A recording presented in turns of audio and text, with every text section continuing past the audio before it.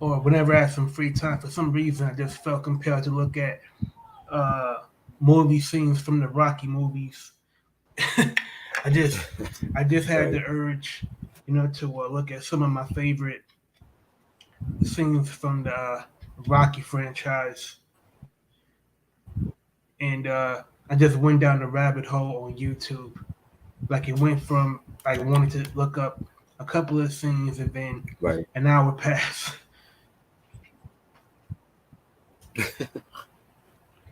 Oh man, that's what's But up, other man. than So, nostalgia, other than mhm. nostalgia, I just been uh, compiling, uh, my picks. This was hard, yo.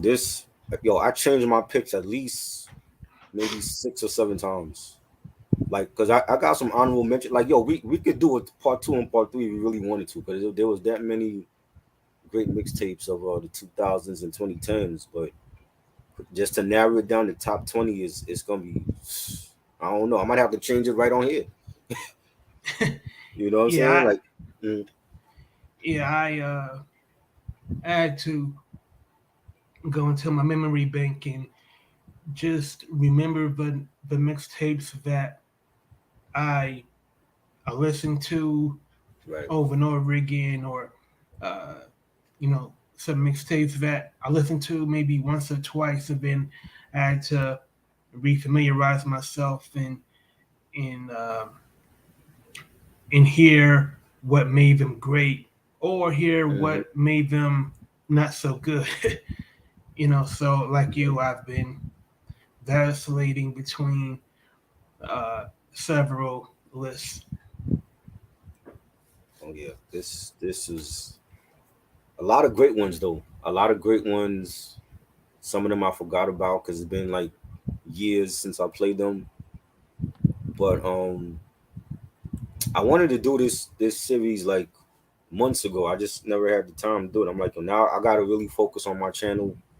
I have there's like promotional companies that want to sponsor my channel now. I was like, so I gotta really, you know, uh, bring some content. The stuff that I was planning. So this is definitely one of those live streams I wanted to do, and just figuring out when to do it. So I'm like, now's a good time. But before we get to that though, there's something I want to talk about. A little discussion regarding Puff Daddy, and you know um I heard yesterday that he gave his publishing finally back to certain artists like 112 and the Notorious B.I.G. estate, which I thought they already had that. They should have had that a long time ago. Gave it to Mace, Faith Evans, and it astounds me how people they still praise this guy, and I really don't understand. Like he had his heyday at one point during the '90s. I think after Biggie passed away and the Locks, had that fan petition to release them and go to Rough Riders. I think he fell off after that. And in this day and age now, especially this year, I feel like there's a lot of heads, some that I know that feel like this dude could do no wrong. And I wanted to ask you, like, what are your thoughts on P Diddy? As is he a legend in this culture? And what are your thoughts on him finally giving back the publishing to some of his artists now? Well, my thoughts on Diddy is that he started out as a dancer. Then I believe he started out as a dancer for Heavy D, Mm, Mary J. Blige, and then he parlayed that into securing an internship with Andre Harrell hmm. at Uptown. So he is a true entrepreneur, a true hustler that takes advantage of opportunities. Um, I'm going to talk about the good parts of his career before I start to go down go down the antithesis of what I'm saying right now. Mm, Um, he can recognize talent. He helped uh, shape the careers of Jodeci and Mary J. Blige and other artists on Uptown just by pretty much being their teacher in charm school. You know, had input on what they wore as far as right. fashion, dance steps. So he did a lot of things that A&Rs are supposed to do. And um, what I will say is that he can be uh, very uh, domineering of his artists. Like Mm, he's like if he signs you to his label, then best believe he's going to have a lot of input on the recording process, even when he doesn't uh, have any technical expertise on producing or arranging or being on the drum pads. You know, I always, I always fell for, the hitmen, Chucky Thompson, Carlos Brody, Ron Lawrence, that at some mhm. point, during the pre-production, then the post-production, that Diddy is going to go in the studio, contribute his ad libs, and kind of fiddle with the creation before the mastering. And sometimes they produce big hits that are memorable, but it Right. still doesn't mean that it can't be frustrating. That he can be uh, intrusive that way. Now, to answer your question, is he a legend? He certainly is a legendary music executive because by him using his business savvy, he pretty much revolutionized the hip hop remixes rather than create a whole different mix of the original song. All he did was take the original track and just add, you know, the most popular rappers on it to extend the uh, the reach of the song to make it uh, sustain for as long as it could. Um, So you don't think Jermaine Dupri did remixes better than Puffy? Like a I think producer that I was think actually I in the think Jermaine Dupri studio. is a far better producer than Puffy. Yeah, like You know, a real producer that was actually making the beat on the drum machines. You know, Puffy wasn't doing that. He had the hitmen, like all 12, 13 of them, telling him, basically ordering them of what he wanted in the songs. You know what I'm saying? But not actually making the beat. Is he still considered a producer like that?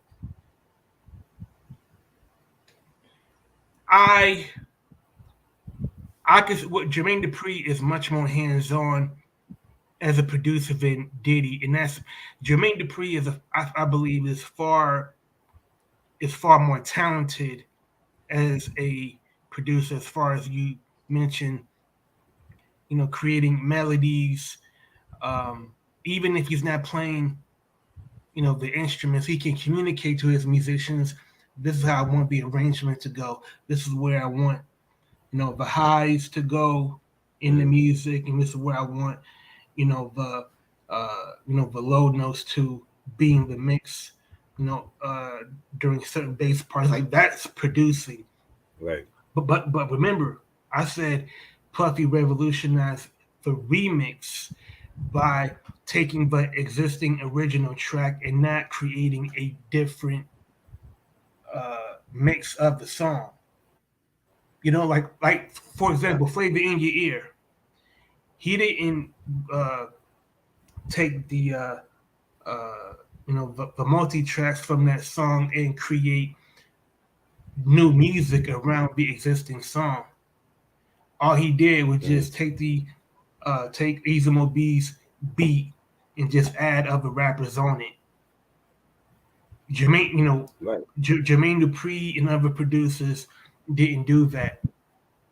Pete, like when labels, commissioned remixes for the artist records, they always had somebody like Pete Rock, DJ Premier, Large Professor create different music around the existing um, master of that song. But Facts. um, I think the now I want to talk about Diddy's cons. For example, A lot of them. I think the worst trait that Diddy has as an executive is knowing not to uh, add his vocals to songs. Like for example, you remember the song "Dolly My Baby" Yep. and you remember how horrible his rapping He was. sounded bad. Like that, I think that was the first time I ever heard him rap on a track, and he sounded like crap. Like even when I hear that remix now, it still sound like one of the worst verses ever in rap. You know what I'm saying? Like it was good with Biggie on it and Mary singing on it as well and Supercat. We didn't really need Puffy in that. Yeah, and you had Third Eye Jesse West as well. I forgot about him. You know what I'm saying? Underrated producer. He was great. They were great. You didn't need Puffy's verse on it, and that was he should have cut that part out. That was terrible. And what distinguishes Dr. Dre and Eric Sermon and DJ Quick, obviously they're better producers than Diddy. Diddy is not even a producer as far as I'm concerned. But I've been saying if that, but I mean, let me ask you because people say, well, he don't actually have to be on the beat machine to produce. He could just be arranging. Is that the same thing, an arranger and a producer? yeah, I think an arranger only has one responsibility, and that is determining where individual musical parts go in uh, uh, in the uh, in the recording process of a song. Like an arranger is pretty much has one responsibility. A producer is pretty much has multiple responsibilities, determining uh, where certain uh, things can become better either by subtraction or by addition. Like, should there be more reverb? Should there be a digital delay? During this part of a song, Right. understanding how to get the best vocal performance from the person on the song. Mm-hmm. Um, so you don't have to play instruments to be a producer. I don't think Diddy has a good ear for music because if he did, he would have recognized just how terrible he sounded on Dolly My Baby, how terrible he sounded on Play a Hater from Life After Death. I never liked that song. That's the one song from that double album that I never liked. And they played that. They were playing that before the album dropped, and Hot 97 was playing it like it was a single. I just thought like it was a comical track. I didn't really take it seriously. And I'm like, what am I hearing? Like you have Biggie singing off beat, you got Puffy sound like a damn fool on it. You know what I'm saying? So I never cared for that song. A lot of people love it. If I The only way I could listen to that song is just uh for comical relief. Right. That's what it was to me. I don't like. I remember somebody saying that, or if Drake did that, it would be whack. I'm like, if Drake did that, it would be better because he actually, when he harmonized, he actually stayed in tune with the song. You know what I'm saying? Biggie was doing it, but he sounded like off key with that shit. And I'm like, this is what we're gonna expect from the double album. This is what I gotta hear. You know what I mean? That's the one song from that double album I don't care for. Now, with Biggie's vocal performance on "Play Your Hater," it actually is it makes me laugh because he can carry a tune a little bit.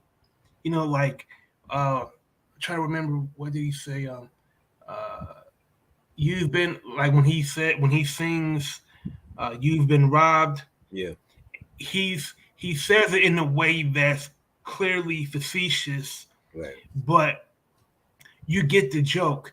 The problem with Diddy is that he's singing like he's trying to be serious, like he's trying to sing at to prove that he can be a great vocalist, and it sounded shrill.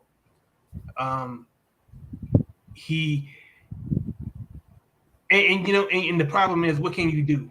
If you're big, what are you going to do? Are you But going to, are you going to tell Diddy, you know what, I don't want you on this song? yes, what you mean? But the thing is, they had the R&B singers on there. You could have gotten One Twelve to sing that part. You could have gotten Faith Evans to sing that part. Carl Thomas, Mario Winans. They had the singers on Bad Boy. Total. You know what I'm saying? So like remember, Biggie didn't even want to do Juicy. He wanted Ready to Die to be a street album. He didn't care for the radio singles, Big Pop and all that. He didn't want to do that. To talk him into doing that. When you got the CEO of the record company that you're signed to insisting that they sing with you for that song, that's going to that conversation is going to be very interesting because Diddy might listen to Biggie because Biggie is the biggest artist on the label. Mm-hmm. He's the cash cow, so he may fall back. But in too many instances, Diddy has shown that he will do things at the uh, at the risk of alienating his artists. Right. Like some artists don't care, about Diddy being on the song. You know, others did. You know, um, Another thing, um, like the way that well, I'm gonna just say it. There's no sugarcoating it. I thought the way that Craig Mack's career on Bad Boy ended was unfortunate Mm-hmm. because Craig Mack should have had another album released I agree. before '97. Because what happened was when Biggie was killed, there was so much demand to hear Biggie's music that Life After Death was number one for months. Mm-hmm. Then uh, Diddy's debut album comes out, No Way Out. Right. That dominates the summer, and Mm-hmm. then in the fall, Mace's album comes out. Right. So there was really no room for Craig Mack to really shine between Life After Death, No Way Out, But he and but he Harlem he World. was the thing with Craig Mack. He was he was not a commercial artist. He didn't want to do all that shit. He was underground. You know what I'm saying? Like hit squad type of artist. You know what I'm saying? And I think that was the clash between him and Puff. Like Puff want, of course, Puff is gonna promote you as a mainstream artist. That wasn't Craig Mack's thing. That was Biggie, and even Biggie didn't even want to do that shit. He wanted Ready to Die to remain a street album, and Puffy was like, "Nah, you gotta come out with Big Papa and Juicy and One More Chance." And you know what I'm saying? To me, I think Ready to Die still would have been great if those were not singles. If he had came out with Unbelievable and Machine Gun Funk and Things Done Changed, it would still be a classic album, even without those radio friendly songs.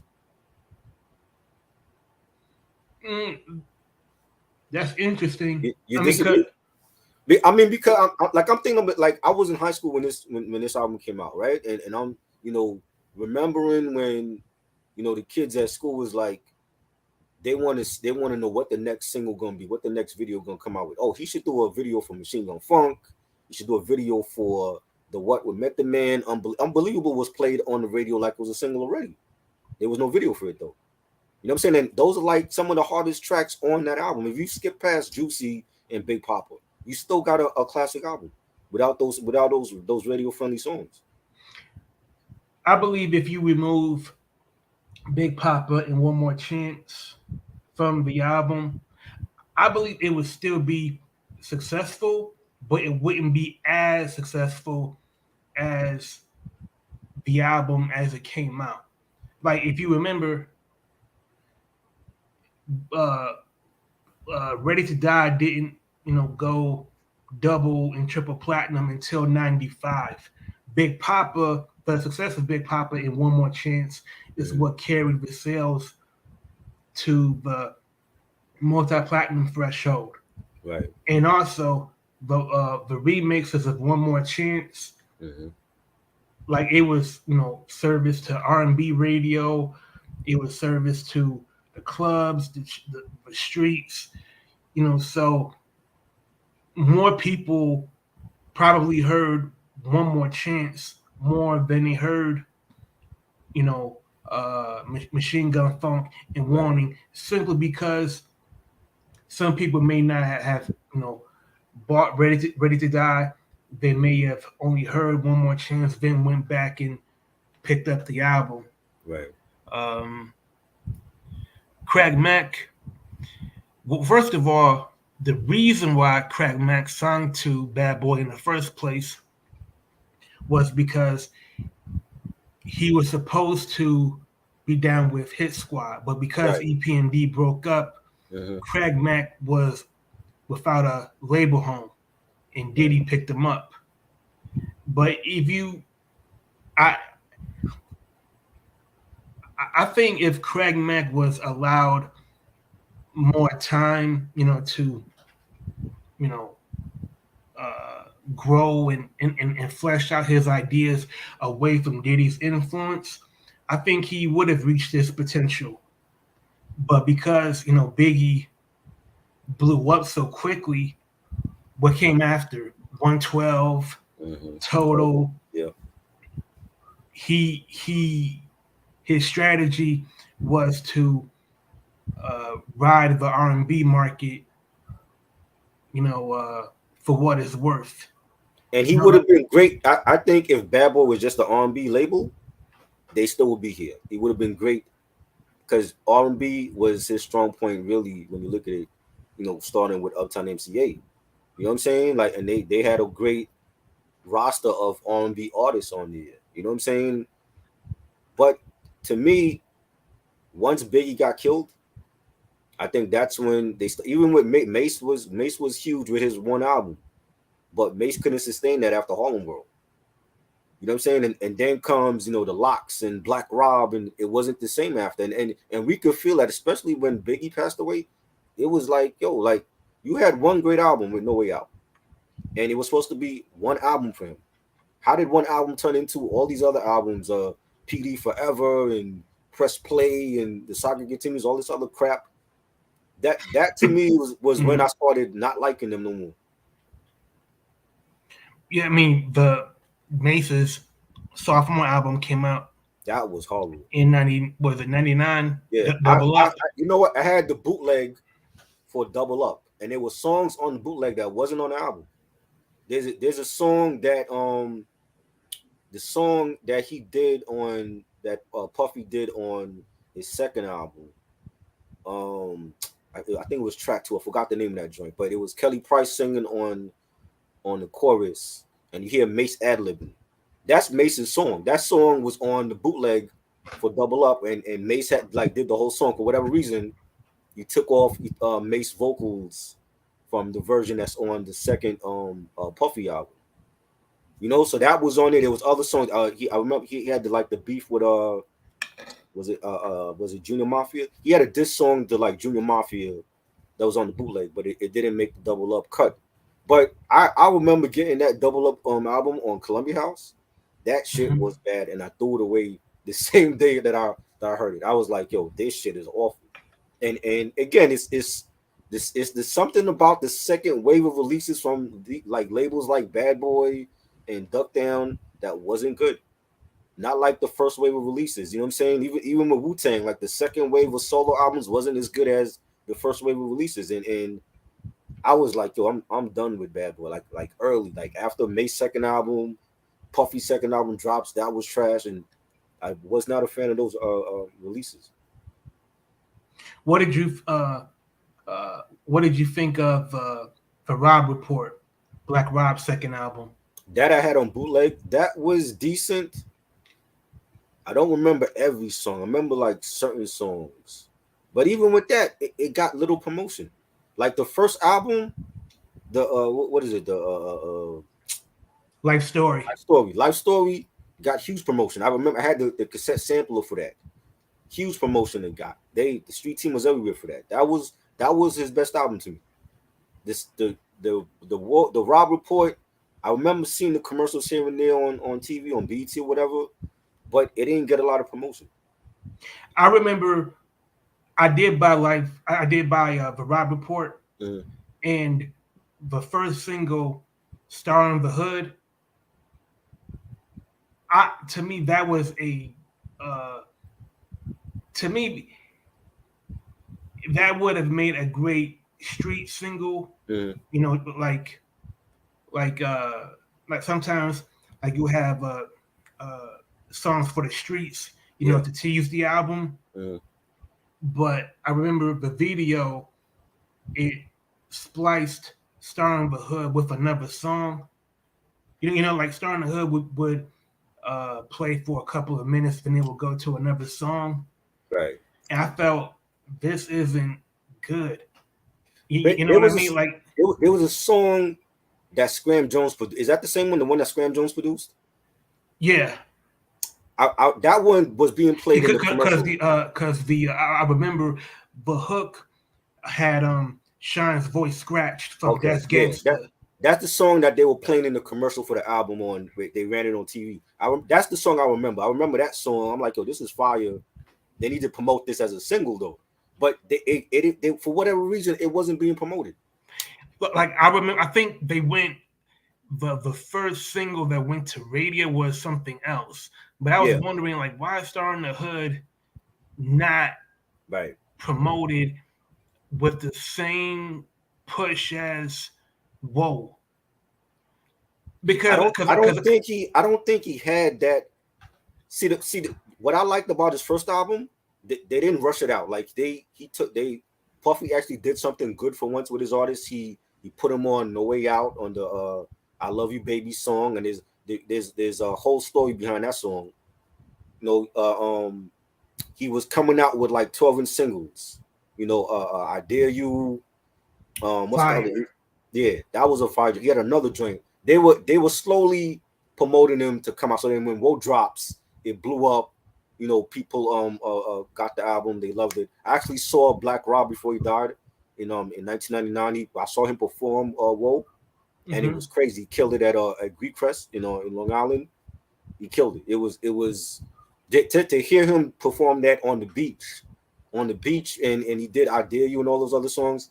It was great, but I don't think he had that smash hit on the Rob Report. You know what I'm saying? And like I said, like the only song I remember is the Scram Jones joint. I don't remember anything else on that album. But like the first one had bangers. You know what I'm saying? And it wasn't the same. It wasn't the same type of hit records he was getting with that album.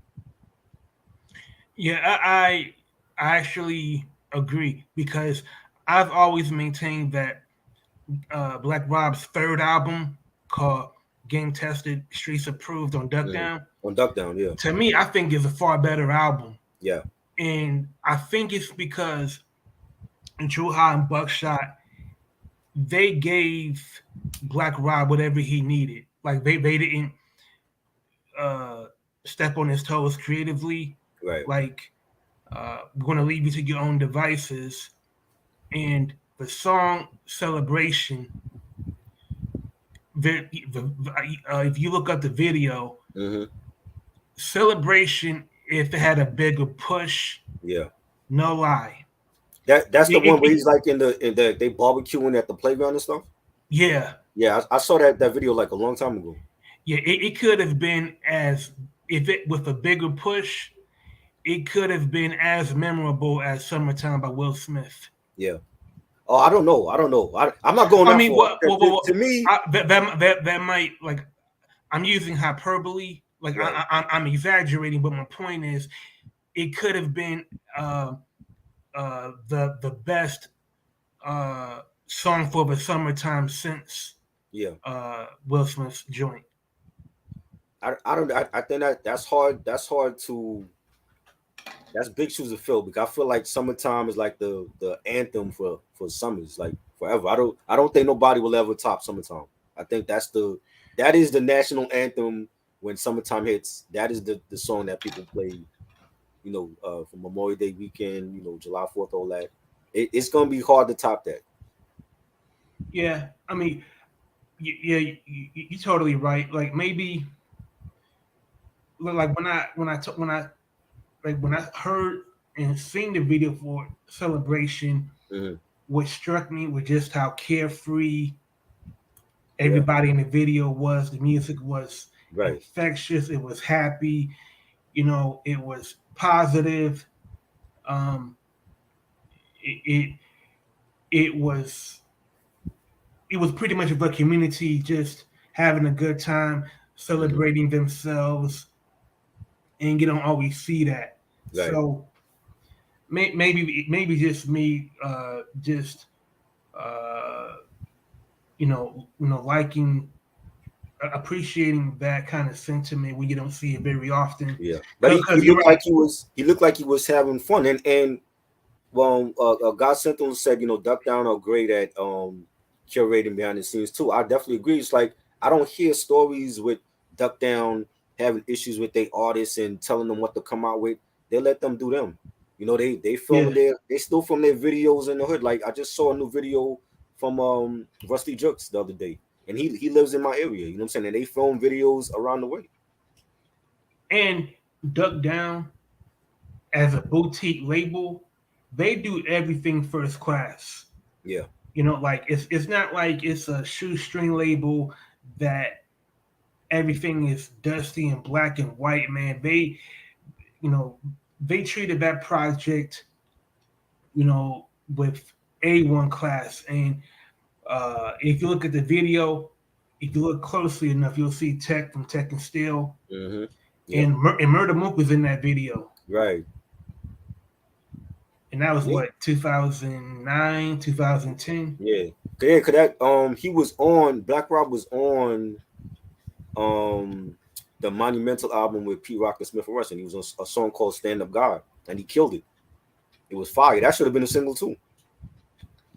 Yeah, I mean, I did like Monumental, the title track as the first single over that Isaac Hayes Yeah, sample. yeah, yeah. And like Tech and Steel, like I thought it was a great thing that they collaborated with Pete Rock, Oh because yeah, like definitely. like like Tech and Steel, like they were the first. I can't say, I don't know if they were the first, Mm, but every time I hear their music, they constantly make references to holistic medicine, yeah. you know, reading, getting stronger mentally and physically. Like there was Mm, something that more than met the eye with them. Like it wasn't just hardcore for the sake of being hardcore. Like, right. and I think the arc of their career is amazing. They never sold out. They never did anything, to uh, dilute their music to court another audience. In Nope. fact, That's every artist on Duck Down, have pretty much stayed true to Buckshot and Drew High. oh yeah, definitely. Like Sean Price even said, he turned down multiple offers from labels, Hmm. to sign with them because Duck Down always treated him fairly. Right. I And mean, he gave us some of the best albums. Monkey Bars and Jesus Christ Superstar, Mike Tyson. Kimbo Price mixtape. Like he gave us some heat.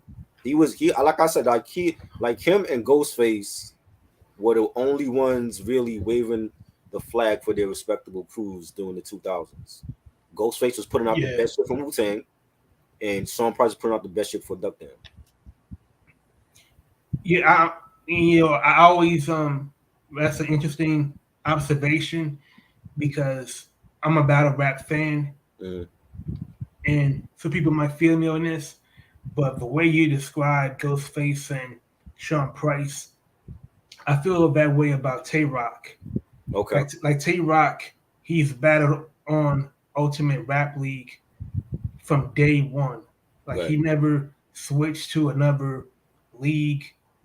He has like 50 plus battles on URL. He never left for RBE or King of the Dot. Right. Never complained about money. Never complained about not having his demands met. And for staying loyal to URL, like they've treated Tay Rock respectfully, and uh, I think it's a shame that Bad Boy didn't have an artist that could have been a flagship artist beyond their first album. Well, they Biggie was their flagship artist, and he got killed. No. Yeah, you're right. I'm talking about after Biggie's death. Mm. There wasn't They another to artist. me, I think it could have been Mace. If whatever issues he had with Mace after this, it showed on the second album. But after that second album, Mace retires, he becomes a pastor, whatever. I think if Mace had stayed, he could have been that new flagship artist for them because he had potential. He had one great album, but he was on a shitload of remixes and features. Did a ton of freestyles. People forget about that. He's a dope ass lyricist. Like I remember that freestyle he did with Tragedy Gaddafi and I think Nori was on that and Cameron. That's a classic freestyle. Yeah, yeah. I remember he was on the remix to "Sitting on Top of the World" with Brandy Yes. Yep. and Jay. And that song now is getting a second life because Burna Boy sampled that for his new album. Yeah, I mean, Yes, and it's a dope album too. Like you got RZA and Jizza on that album as well. and, like I and after Mace, what happened? You had Shine. Well, Shine had potential. I love this first album. Again, I mean, had he if he was able to control his self-destructive urges, he may have had a second album. I blame Puffy for that. But Shine took 10 years off of his life for Puff. We all know Puff had that gun in the club with J-Lo. And that's when J-Lo separated herself from that because she didn't want her career to be fucked over because of Puff. Shine did a whole decade because of Puff. That if he didn't do that bid, I think he would have been a storm bad boy. And didn't Sean say that Diddy had his lawyer sever them from the case? They had separate lawyers, yeah, in the case. They had separate lawyers. So Diddy wound up doing like probation, and Sean had to do that hard time. Right. Like, now some people say that he cut a deal with Shine and he looked out for him after he came out of jail. I still, even if that's the case, you lost a whole decade of your life over Diddy. I'm not doing that. I don't give a damn how much money you can. There's no money that could replace a 10-year bid. I'm not doing that. I mean, what was interesting is that Diddy, if he was more stand up and solid, he could have been like, you know what? It's not fair that you do this entire 10-year bid. Exactly. I'll take some of that time. Exactly. But of course, if it's Diddy, he's not going to do shit like that. There was too many things going on at that time that made me stop liking this man. Remember the whole thing somebody brought up, I think it was Sam that brought up, he always liked Hate Me Now. Hate Me Now was a fire track for Nas. But what happened with the whole video and the Puffy barging into Steve Stout's office and taking the champagne bottle and hitting him over the head. Like just shit like that is what made me stop liking this dude. It's not like I just woke up one morning and said, "Oh, I don't fuck with Puff." And that was he went to was it Lance? No, not Lance Rivera's office. It Was it was Steve somebody Stout. else? Oh, It was Steve Steve Stout. Stout, Yeah, because he was mad that Steve Stout approved of the he gave MTV the video right. of Puffy On the cross. on the cross crucified, Mm-hmm. and Diddy said that he didn't want to be seen trying to portray Jesus. To me, I thought that was BS, because why did you Mm-hmm. even pose in the crucifixion Exactly. pose to begin with? They, they Obviously, you felt and comfortable. and I must say they were biting what Pac did with the Machiavelli album cover. They were clearly biting that. Nas could deny that shit all he want. You was clearly biting Tupac. Yeah, I mean, and if you look at the Machiavelli album cover, he's bloodied. He has the thorns on his head, Mm-hmm. being stoned, and Got he has the nails in his wrist and on his feet. yeah, and there's words of different cities all across America representing different hoods. Mm-hmm. And what I can't get over is that you're going to go to Steve Stout's office, assault him for giving MTV a cut of a video of you portraying yourself as Jesus. Right. But when Suge Knight, was in the industry and he was terrorizing, Mm-hmm.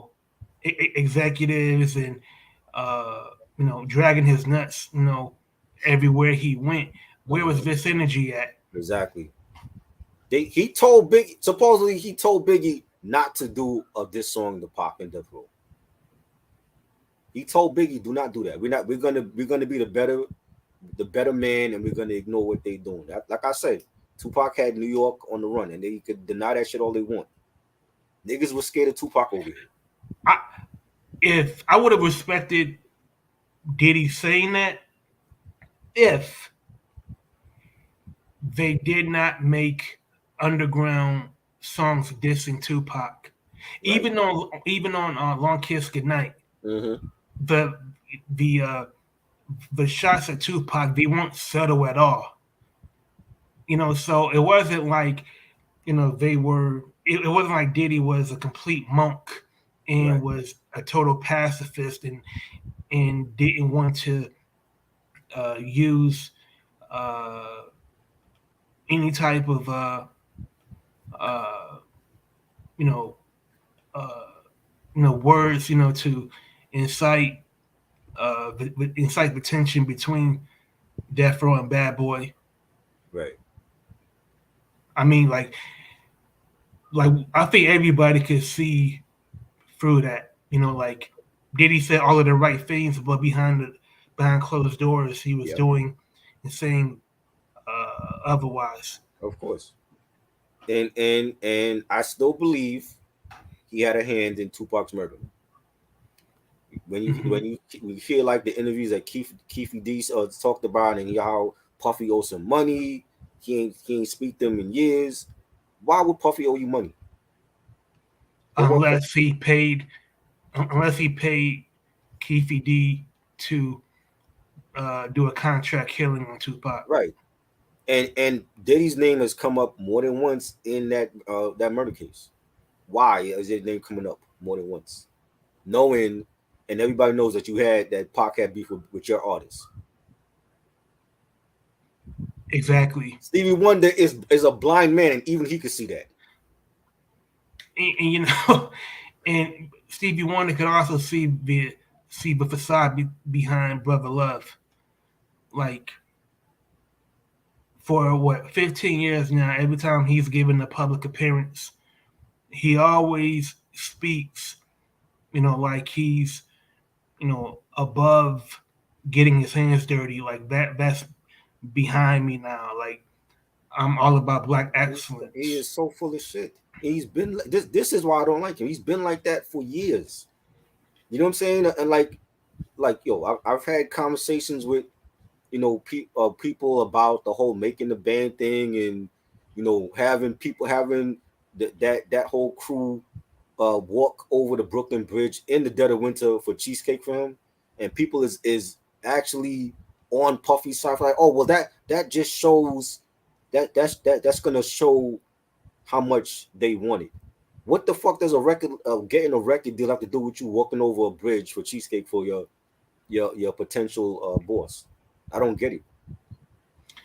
And on top of that, it was filmed on camera Right. for the And they entire got clowned world for to that for see. years. They got clowned. People will always remember that first season of making the band for Dylon and for them walking over the bridge for cheesecake. And I don't, I totally understand why the band, you know, made their trek from Daddy's house to wherever they bought that cheesecake from. They went Because they this went is very, downtown Brooklyn at Junior's to get that cheesecake in wintertime. And this is a be, time when New York was still having bad winters. You know, a lot of snow and the shit. Sometimes it would last until like May. We still got yeah, snow on the ground. It's like a week from Memorial Day weekend, and we still got snow on the ground, and it's still melting. like imagine working all your life to meet somebody that can help make your dream a reality. If you're a rapper or you're a singer, you've been performing at showcases, talent shows, making demos, whatever it took to get noticed by the right people that will forge connections that will help you get signed to a record label, bring your music to the world, and become a star. Like, would you? Like, that's not an easy decision to say. You know what? I got too much self-respect to do that. Exactly, and didn't you know what I'm saying? And I've had this conversation with even with people from 80s and 90s. Shout out to 80s and 90s, and I totally disagree with what they say. They feel like it's going to show how much you really want to be put on. I'm gonna tell you, if we get a streaming offer from Apple or from Spotify right now, and they say some shit like, "Oh, well, y'all gotta go walk over the bridge to Junior's for cheesecake," I'm not doing it. So I guess I'll be out of that deal. Yeah, You know what I'm saying? that's Because that just showing me how like it's like if the niggas say, "Oh," like he had when he had Franz Bentley as his manservant, because that's what he was. He wasn't an artist. When Franz Bentley is getting up at 4 a.m. to press his clothes, to press his clothes. mm-hmm. What? Tell me what part of that is gonna make Franz Bentley an artist on Bad Boy? You're getting up at 4 a.m. before your boss to press his clothes. That's a manservant. And that was all an ego trip on Diddy's part. Exactly. He liked seeing artists grovel for his forgiveness and pretty much uh, uh, do everything at his beckoning just because he could. Like that kind of Yeah. like uh, power should be handled Exactly. responsibly. Because And you would have never did that to Biggie. You would have never did that to the Locks. yo, you know why you wouldn't do it? Why he wouldn't do it to the Locks? Because he got too much respect for them as men. Exactly. Because Jada, Styles P, and Sheik, they're from the They streets. from the streets. Exactly. I'm about to say they got criminal records. Like they, you know what I'm saying? Like I remember seeing an interview with Styles, and Styles was like, "Yo, he lost a shitload of money just on lawyers alone." Mm-hmm. Yeah, like some things, like some artists will allow you to walk all over them, and Styles P, like you said, man, he's willing to lose a little bit of money to show that he's not going to be walked on and disrespected, and uh, and I don't know if Diddy has changed because you hear so much about like Diddy isn't the same person he was 20 years ago. Right. I don't know if that's true or not. And hearing that he has given the publishing rights to his former artists, he didn't do it out of the goodness of his heart. I don't No, believe he I don't did believe that. it to be philanthropic or because he saw the light. I believe Mhm. he has maximized the value out of their publishing, and he has other uh, uh, streams of revenue that are coming in that make more money for him Thi- than the music. So hey, I'll This, give him their this is rights all back. this is all publicity for that new album coming out next week. He has a new R&B album coming out next week on, his new label, Love Records or whatever. A shitload of features on there. This is all promotion. To me, I believe it's all promotion for his new album. Because I know Slim from 112 was actually on TMZ last night and he's explaining to Harvey about the stipulation of the contract that 112 signed when they got on Bad Boys. And supposedly, I think he's full of shit too. He's saying that the part of the deal was they knew that they was gonna get their publishing back after like 27 years or whatever. You know what I'm saying? But what about those artists that are no longer here? Biggie, Craig Mack, Black Rob, they're all deceased. And I thought the Biggie's estate already had the publishing back. I didn't know like he just now giving them their publishing. So for years you've been fooling the public, acting like you got so much love for Valletta Wallace and the family, and she just now getting her son's publishing back. Why? And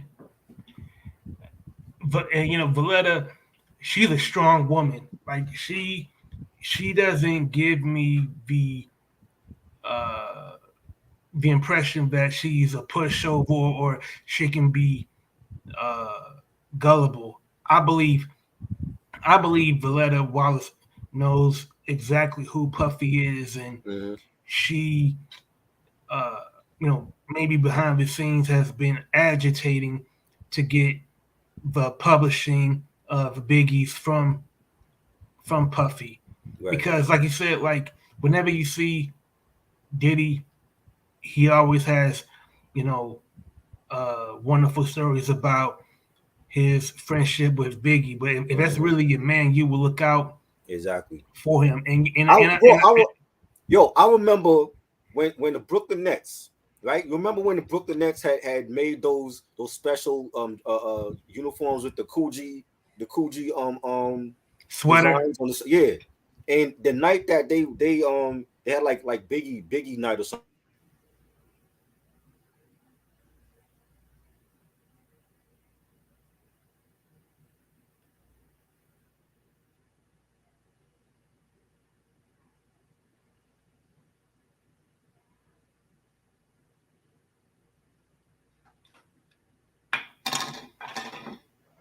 You froze up.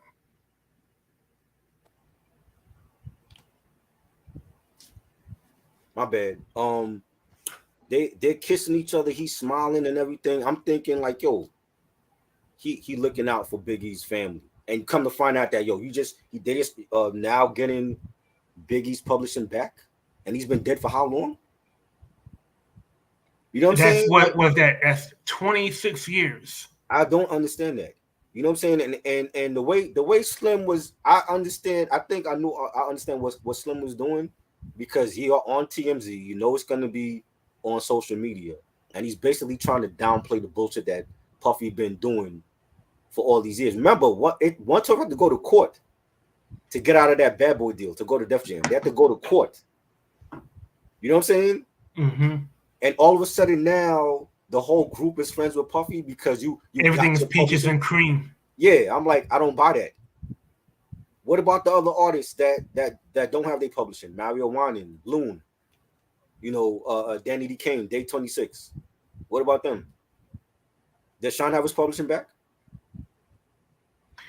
Yeah, I mean, and like it's one even if you did get your publishing back from Puffy, like you know, like it has to be all for one and one for all. Right. Because what it looks like is that you know you're currying favor from Puffy, and you're saying that the water is under the bridge, but for all of these years, man, there's still a lot of legalese uh, to untangle, and Mm-hmm. just because he's did this in good, just because he's done this, it doesn't mean that it's in good faith. It doesn't mean that there aren't any uh, strings attached. I got a text today from Reg earlier about he asked me, do I think they still gonna have the verses? I haven't heard shit about the verses with Puffy and JD. I don't know if that's even going down. I think it was supposed to be September 8th, which will be on Friday. I haven't heard nothing. So I mean, if it's happening, they're doing a poor job promoting it right now. I don't know nothing about if it's still gonna go on. I think also if they still was gonna have a verses, Puffy needs people to perform these songs with. If you can't have your former artists all mad at you, how are you gonna do you know a song like Flavor in Your Ear if Biggie's gone and Craig Mack is gone? Think about that. That's Two of his true. artists on that remix are gone. You know what I'm saying? Yeah. If you want to do shit, what's that song? Only You. You're gonna need 112 there. You know what I'm saying? Maybe they all still You're gonna playing. need Mace there. Right, you're gonna need Mace there. Maybe they all still playing the verses, and this was like his way of saying, "I need you guys for the verses. Here's your publishing back." I don't know. I haven't heard nothing about the verses, so it's been months. Here's the problem, though. If that's Puffy's intent, if that is his um, hidden agenda, if I'm any of the artists on Bad Boy, I'm making some demands. Right. You're gonna have to you're gonna have to give me something more than just my publishing back. Because you've eaten very lovely Yep. for more than two Oh yeah. decades. Like Oh yeah. Definitely. like this has to be transactional. Like this Hmm. this can't be for this can't be just for the love or because it's Bad Boy for life. Mm-mm. Pun intended. Yeah, like and I'm sure like there's going to be. I mean, some artists I'm sure will be less. Uh, uh, uh, they won't insist on having certain demands, He more than others. Like he I'm sure Mace is going to hold his feet to the fire. right. Mind you, he didn't give everybody from the label they're publishing. He gave certain artists, so he didn't give everybody back their publishing. So he still has the publishing for a lot of those other artists that I just mentioned, like Loon, Day 26, Danny D. Kane, Dirty Money. Damn, I forgot all about Dirty Money. Yeah, because they were trash. Wasn't the artist from was it that singer from Danny Kane singing with Puffy? Yeah, Dawn Richards. She was a part of that, and the other I forgot the other chick name. She was a part of that, but that album was garbage. You know what I'm Yeah, saying? People remember the song, coming home because that was the song that they played when Carmelo Anthony had his first game as a Knick when they played the Bucks. They played that song when they introduced him at the Garden. That's a classic song. That song been in commercials, has been in movies.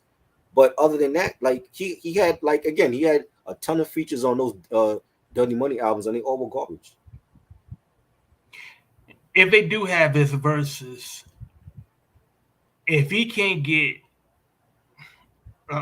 let's say he can't get Mace or Faith, Mm-hmm. then that means is he going to rely on the remixes he did for, like, say, Mary J. Blige and He's gonna have to. Mariah He's Carey? gonna have to. You know what I'm saying?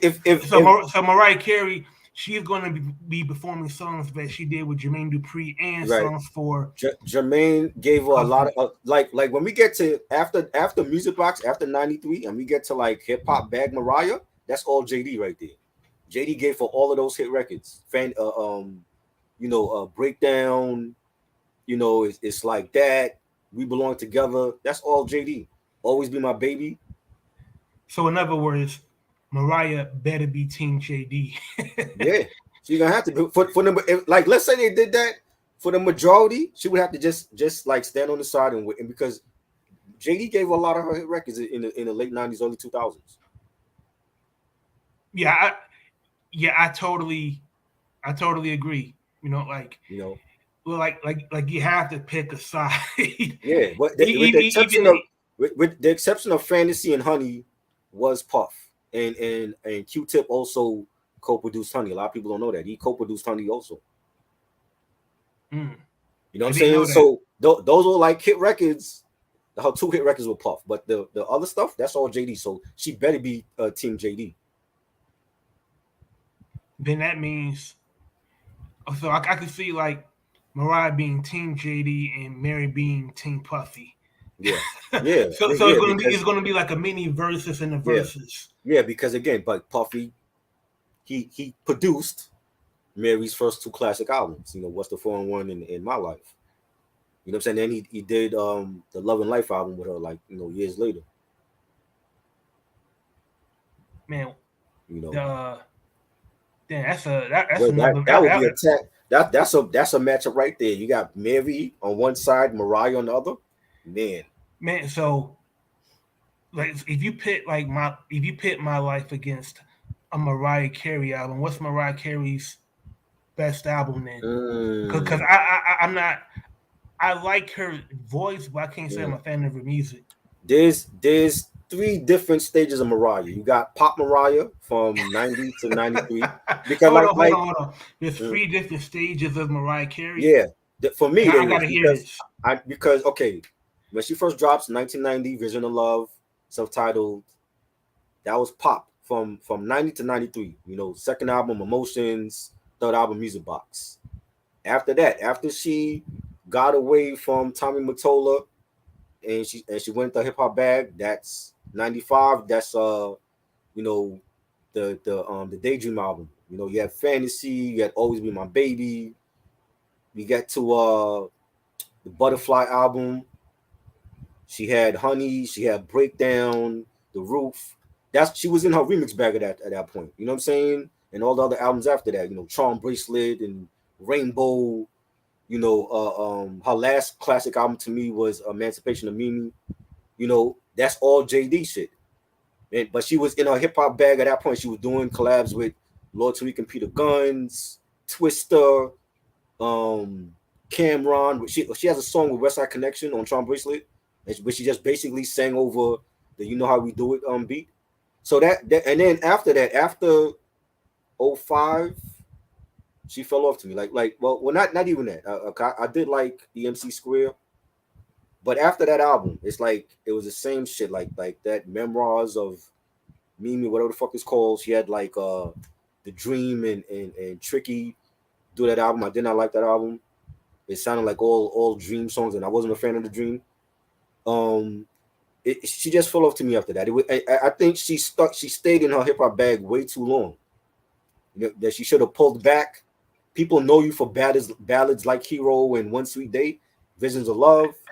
She didn't do that. She was just like riding that train till the wheels fell off, to the point where she can't sell a record right now. She can't sell a record right now. So what Like stage like was like the for Mariah to come back out now, she would have to do a ballad, like a memorable ballad, because like she still got the voice. But there's a generation that if they listen to her, they know her from the latter shit. They don't know her from Visions of Love and One Sweet Day. They know her from the latter shit that she was doing. Like when she was dropping, that soundtrack for the glitter movie. That shit movie. You know what I'm saying? So what stage was Glitter? Was that the hip hop stage, or was that Yes. the? Glitter, but that was a good soundtrack. That was a good. This is before she had the nervous breakdown. Because she had a nervous breakdown. She took like maybe a year or two off. You know what I'm saying? She should have took longer off. You know what I'm saying? And come back totally different. Instead, she came back. She came back with a great album though, with Emancipation of Mimi. but JD oversee that album. Shake It Off and It's Like That. We Belong Together. That's all JD on that album. You know what I'm saying? So like, Wow. even she did a song, Sweetheart. Sweetheart is on JD's first album, Life in 1472. And that was a big hit record for her too. So if let's say like if this was like the like a sports Hall of Fame, right? Hmm. And let's say Mariah is like first ballot inductee, Yeah. like what? So you saying like the hip hop phase that would be like the creme de la creme, like that would be the upper echelon of her No, career. but to me, the hip hop, her going hip hop, that was like her finding her urban side, because she is half black as well. Because before then, she didn't like, urban radio wasn't playing her shit. They wasn't playing shit, stuff from Music Box or Emotions, or the self titled album. That's shit that I saw on MTV. But they started playing her on urban radio when Fantasy came out, because she had the remix with ODB, and at that time, '95, ODB was dropping his first album. You know what I'm saying? And Wu Tang was already huge at that point. So yeah, so that's when they really started playing her shit on like Hot 97, was with the Fantasy remix, and then it continued with Always Be My Baby. That she had a remix for that. Honey Breakdown with Bone Thugs. Bone Thugs was huge at that time. You know what I'm saying? So that's when urban radio was playing her. It was like '95. Before then, they wasn't playing Dream Lover. Dream Lover, I only heard Dream Lover on MTV when they would play the video. I don't think I've heard Dream Lover. Yeah, Dream Lover is dope. I like Dream Lover, but she was still in her pop bag. You know what I'm saying? She was still like, it had a hip hop beat, but she was still in her. If you look at the video, she's like dancing in a cornfield with a bunch of like half naked black dudes. Like You know what I'm saying? I'm gonna be honest. I've always seen Mariah Carey as very prissy. Yeah, Her music didn't really do anything for me. right. I'm learning a lot because I didn't know a lot of this stuff. Yeah, she was in her pop bag for those first three albums, that was Tommy Mottola at the time was the head of Columbia Records, and she married him, so it was like he gonna look out for his wife first, but they were clashing, and right, when they were having problems in their marriage, she took a different route with her sound, and that's when she went in her pop bag in '95. But mind you, Mary was already doing this when she came out. What's the 4-on-1? She was already singing over hip hop breakbeats way before Mariah, and somehow people look at Mariah like she's the hip hop remix queen. She's not. You know what I'm saying? So I'm like, Mary to me is the queen of hip hop soul. She is the queen of remixes, and she's worked with a lot of people, like everybody. She done tracks with. You know what I'm saying? Mariah, I think Mariah looked at her and took that formula and ran with it. But she stayed in that lane too long, in my opinion, way too long. Like after Emancipation of Mimi, that's when she should have dialed it back and went back to her ballads that people know her for. But she continued to stay with the hottest artists. Oh, let me go work with The Dream. Let me work with Fabulous and Wale, and she had like a whole album with nothing but features with Wale, Nas, Fabulous. I'm like, this shit is garbage. And those Yeah, and those artists were great, but not for Mariah. you just described something that I do not like at all in music, and that is when artists load their albums with With features. like 10 like with 10 features for all 10 songs. Like Right. Madonna did that, I think, for the music album, Mm-hmm. and it's like it's not necessary. Right. And I'm gonna be honest, I'm a go I'm gonna go and look up uh me memoir Mimi or whatever that album Yeah. you just mentioned. The one with The Dream. So yeah, is it memoir of Mimi, like It's whatever? I forgot that it was some crazy title. I remember that's the song where she had what's the song that she did? It was like I think that's the song where she had the Eminem disc, because that was like the time when the rumor came out that Eminem slept with her. Oh, You know what I'm saying? And he had the beef with Nick Cannon, and he did the bomb, was it not what's the song on Relapse? It was not Bombs Over Baghdad. It was something he did, and he did a diss song to Nick Cannon on the Relapse album. You know what I'm saying? So she had her own response to Eminem with the what's the name of that joint? Obsessed. It was called Obsessed. I think Young Jeezy was on that song, if I'm not mistaken. You know what I'm So did saying? as an aside, did she have a better diss to Eminem than No, MGK? no. Eminem had the better diss. I mean, well, it's Nick Cannon. Like nobody took Nick Cannon seriously in rap. You know what I'm saying? I'm being facetious. No, no. I mean, I didn't even know it was a diss song to M because they didn't make it known like that back then. Like that's something I learned like years later that the Obsessed song was about Eminem. I didn't know that. You know what I'm saying? But it wasn't a good album anyway. You know what I'm saying? And she was just working with the trendiest artists at that time, and whoever was hot on the charts, she was working with. Gucci Man is on that. My bad. She was just working with whoever at that point. You know what I'm saying? And as her publicist, I would have said it's time for her to dial back the hip hop collabs and get back to what you're known for. That the memorable ballads, the pop records, and she wasn't doing that. And that is why she cannot sell right now. If she come out with an album tomorrow, she's not going to sell with that. So you're saying she should put out an album that's pre hip hop stage? She has to put, it has to be a balance of like Daydream was a balance where you had the records for urban radio like Always Be My Baby and Fantasy. You had the ballads like One Sweet Day where you know a Z100 could play or a Hot 97 could play. She had a balance. She went away from that after a while though. Even with Butterflies, one of her best albums. That's my favorite Mariah album. She had a balance on that album. You know what I'm saying? And she got away from that to work with, who's hot, Cameron when he had just signed with Rockefeller and West Side Connection, one of their last, collabs together. You know what I'm saying? And I stopped listening to her like after 04, 05. I stopped listening to her. I just felt like it's the same shit that she was dropping. She wasn't taking chances with her music. You know what I'm saying? It's like as an artist, and you've been in the game for that long, you're supposed to be ahead of the trends, not following trends like Madonna was doing that. That's why Madonna fell off too. She was doing the same shit for working with the hottest producers. Oh, Kanye West is big. Let me work with Kanye West. I mean, what else does Mariah Carey sing about other than love and romance? And heartbreak. She's had songs about heartbreak and all that. But that was her lane. That's what people know her for. You know what I'm saying? That's what people know her for. She's known for those type of heartbreak ballads and pop records. You know what I'm saying? She got away from that to work with everybody in the hip hop game.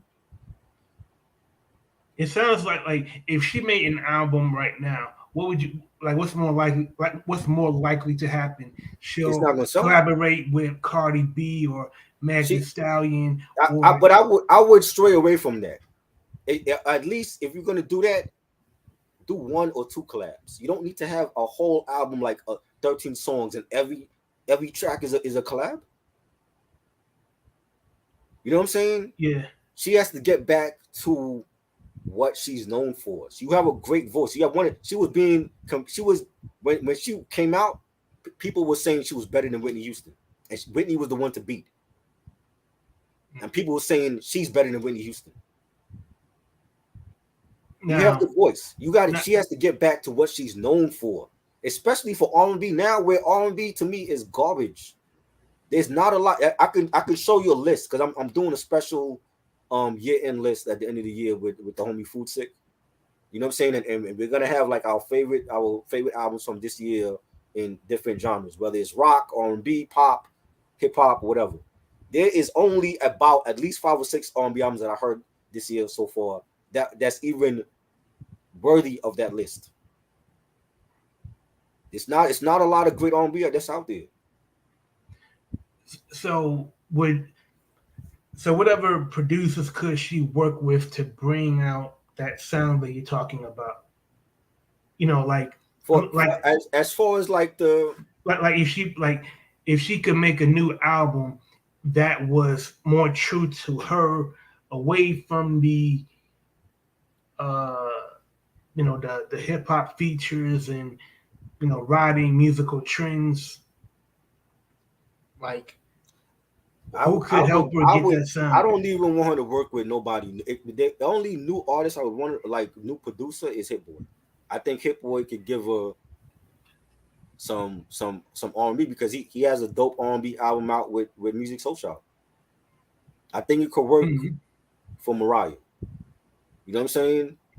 Okay. But when it comes to traditional R&B, I want her to go back to like Babyface. Okay. Those I can type of see those that. type of producers I'm thinking about. Not nobody new like that. Like traditional old school Mariah, Babyface, Jimmy Jam, and Terry Lewis. Or producers like that. You can always get great songs from different songwriters. But I'm thinking traditional R&B, which is sorely missing right now in R&B. Because that Yeah. that new Diddy album that's coming out next week, that's not gonna be traditional R&B. Just looking at the collabs he got, I can already tell you, it's gonna be some shit that you hear and it sound like a Scissor album. And you can make something danceable without having to include a rapper. Right. And And she's done it because Dream Lover was a dance record. It was a pop record, but it was danceable. It had a hip hop beat to it. There was no remix for Dream Lover with featuring a rapper. She didn't have no rap. She wasn't doing the collabs until '95 with ODB. That's when it started with the Fantasy remix. And then it always been my baby had the Brat.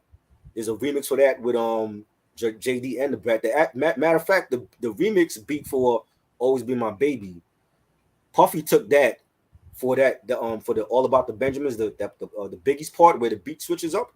He used that same beat from Always Be My Baby. so if it wasn't for Tommy Mottola divorcing Mariah, she would have still been making that Well, I don't traditional know pop because sound. I think at some point she would have had to, because hip hop was already huge at that point. I think at some point she would have had to had even if she stayed with Tommy, she would have had to do a hip hop collab at some point. But I think it was more because of Tommy. There was like a power struggle. Like she was already a huge star, and their marriage got in the way of business. You know what I'm saying? Like even when she was recording Daydream, she was recording a rock album also that they didn't put out. A what So album? yes, a rock album. Like she had a rock album with an all girl band called Chick. I was prepared to laugh at that, but I'm saying like bro, like I can show you. We I did think it. she's musical enough to pull it off. We did the review for that rock album. The rock album you can get you can get that online, but they never put it out. Like Columbia Records never put it out because they were afraid of how her image would be at that time. Like you a pop diva, and you're doing a rock album, and this is at a time when you had grunge music out. You had Nirvana, you had Stone Temple Pilots and Sonic Youth out at that point. She did a whole rock Not, album.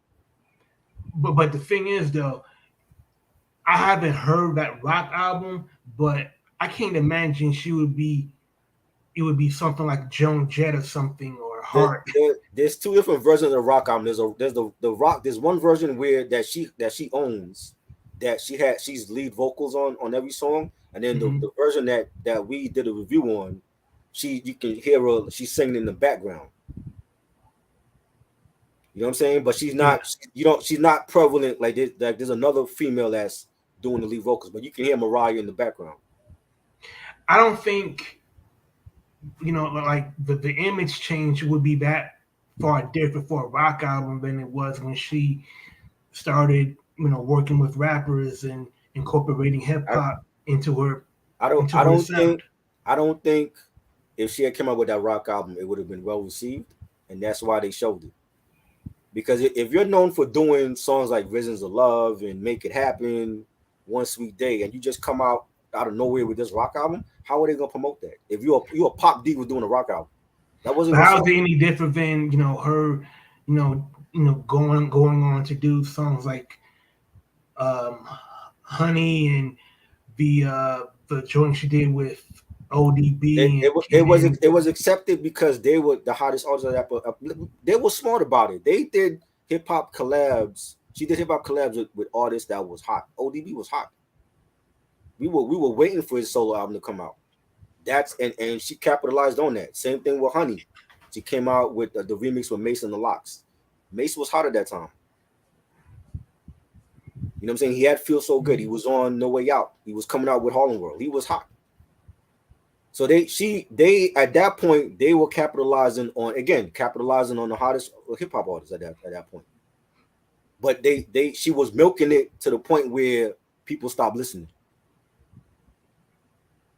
It's one thing if you do it, and it's one thing if you do it and you do it for like you have to know when to pull back. She didn't know when to pull back from that. I mean, I see what you're saying, but it's not like you remember when Garth Brooks went from country to doing that pop album. He switched musical genres, and he was ridiculed for it. Right. I think if Columbia would have pulled the trigger on Mariah doing a rock album, I think the public would have appreciated her vocal. No, To sing rock music, you got to have a strong vocal range, and you have to be able to be a powerhouse vocalist. Yeah, I think she could have pulled it off. I think at that point, if you coming from pop and you like the biggest pop star, female pop star at that point, and to go into their genre and you're doing a rock album, I think a lot of the rock fans would have been pissed off with her. And she was secretly recording that album, like she was recording Daydream, in the day, and at night she would record the rock album. So she was doing, and Columbia Records didn't have no idea that she was doing that. You know what I'm saying? I think that was a good thing, because if they would have, maybe they would have, suggested she, do things with that rock album that would have diluted the product. I don't think the rock fans would have embraced it. I don't think the rock artists would have been hating on her. Like you coming from pop and you invading our genre to drop your rock album. Like who the hell is it? But I don't think it would have. I don't think she would have been encroaching on the demographic that listens to Soundgarden or Pearl Jam. Like that's. You don't think so? So if you are a James Addiction fan or Soundgarden fan, and you hear about Mariah Carey, pop diva Mariah, coming into our lane and dropping a rock album, who the hell this chick thinks she is? You don't think they would have felt some type of way about that? I mean, they could have, but I don't think there would have been any reason to, because if you're letting Mariah Carey make you feel threatened as a rock musician, then you got bigger problems. But it's not even the music; it's the record sales. Because if she done took over pop and she's selling 6, 7, 8 million records, and you come into rock, she's gonna be stealing your record sales just because of the name. Oh, Mariah Carey dropped a rock album, and it's an all female rock band. They haven't had that since Joan Jett and the Blackhearts. I totally disagree. If Mariah Carey made a rock album, I don't believe she would have siphoned the sales that would have gone to like Green Day. I think she would have. I think because she could have sold anything at that point. I think she would have. She would have sold, but musically, I think a lot of the rock artists would have been pissed off with her. Like, this ain't no rock album. Like, she can't do what we do. Tom Morello would have been offended. Bro, I think I mean, the kind of reaction that you're talking about from, the rock press and other rock musicians, I think that's usually reserved for artists that don't have a very good facility with the musical genre that they're trying to. Like Snoop Dogg drops Reincarnated, the Snoop Lion album, the reggae album that he got a Grammy nomination for, produced by Diplo, who's not a reggae producer. Think about all those reggae artists that's sitting up there looking at that like, yo, how the fuck did Snoop Dogg get a Grammy nomination for a reggae album. He's not a reggae artist. You coming from hip hop, gangster rap, Death Row Records. How are you invading? If I'm Barris Hammond or Barrington Levy, how are you? I'm looking at it like, yo, how are you invading my genre and you're selling because of your name? Because I heard that album. That album's not good. It's not a reggae album. Peter Tosh had a lot to say about Snoop lying, but that's because Snoop Dogg is not a singer. He can't like he doesn't have the singing talent to pull that off. Yeah, but they're promoting that like it's a reggae album. Like he did a documentary. It's on Netflix about that album, and it was rightfully ridiculed. It was rightfully criticized for it. That's my point. To me that's a cash grab. Yeah, but that's my point, because if Mariah dropped this rock album in '95 and you got artists like Green Day, Sheryl Crow, you got Red Hot Chili Peppers, they all, Sonic Youth, that whole grunge movement in Seattle, they're looking at it like, yo, Mariah drops a rock album and she's selling more than us. I'm offended. Nah, to me, if the record was good, if the songs were great, but the vocal and musical performances were excellent, they could begrudge her, selling a lot of records, but they can't say that, it was a cash grab or this is a poser.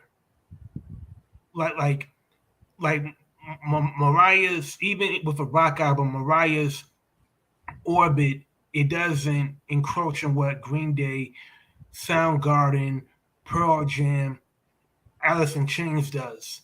Right. Like that music is far more aggressive. No, but I'm saying if the album could be shit, but if she comes in their genre and she's outselling them, you wouldn't be offended by that?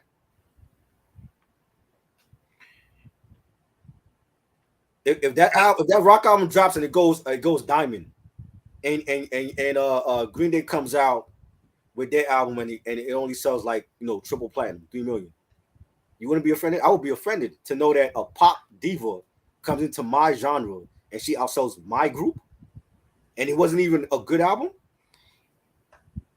To me, I will find it curious, because I'll tell you what though, Metallica, whenever they put out an album, they always go, they always sell 5 million, even diamond. Green Day, they put out a new album, they usually go multi-platinum.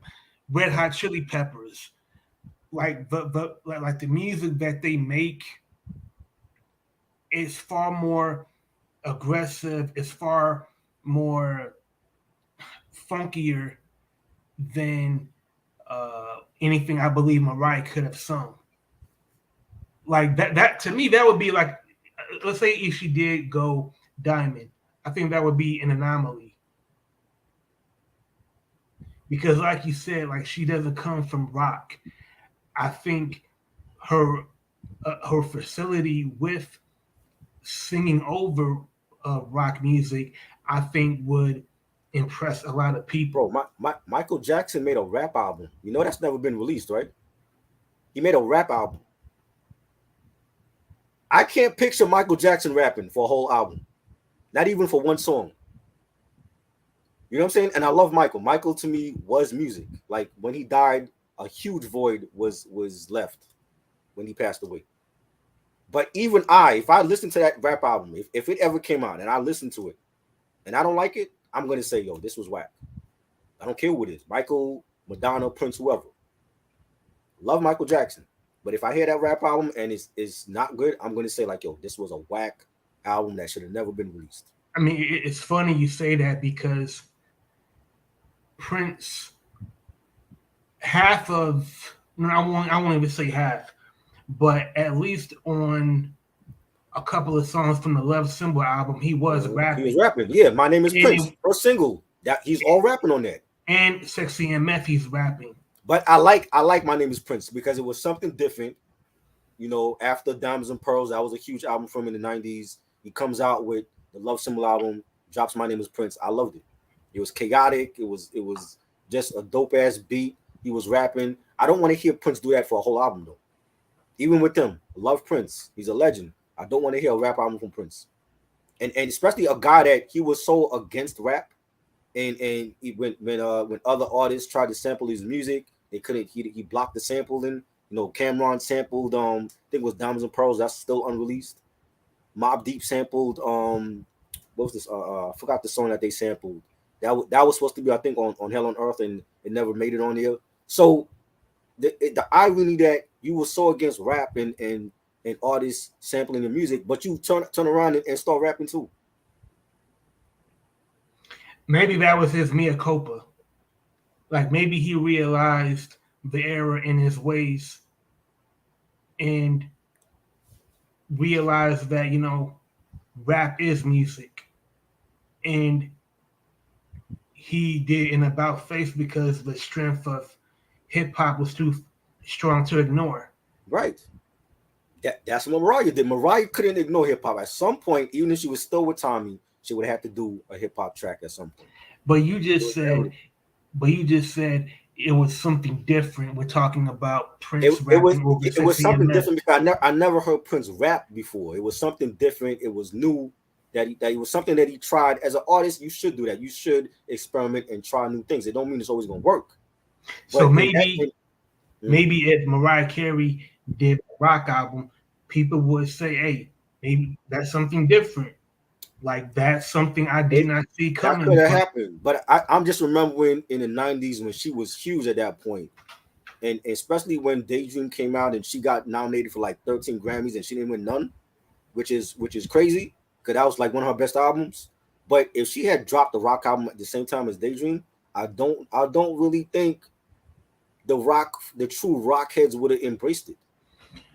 They would have really looked at her like sometimes they would have gave her a side eye because she's a pop diva going into their genre.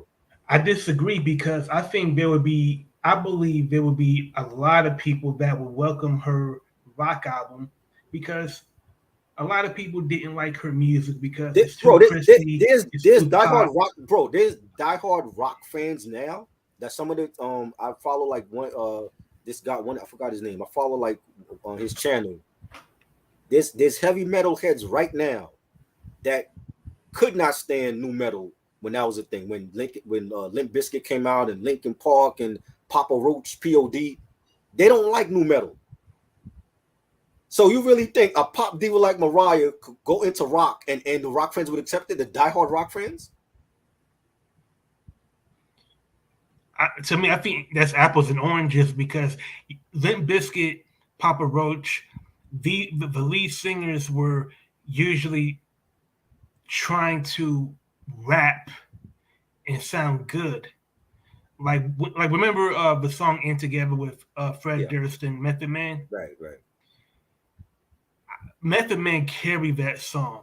Right. Like nobody listened to that song for Fred Durst rapping. But to get Primo to even do that song, Fred Durst impressed him that much that Primo was like, "Oh, I fuck with you. You know the Gangstar records and all that." He told the story on his when he had the that little the segment on his YouTube channel where he was like talking about the different tracks he did. And when he got to that episode and he talked about Fred Durst impressed him that much that he did that song. Same thing with Christina Aguilera. Christina Aguilera would never get Primo to produce a song for her unless she impressed him that much. And he said that came from his mouth that she knew the Gangstar records. So what if?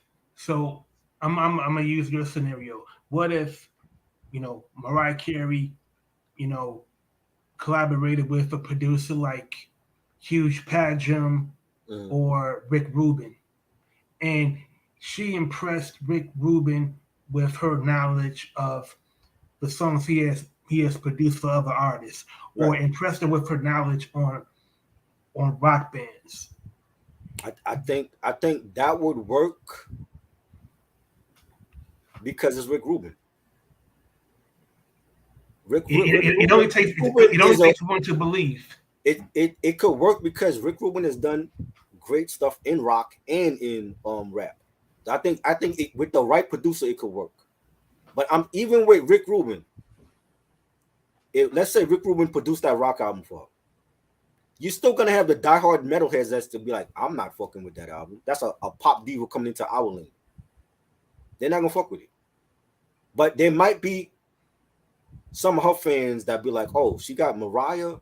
I grew up on Mariah, Visions of Love, and Someday, Make It Happen. Anytime you need a friend, let me check out this rock album. Maybe I'll like it. That would have been me. I would have checked it out because I've always been a Mariah Carey fan, and I was always into like alternative rock. I would check it out. I And think it don't mean it's gonna be good, but the fact that I checked it out, I listened to it, you know. I think the resistance from the metal community, I think it would have eventually uh, made people listen for themselves. Right. Like, if the controversy is that Mariah Carey, she's encroaching on metal, this ain't real metal, and so many people hear that, well, let me listen to it and decide for myself. I think the publicity would have helped Mariah Carey's rock album even more. Right. It would have sold. It would have sold because of the negative publicity, because publicity it sells, whether it's negative or positive, and it would have sold because it's Mariah Carey. Now, if Mary tried to do that, it wouldn't have worked for Mary. Like, no, Mary, you're doing rock, you're hip hop, you're the queen of hip hop soul. You're doing a rock album, no. First of all, that idea would have been rejected out of hand. Right. You know what I'm saying? But I think this was like, again, she was having marital issues. I think this was like her, her being, let me get back on my husband. I'm gonna do a rock album, and no, he's not even gonna know about it. I'm gonna record Daydream during the day, and at nighttime when he ain't around, I'm gonna record the rock album with the band. That could work in her favor, though. Yeah, like, because part of rock music is being uber rebellious, right, anti-authoritarian, and if she is writing songs that that reflect her mood, that she is sick and tired of being told what to say, right, how to dress, how to perform, and how to appeal to the public, I think a lot of people would gravitate to it. It could work. I'm not saying that it couldn't work. It could work, but she would be threading a line. She would be threading the needle if she had came out with both of those albums at the same time, and Daydream does well and the rock album fails. Yo, have you heard of Garth Brooks' The Life of Chris Gaines album? No. Is that the pop album you were talking about? Yeah. I didn't even know he went pop until you just told me. I always thought he was a country singer. That album was panned, and it was panned because it was terrible. It was music that was clear. It was geared towards trying to sing pop music. It wasn't authentic. Right. It felt forced. Mm-hmm. I think Mariah would have had the facility to make the kind of metal album that it would have sounded authentic.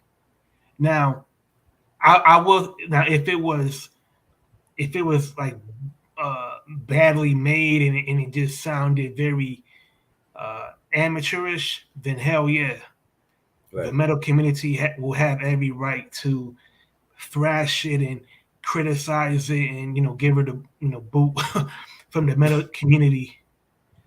Cause I'm looking at it like we've seen this with pop divas before. Christina Aguilera, I mentioned her before. She went from Genie in a Bottle, her second album, Stripped, and she's like scantily clad and she's singing songs like Dirty, and you know what I'm saying? She had Redman on that album, Little Kim. You know what I'm saying? And that was a good album. I have that album. Stripped was, to me, that's my favorite album from her. You know what I'm saying?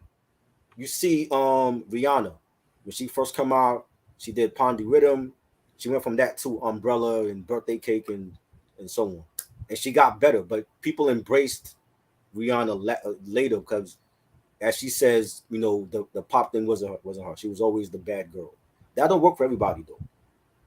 That's why I'm thinking that could have really ended Mariah's career if you go from squeaky clean image, pop diva, Visions of Love to you rebellious, rock sound in Mariah, I don't know if that would have worked for her. Well, you, I mean, you already said that like there was like three stages, right? Right. The pop Mariah, then the hip hop Mm-hmm. R&B remixes Mariah, Right. and then the the This stage where she fell off. the third stage would be like post breakdown, pun intended, post breakdown era Mariah. The 2000s after '05 is when to me she started to fall off. But she was milking the hip hop bag for too long.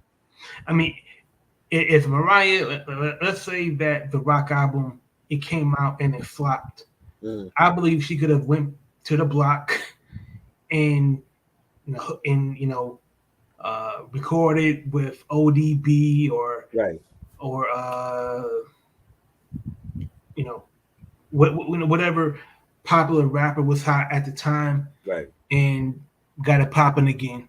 Right. Because you even said the like she was already getting tired of making pop centered music. So the I pop, don't know. I don't know. I don't want to say she was I don't want to say she was tired of making pop music.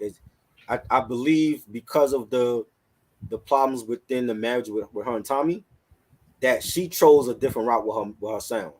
And I think Tommy wasn't for it. And she was like, I'm doing my own thing. I'm a big, huge star. She's the biggest star at that time in pop music. You're not gonna say no to her. You know what I'm saying? So if she comes to ODB and says, I want to do a remix with you, he's not gonna say no. That's a good look for him and his album coming out. If she goes to Puffy and says, I want a remix for Honey, and I want you to include the Locks. And I don't think the Locks had dropped their album yet on Bad Boy. Like I want to include the Locks and Mace. Good publicity for both artists on Bad Boy. They're not gonna say no. You know what I'm saying? I believe that's what happened. Like Tommy was probably against it, and Mariah was like, I'm doing it. And again, with the rock album, he didn't know nothing about it. She was recording it and nobody knew about it. That was her rebellious side in the marriage. You know what I'm saying? Like yeah. the rock album could have failed and she still would have been successful with Daydream. But they would have always remembered that. Just like she did the Glitter movie. The Glitter movie was garbage. Soundtrack was good. The movie was crap. And she didn't last long in Hollywood as an actress. But she got past it. You know what I'm saying? But that would have been a huge what was the Glitter album? What was the Glitter movie again? Like what's that about? It was like some fake sparkle. If you remember Sparkle, it was like some fake sparkle romance movie. I'm like, I saw it once. I was like, this shit is garbage. I can't believe Hollywood would greenlight a movie like this. This is why they on strike now for greenlighting shit like that. Wasn't this around the same time that J-Lo had the an equally terrible movie, Jiggly or Giggly or? I think that was 2000s. That's the one with Ben Affleck. I think that was 2000s. Yeah. I remember. I mean, Hollywood greenlit, both movies around Mariah. J-Lo is a better actress than her. The problem with J-Lo is she can't sing. That's always been her downfall. She's a great dancer, great actress, but she cannot. So it's sing. kind of like the inverse with J-Lo and Mariah. Mariah, right? And guess who put the bug in J-Lo's ear to go off and do her singing career? Puffy, because she was dating Puffy at that time. He produced stuff on her first album. He gave her that bug in her back, like, oh yeah, you can be a big star like Mariah and Whitney. No, she wasn't. She was never that. I think Puffy was a little bit sprung when he said that. Yeah, he was sprung off that Puerto Rican pussy. Yeah, it happens, but a singer, she's not that. She's not that. That song, her best song, "I'm Real," that wasn't even her singing. That was Ashanti singing that. Yeah, I never. Yeah, that makes all the sense in the world because whenever I heard J-Lo's songs, it just went in one ear and out the other. Like it didn't. I didn't really pay any attention, long enough to really notice. Yeah. That's how forgettable her music is. She's not that singer. You know what I'm saying? She's not on Celine Dion level or Janet Jackson or Mary J. Now, great actress, great dancer, and even her movies, she did a lot of the same type of roles. You know what I'm saying? I remember going to see The Cell when that came out, and I fell asleep in the theater. That's how boring that movie was. You know what I'm saying? Yeah, She's not like her best role was playing Selena, was playing another artist. That was her best role.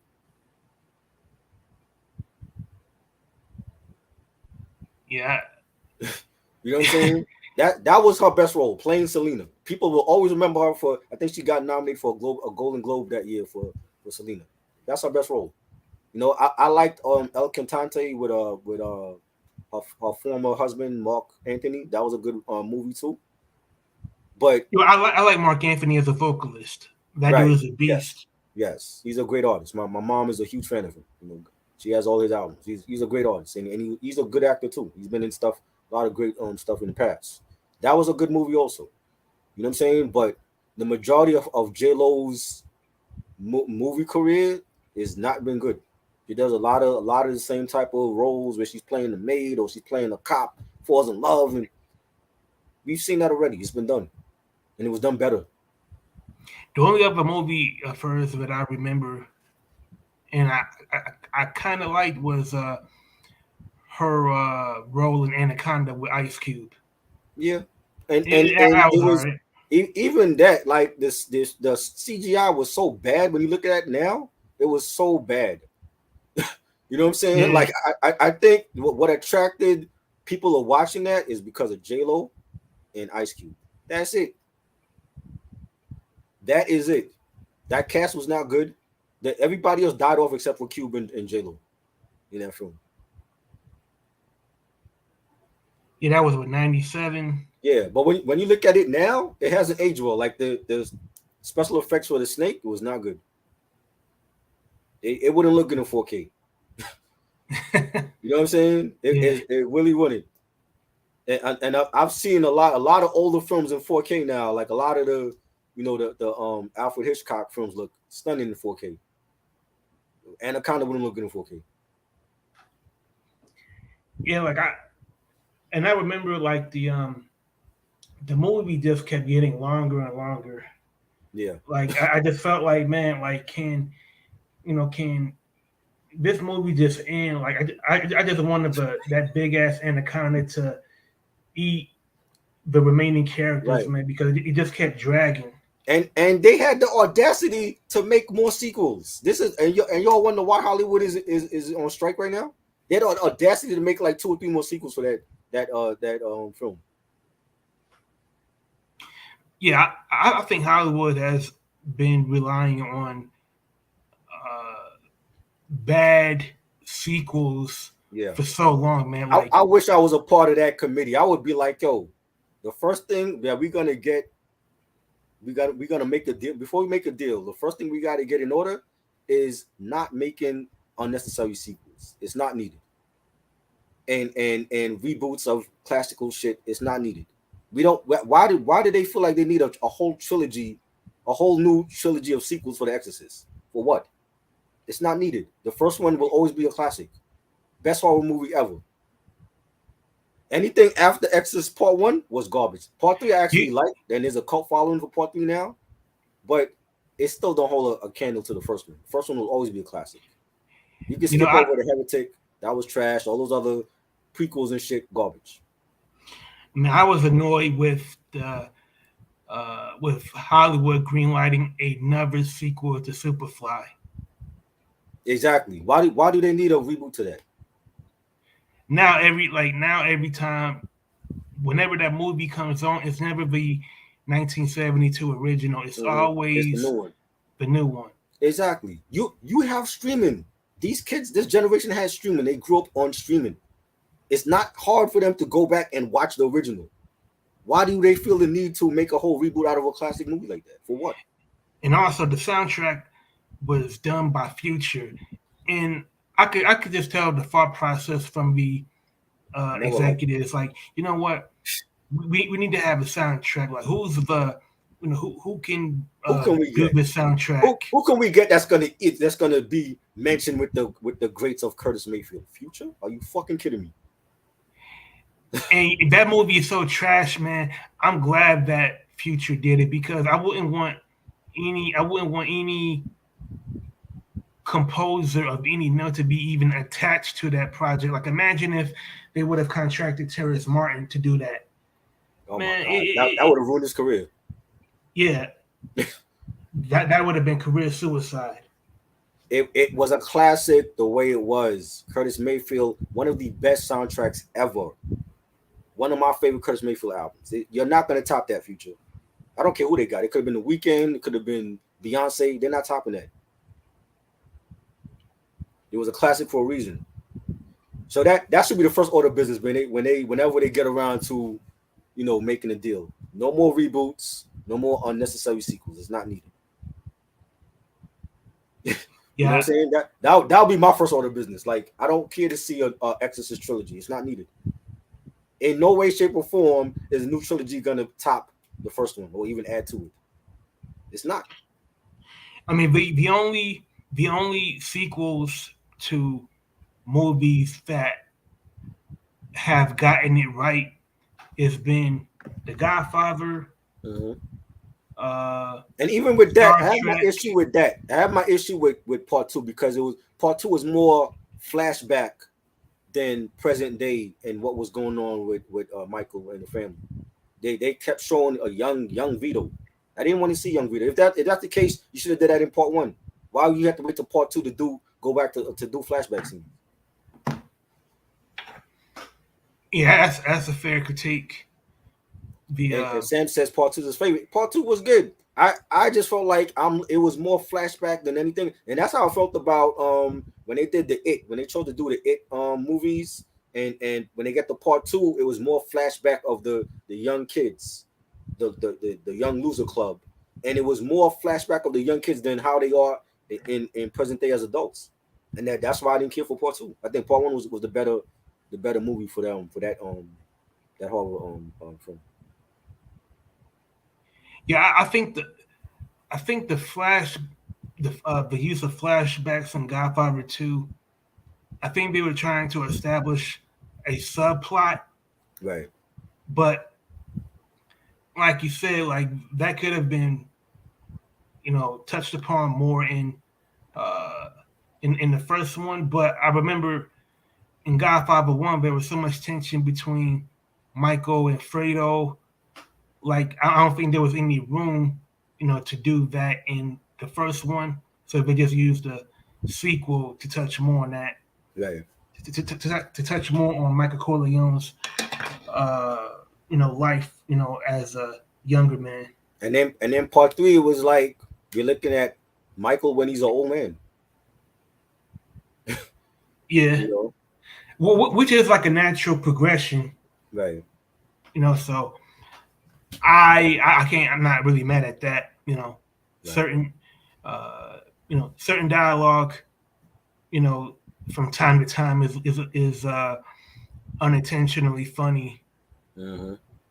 I didn't like the way it ended though. Like they were gunning for Michael and they end up killing like his daughter or something, or his granddaughter.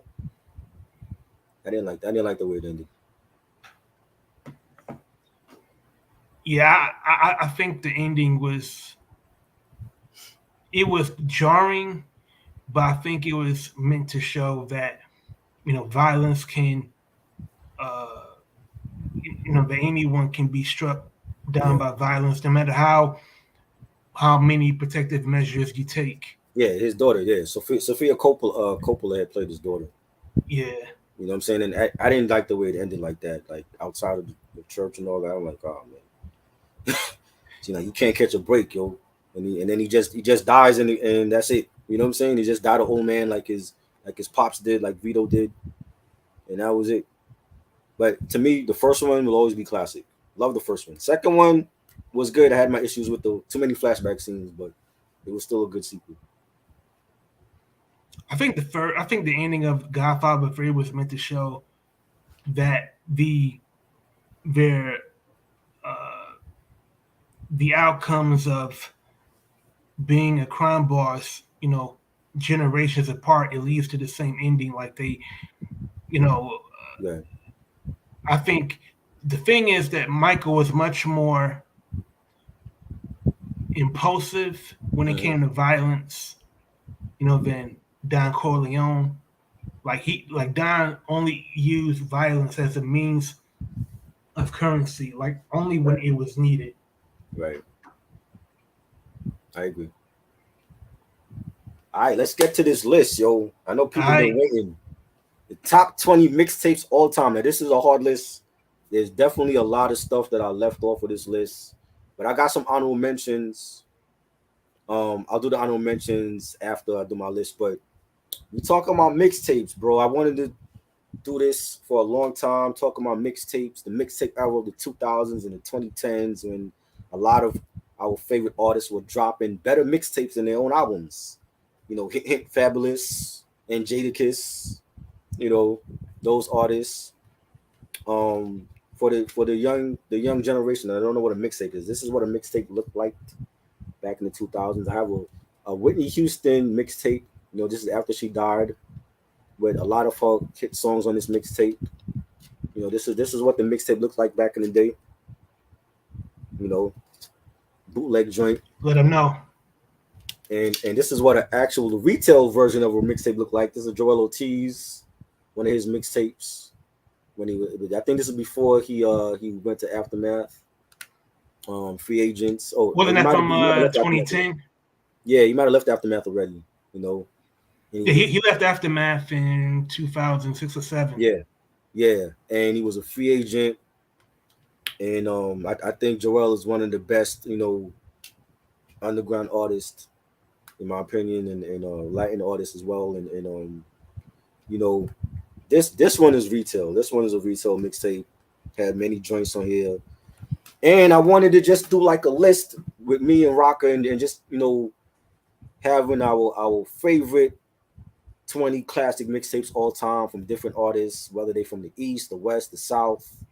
And it was hard because I was still like making changes of this list this afternoon. And I'm like, bro, like it was so many great mixtape projects out there from different artists, Fabulous and Currency, Wale when before Wale went to MMG and fucked up his career, and you know Dipset, G Unit. It was like so many, and I couldn't include every mixtape in on the list, but I wanted to get like some of the main ones in there. So I want to let you go first, and let me know what's like your top 20 mixtapes all time. So should I go from uh, Go from top 20 to one. Yeah, 20 to 1? yeah, Okay. So the first one, my 20th pick is Detroit by Big Sean. nice. You know, uh, I actually like this mixtape more than any of his retail albums because I feel Jake, that this is sounds going to so be familiar, right? this is going to be a common critique among a lot of artists that I picked is that a lot of times their retail albums they're very formulaic. Right, They rely on musical trends and too many times the A&R have too much input right, on creative decisions, and usually the songs will have like an R&B songstress on the hook, and there'll be like you know 6 or 7 guest features that ruin the songs. right.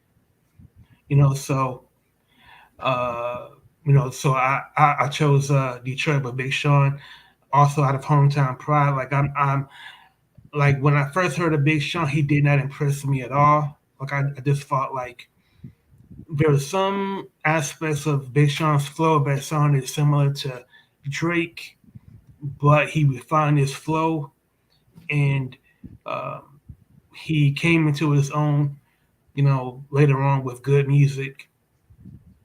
So from there, my 19th pick is We Got It for Cheap 2 by the Clips. Ooh, Yeah, like I got that on mine too.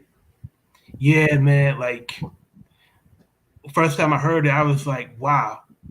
Like like Virginia is such a hot bed for musical talent. Like as an aside, like there are many great spitters from Virginia, Skills, uh, Pusha, Malice, Yes. so forth. But they never mentioned Lady of Rage. She dope But too. She need more music out though. oh, absolutely, man. Like I'm still waiting on verbal abuse. The album Yeah, she they had been they teasing for. supposedly like I know she had like some health issues a couple years ago. Before that, I remember Primo saying that they were supposed to do an album together. I would love Yeah, to hear that. Now you know how I feel about Primo now. You hit or miss. But yeah, if we get a Primo Lady of Rage album, heads will definitely support that. I would definitely support that. I think she is highly underrated, but she don't have enough music out. And there's a lot of female MCs like that they don't have a lot of music out, like a Rod Digger, Lady of Rage, you know what I'm saying? And they were great. Even Nitty Scott MC, another underrated one that she don't have a lot of music out. absolutely. Like I still got necessary roughness on cassette, Right. and it's a 3.5. Like to me, it's like a 6.5 to 7 album. It could have Mhm. been way better had. That's right. We did the album review with Dame. I forgot about that. Oh yeah, that's right. Yeah. Yeah, then I won't belabor uh, how I feel about Lady of Rage. Right. But yeah, but as far as the clips, man, like this was to me their most raw, their most Definitely. street, unadulterated coke rap. Definitely. And on You know top what of I that, mean? they had Ab Liver and Sandman, and that crew should have had an album out. I don't know. I think because Malice left, even if Malice leaves, you could still have the other two with Pusha, and they still would have been a great tandem. You know what I'm saying? They should have had an Yeah, album out for sure. absolutely, man. Like Ab Liver, Ab Liver was like the uh the silent killer. Yeah. He was like the muscle because Yeah. everybody knew about Malice and Push, but Ab Hmm. Liver, he should have had next. Definitely. And they have family also. They could have added family if Malice chose to leave. Exactly. You know what I mean? Could They have they, kept it they should have had moving. an album out for sure. I was bumping all of this shit because the thing with them, they can rhyme to any beat. Unlike Pharrell, and I love the Neptunes. I love Pharrell, but I remember around that same time when they were dropping, We Got It for Cheap, and he dropped that DJ Drama mixtape, the skateboard P shit. That shit was horrible. I don't want to ever Yeah. hear Pharrell rap on a Wu-Tang beat in his life again. He does no justice to those beats. It's you came First of all, from. his voice is way too light. His voice is way too light. Yeah, but it's not. It's like he can't. It's like he's trying to rap. He's trying to sound street, and he sounds like a clown over liquid swords and incarcerated Scarfaces. He does not sound good on those beats, and he Yeah. knows better because he's from our school. I'm like, Pharrell, I love you. You are a great artist, but I don't want to hear you rhyme over Wu Tang beats ever. He doesn't sound good. I mean, that's a complete, you know, you know, travesty. Like I haven't heard it in a long time, Bro, but there's a reason why Ghostface and the rest of the Wu didn't work with the Neptunes. I see it now, because that's not their sound. They are that Wu Tang is a street group. They are street artists. They would not sound good over the Neptune shit. Neptune shit is not for everybody. you know what? You remember Redman's album Malpractice? Yeah. That's probably a good proxy of what they would sound like. Or you mean Wu Tang? No, I'm talking about Pharrell. Pharrell? Yeah, They it and just and, and the thing the thing that gets me is they gave the Clips some of the hardest street joints that they've ever produced. Like they knew to give, like, you can't give the Clips Justin Timberlake shit. You got to Yeah, save, Rock Your Body for Justin Timberlake. When it comes to the Clips, you got to give them Grinding. You got to give them I'm Not You. You got to give them, Hello New World, Keys Open Doors, shit like that. They gave them the hardest shit that they've ever produced to anyone. like imagine the clips on Senorita. Right? Nah. I don't want it. I don't want it, that I don't want to hear. And they've never done that for the Clips. Thank God. Even now, like with Pharrell producing Pusha T stuff, he's still giving them hard shit. I don't want to. I don't want it because the Clips have done that already. They've done shit with Snoop Dogg and they've been over like the Light Neptune shit. That's cool for Snoop Dogg. That's not the Clips. Is not Snoop Dogg. Yeah, I think like some collaborations you can tell, it's completely uh you know forced and contrived Yeah, in the boardroom. he was trying too hard. Like he's not. If he was freestyling that, he's not a good freestyler. But I remember hearing that mixtape, and I'm like, what the fuck, Pharrell? Like, what is this shit? DJ Drama greenlit this shit to come out? You rhyming over Liquid Swords and you sound like a complete ass? Yeah, that's You know what I'm saying? Like yeah, I expect, like, when I hear Liquid Swords, I expect to hear, Styles P, Jada Kiss, Saigon, Royce, somebody of that caliber that can handle a beat like that. Not Pharrell. He can't handle no Wu-Tang beats at all. I totally agree. You know what I'm saying? So I, Yeah, I was like, that might have been like, if we had to do a worst mixtape ever, that would be in the top three for me. Because I was shocked because I love the Neptunes. I love Pharrell. But rhyming over beats like that is not his thing. That's not his lane. He got to rhyme on his own shit. Rhyme on Happy. that's like Warren G. It would be like Warren G. rapping over Glaciers of Ice. Right. You know what I'm saying? It don't sound good. You know what I'm saying? Like even with his albums, like in my mind, that to me is his best album, solo wise. But he Yeah, he knew what to sing on and what to rhyme on. Because he know you're not gonna sound good rhyming on certain type of beats. And he chose his rhyme on those Wu-Tang beats. I'm like, bro, leave that shit to the Clips. Because they know what they're doing. You're not them. You're not Pusha T and Malice. facts. You know what I'm saying? But I'm glad you had that on your list because that's also on my list. So Yeah. So my 18th pick is Barzan 2 by Royce the 5'9". ooh, good You one. know, I like Barzan 2 more than Barzan 1. Mm, You know,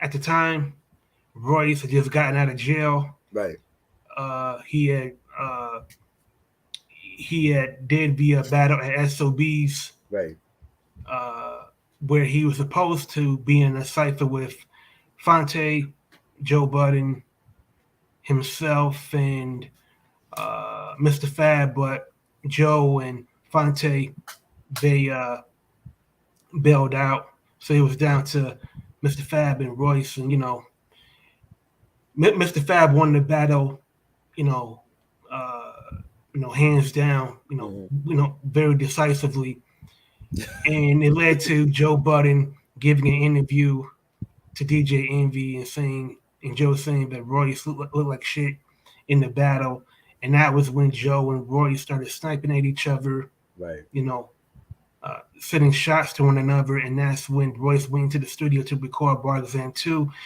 and gun music, you know, over over that Alchemist production. This was when Royce was at the height of his drinking, but creatively he was so, for lack of a better term, reckless. right, He was more uh, uh, spirited, and he wasn't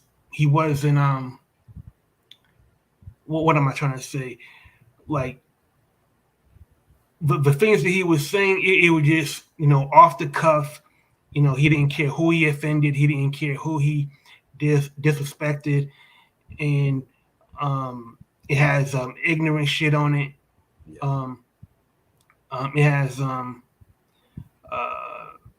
the joint with Marv One that I love. Yeah. His version of the game in Lil Wayne's song called "I'm Nice." Like I like that was when he really started to come into his own with punchlines. Because Right. Royce wasn't really known for his punchlines. You know, he was always thought provoking to me, and flow the most. He had a song called Flow Boy. You remember that song that Game did from the Doctor's Advocate? It was over Dr. Dre beat, but Royce murdered that beat more than Game did. What's the name of it on documentary? I can't. I forgot it. I forgot the name now, but I know it was a Dr. Dre beat. Um, the large chat might know what I'm talking about.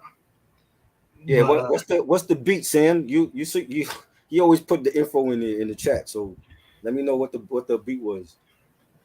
yeah, I haven't heard that song in years, but I do remember uh, buying it and listening to it on repeat. Right. And this was right before he had joined Slaughterhouse. Okay. So it's a time capsule of before he joined Slaughterhouse and right after he had gotten out of jail and he had been sending shots at Joe Budden and uh, and now when you look at Royce now, like you know he's going on to make an album that's Grammy nominated. He produced on Eminem's last album, so Right. if you go back and listen to Bar Exam 2, it's like it was like he grew leaps and bounds from then to now. So I remember when that came out too, Bugs, and Yeah. What did you like it? yeah, it was dope. It was definitely Yeah. dope, and I've always loved Royce as a lyricist. I think he's one of the best. Like that, I remember the BT cipher he did with the Rihanna line, and that's all they kept talking about. Yeah. Killed that. He killed that. Him and M, man. Now him and M, I don't like Bad Meets Evil album, but him and M lyrically, they definitely two of the best. Oh, you mean like you talking about Hell the sequel? Yeah, that I didn't. I was disappointed with that because to me they went like they went the mainstream route because Eminem was mainstream at that point. Like why is Bruno Mars on that album? You know what I'm saying? Yeah, there was a popular sentiment that they wish that M and Royce had recorded, Right. an EP,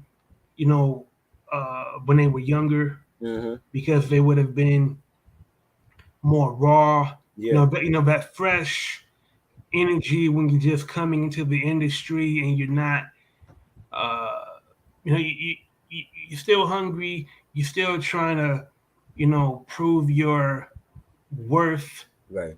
to other MCs and trying to, uh, uh, be the nicest that you can. Less, you're less refined and you don't have uh, managers and execs Right. trying to get you in the studio with pop stars to Like sell a lot of like records. they gave us Scary Movie. I love that song. You remember Scary Movie? Absolutely, man. Love that. Yo, I used to go on hiphopsite.com and listen to that all the time when they had it up on there. And Bad Meets Evil from the Slim Shady LP. That was my favorite track on there. You know what I'm saying? I'm like, bro, if we get a whole album of that, I'm all in. yo, And bro. instead we got mainstream shit. And I think a lot of the production wasn't that good either. Yo, this how much. Yo, do you remember this? Mm-hmm.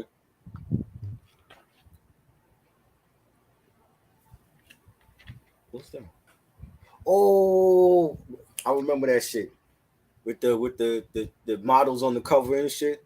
Yeah, You got is that the vinyl you got? this the vinyl. This Wow. this the back cover. I can't even find those anymore. Those are like severely out of print now. yo, I think I got this like maybe $20 at from Fat Beats, like back Yeah. in the day. Now it's Mhm. probably like $200. Yeah, man. They expensive now. Hell yeah. Yeah, and I'm like, bro, if we get a whole album of scary movies and Bad Meets Evil, I'm in. But we didn't get that. And I just felt like it was a huge letdown. But like lyrically, in a cipher, you don't want this battle M. They are definitely, especially M. M is a problem. I'm like, yo, y'all can say what you want about M. M is definitely top five all time for me. And lyrically, he still got it. I don't like the music he's dropping now, but lyrically, he still got it. You do not want to battle Eminem. And I also think by the time they made Hell of a sequel, Eminem he had mastered that rap god Yeah.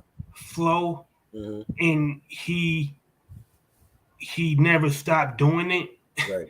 Even with Royce, so he did it on so many songs that sometimes you wish, every now and then you just, slow down the flow. You can still be lyrical, you can still show dexterity, without, spitting a million syllables, Facts. you know, uh, in a verse. Facts. Um, but uh, I think this is Royce's. Royce put out 4 bar exam mixtapes, Hmm. and of the series, I like 2 the most. I like 2 the most, then 1. Uh, I like 4. Then the last one I like is third. Okay. So bar exam 3 is my least favorite. Okay.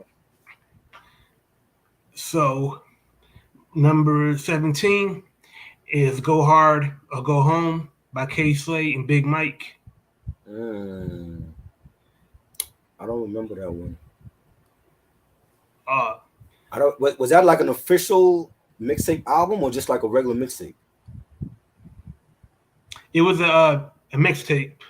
Yeah, cause K Slay, I have the K Slay mixtape albums that he did. Like he did like his DJ Clue type of compilation albums. I have those, and I was Yeah, always getting. it wasn't sold at retail.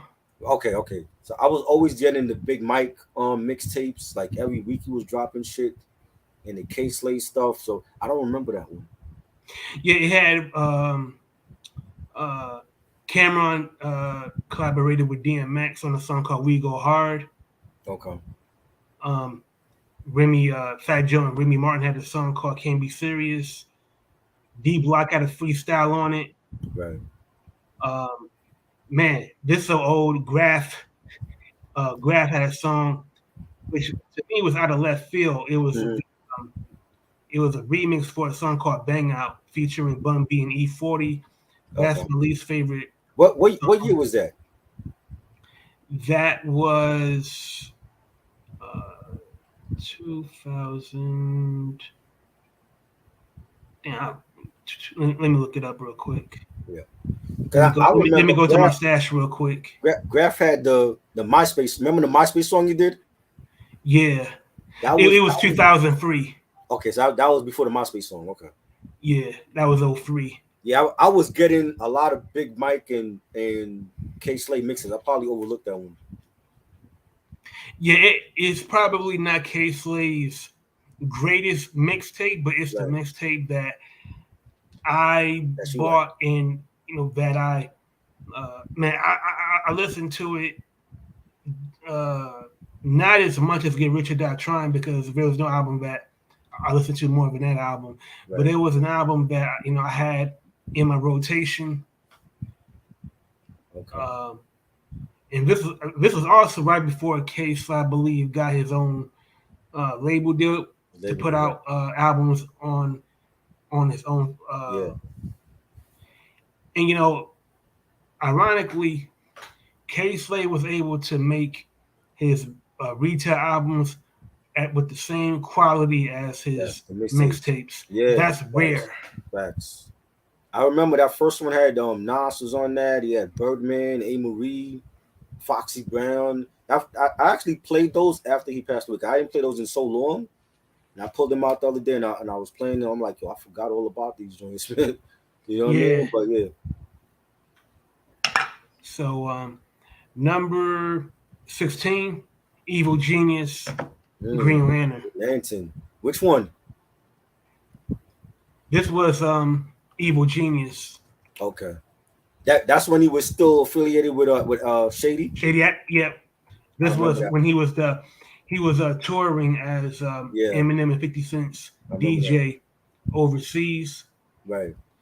and this was right in the thick of the Shady Aftermath G Unit beef. Mm-hmm. You know, this was the this had Do Re Mi Right. when Eminem, D12, and Obi was dissing Ja Benzino. Rule. Oh, Ja Yep, Rule. Ja Rule and Benzino. Yeah. Is that the one with a nail in the coffin? No. Okay. This one is it doesn't have nail in the coffin on it. That's another one. I remember Do Re Mi though. I remember that one. Yeah. Also, Bump Heads Bump was Heads, right? on this. That's With the one with was Busta on that one. no, this was Eminem, 50, Yayo, and Banks. What's the one? What's the one with Busta? There was one that Busta Rhymes was on. That's Evil Genius 2. Okay. That was in 05. Yeah, I remember that one too. But speaking of Evil Genius 2, man, like hearing Hail Mary done over by M50 and Busta, it was like a tidal wave because Ja Rule had dissed. For some reason, Ja Rule dissed Busta Rhymes. Ja Rule was wilding. And Chris Lighty was managed by Busta Rhymes, and for some reason, and Ja Rule was under violated.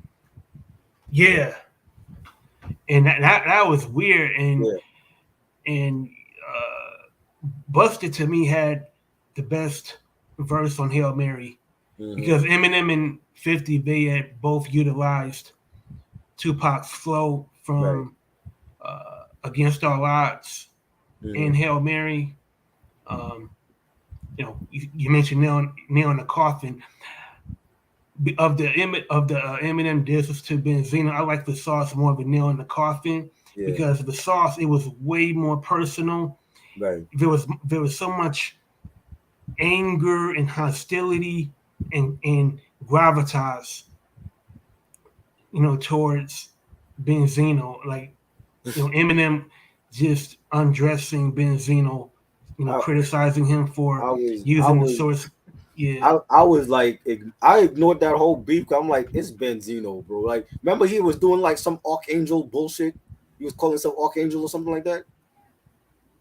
Oh, I didn't know that. He had like an album. He had an album that he was coming out with, and I think it was called Archangel or some shit. It was some shit with like wings he had, and I'm like, bro, y'all really going hard at Benzino? Like, the source was already done at this point. We were reading Double XL. You know what I'm saying? So I'm like, who cares what Benzino got to say? I always thought he was garbage anyway. You know what I'm saying? You listen to that Made Men album, they had a shitload of features on that Made Men album. It wasn't good.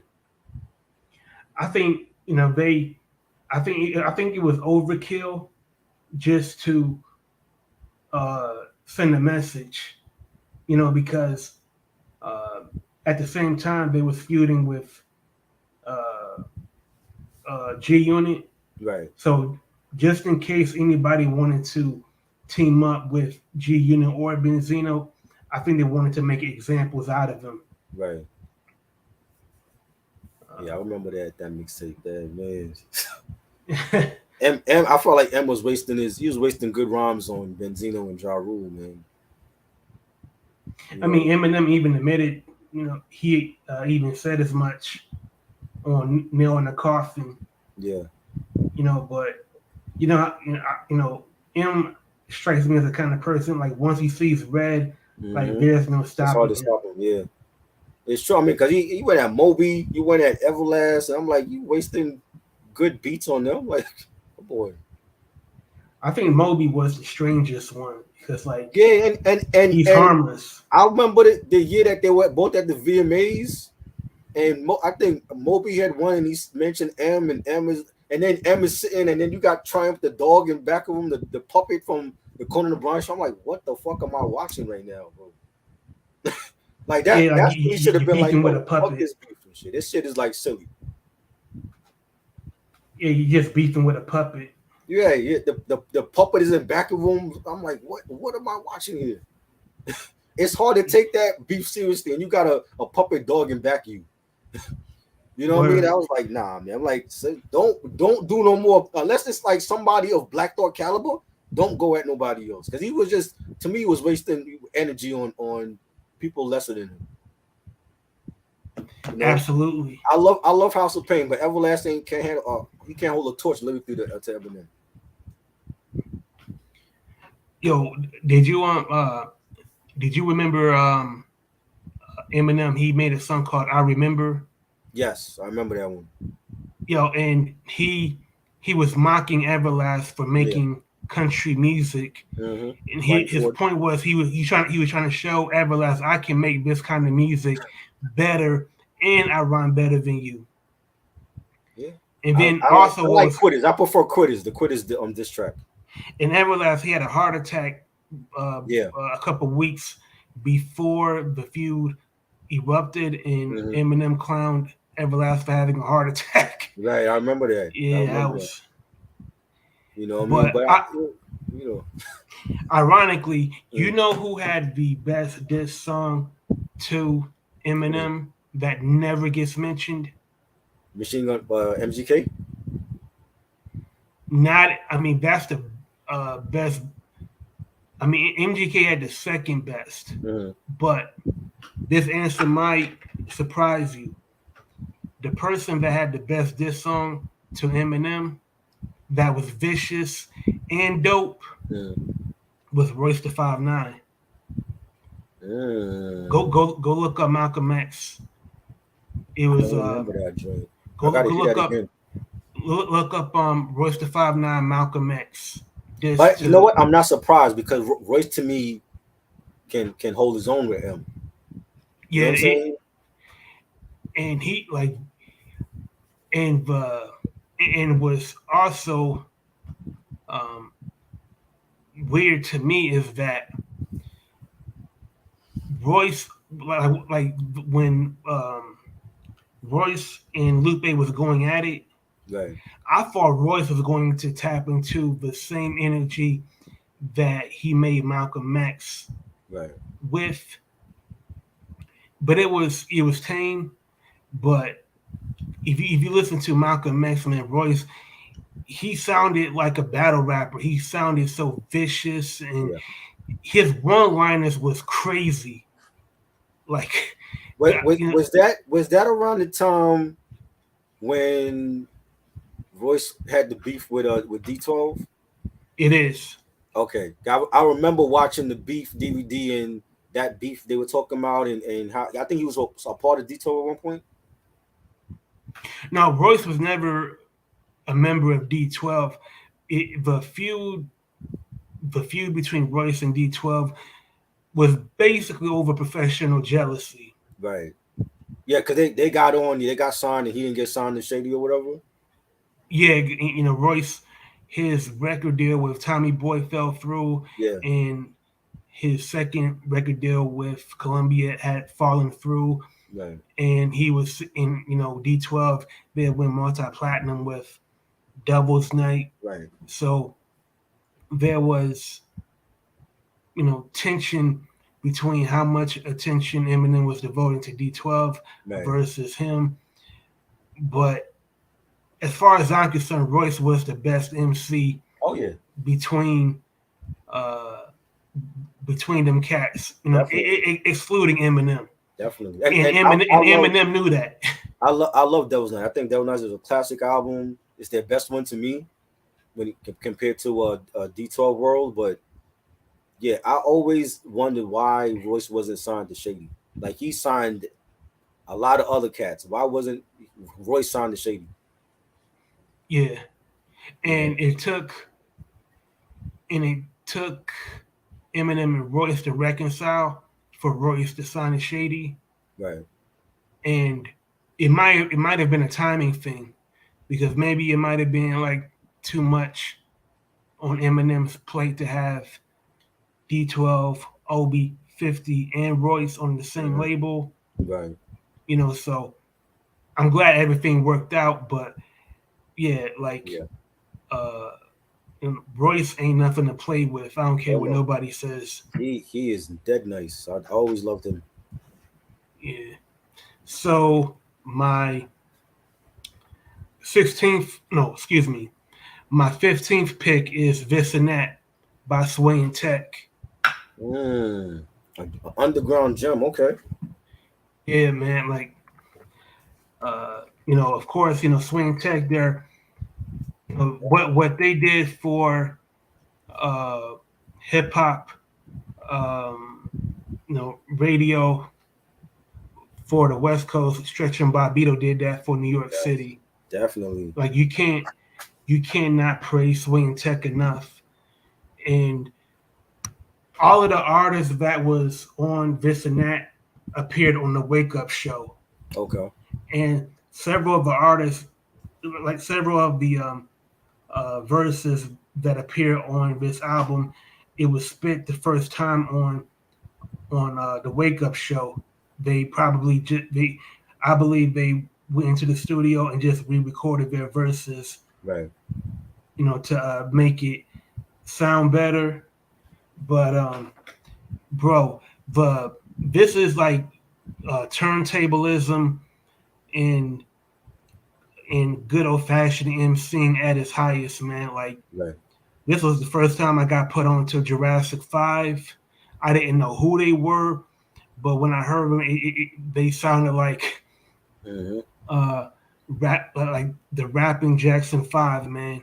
Yeah. Like every member had their roles. Hmm. Charlie Tuna being the best MC Right. from that collective. Um, Facts.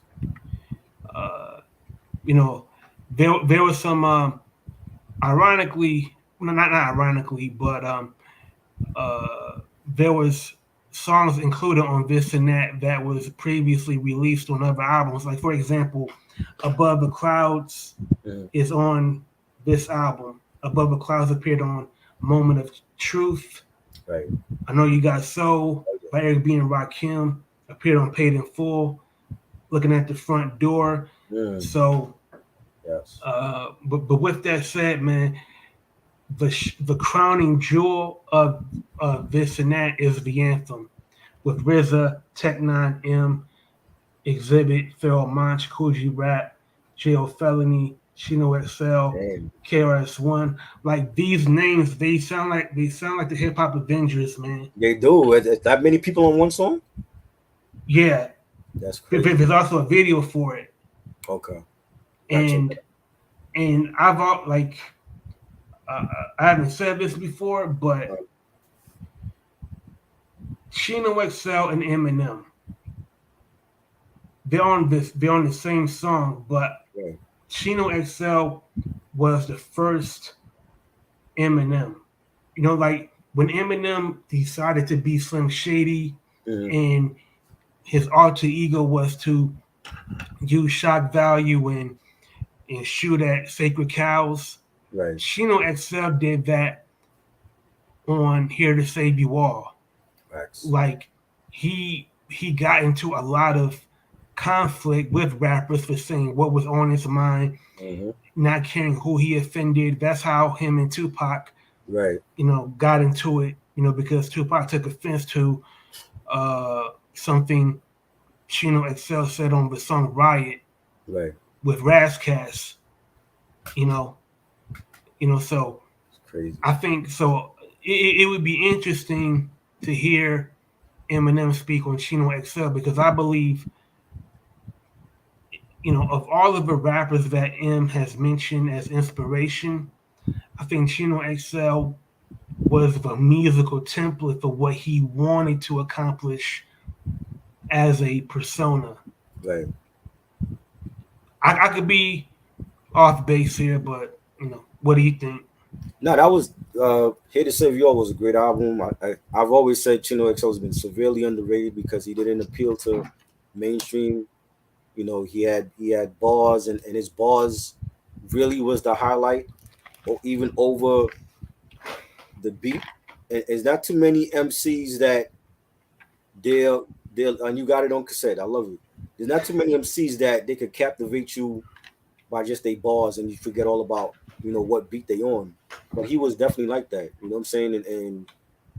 He dropped the album earlier this year with Stu Bangers. That was dope. God's Carpenter. I Hmm. definitely enjoyed it. It was boom bap. Stu Bangers, underrated producer. He's been dropping heat too in the past couple years, and I enjoyed it. You know what I'm saying? Yeah, So he Excel is produced still dropping music. So Rathcat's second album, who? Stu Stu Bangers? Bangers. He did Assassination. Yeah, I didn't know that. I thought Assassination had different producers on there. it has multiple producers, but Studio Bangers had was just one of many. Okay. I Yeah, still didn't like it though. I think he dropped the ball with that. I didn't like that the Assassination, but we already talked about that. yeah. I think 40 Days and 40 Nights by Exhibit came out Hmm. that fall. Yeah, So I like Exhibit's second album gotcha. more than Rathcat's second Oh, album, definitely. and they're both from the same era. Right. Like they both came up at the Good Life Cafe, Yeah. the West Coast underground scene. So it's interesting how two MCs of the same caliber kind of faded. It's interesting.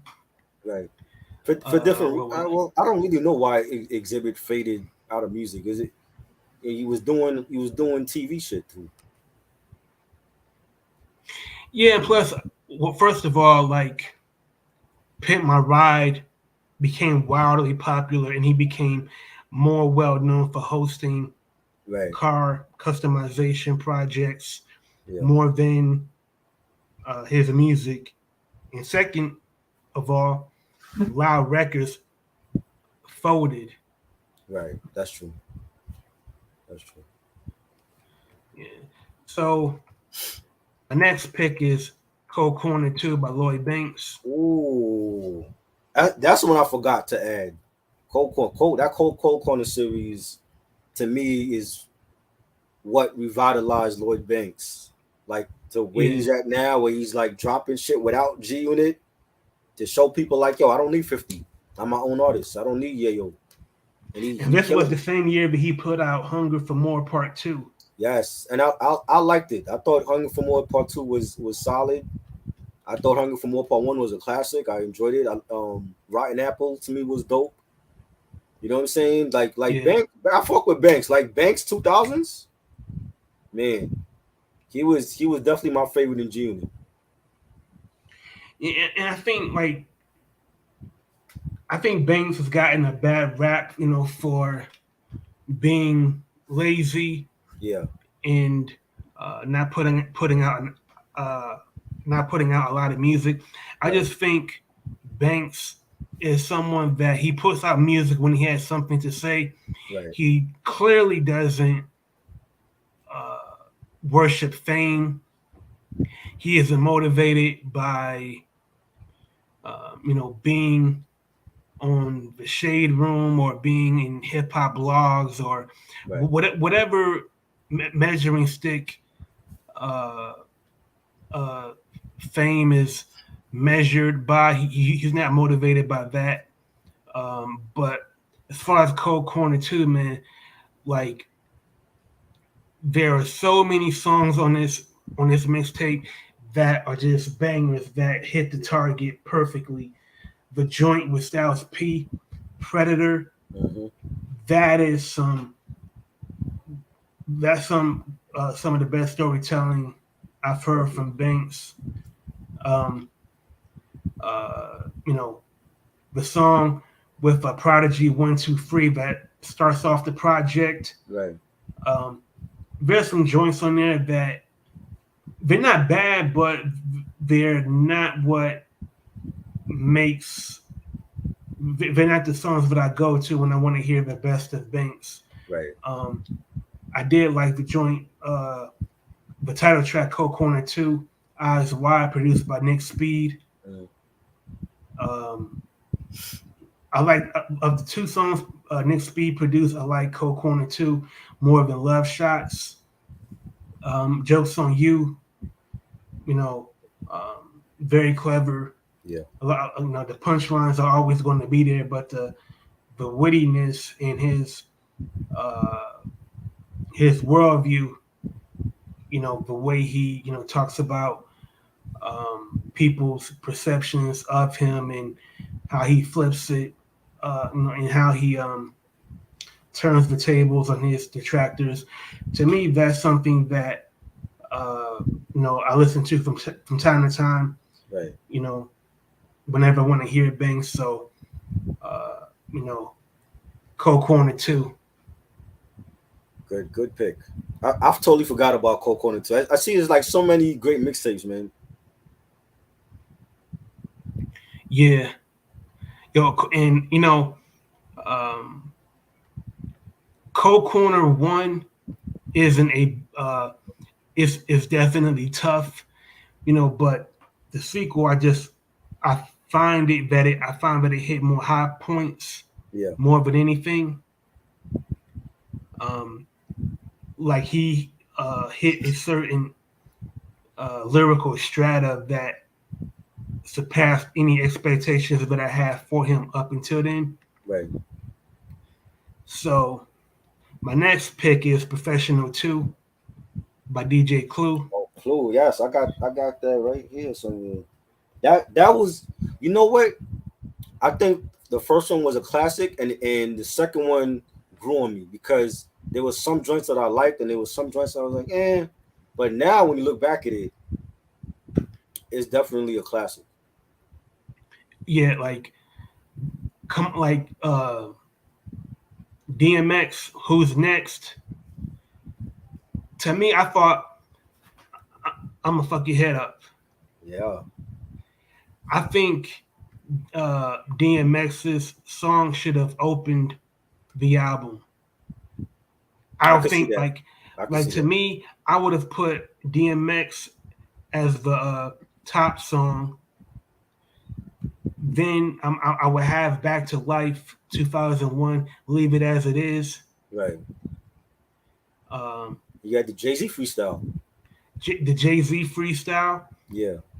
I will leave it where it is, and then I will move up Fantastic Four Part 2 right behind the Jay-Z freestyle. Because you see, like they started it off strong, and then it ended off kind of weak. Like Phone Patch is the last joint with Tyshawn. I don't even know who the hell that artist is. You know what I'm saying? And they Yeah, had like Muggs, and I'm assuming it's not DJ Muggs with Lady Luck, right? This is another Muggs on Danger. yeah. Like it started off strong, and then it tailed off. That's why I never felt like it was great compared to Paul. Like the first one to me was a classic. Like, bro, because there's some names on this mixtape that only you and I would recognize. Yeah. Like, some of these names are like hip Bathgate. hop Jeopardy questions, like Remember Billy Bathgate? Bathgate. Yeah, you know who I'm talking about, Yeah. bro. I swear to God, man, Billy Bathgate sounded like a 2-bit version of Jay-Z. He did. Like He did. like his flow sounded like Jay-Z, like the way he moved his hands when performing was Right. so reminiscent of Jay-Z. G I to just K. thought, Remember G to K? He was down with yeah, Bleak. yeah, Get Low Records. That low, right? The co-defendants. Yeah, like, Like, nah, bro, like Bleak's own song, Marcy, man, that was 4 thumbs down, man. Like, I get it. I get it. Like Clue, he has to. I'm sure like Dame Dash, Biggs, you know, impressed upon him, but you got to include, Rockefeller on the album. But man, right. they didn't give him much to work with. Nah, nah, not I at all. I mean, did, and then you got like Chinatown, the Little Kim joint with Junior Mafia and C's. I didn't think was a strong Junior Mafia record. You yeah, know, the Trick Daddy Trina joint, my niggas them. I ain't really care for that. But they've done better together than that. yeah. To me, like if I want to hear Trick Daddy and Trina, I'd rather just listen to the Slip and Slide catalog. Yeah, Like I don't like they don't really fit on a mixtape they don't. of of New York spitters. Like this is really this mixtape is really for a New York sensibility. Right. Like Trina and Trick Daddy just seemed He, they stuck out like a sore thumb. right. He was trying something different. It didn't work. You know. The Mob Deep joint, I didn't think it was great. You know what I'm saying? It was like some of these joints on here, like the ladder stuff. I'm like, was that really good? You know, Capone Noriega, I don't care. That's forgettable. The Red Man joint was forgettable. Cream 2001, Yeah, even that I was surprised at that. I'm like, why are they doing another Cream? How are you gonna top the first one? and like the emceeing wasn't the problem. The problem was um, this. It sounded like something that Rock Wilder Yeah, would have given Redman, but right. Redman would have made better use of it. Yeah, Like to me, I want to hear Rain Ghost over Mathematics, over Fourth Disciple. Like this, I can't say it's not good. It's not bad. It just exists, yeah. It just and that exists. yeah, like it's better to have something that you either don't like all the way or something that you like I think completely, man. I think one song I was surprised of was the Change the Game remix with Snoop and Daz and Corrupt and Bleak, and I was surprised that they did a remix with the Dog Pound because like I didn't expect it, but then when you hear it, it fit like they fit on that beat. Yeah, like I think Rick Rock produced that song, and Rick Rock Yeah, is a West Coast West Coast. producer, Yeah, and um, change the game. It has like a West Coast sensibility. It yeah, has a bounce yeah, and a groove that totally matches, palm trees and low riders, right. and it could get the same amount of airplay in New York as in LA. Oh yeah, for sure. Definitely. Like I'm looking at some of these songs. I'm like, the Busta Rhymes and Rod Digger. I don't even remember that joint. Um, Yeah, damn, yo. Like yeah, I think part one is still the best. Like part two, the second one got some joints, but man, there's a lot of filler after like the Change the Game remix, yo. yeah, And it's from big names like even the Nas joint, Live from the Bridge was. I just felt like that was like a regular joint, yeah. Totally agree. you know. Man, Um, my next pick is "The Tunnel" by Funkmaster Flex. oh, that has some joints too. I like the Confrontation joint by Mary. Yeah. That was a banger. The Death Squad joint. I remember that. Damn. There's some other How can joints we in. forget the best song Uh, on the album? what's that? I'll give you a hint. The first artist signed to Def Jam.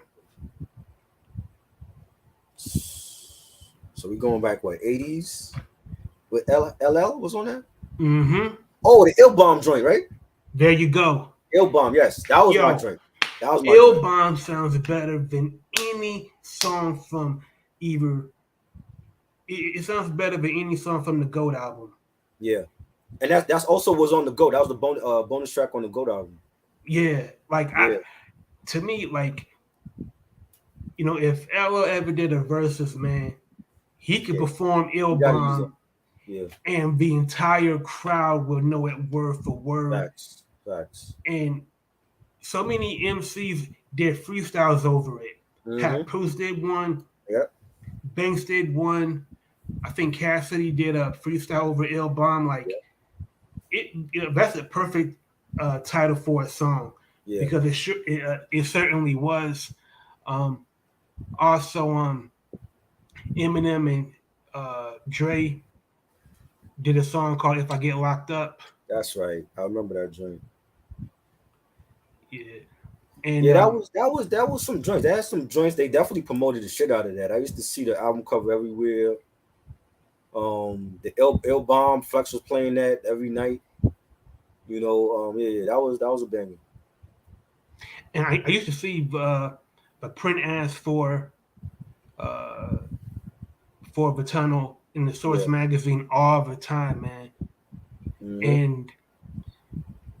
And I'm sure, like you can tell me if I'm wrong, but of I think the songs from the tunnel, they probably were leaked a couple months ahead of time I because remember hearing. because I heard it Mm, because I heard because I heard about the album a couple.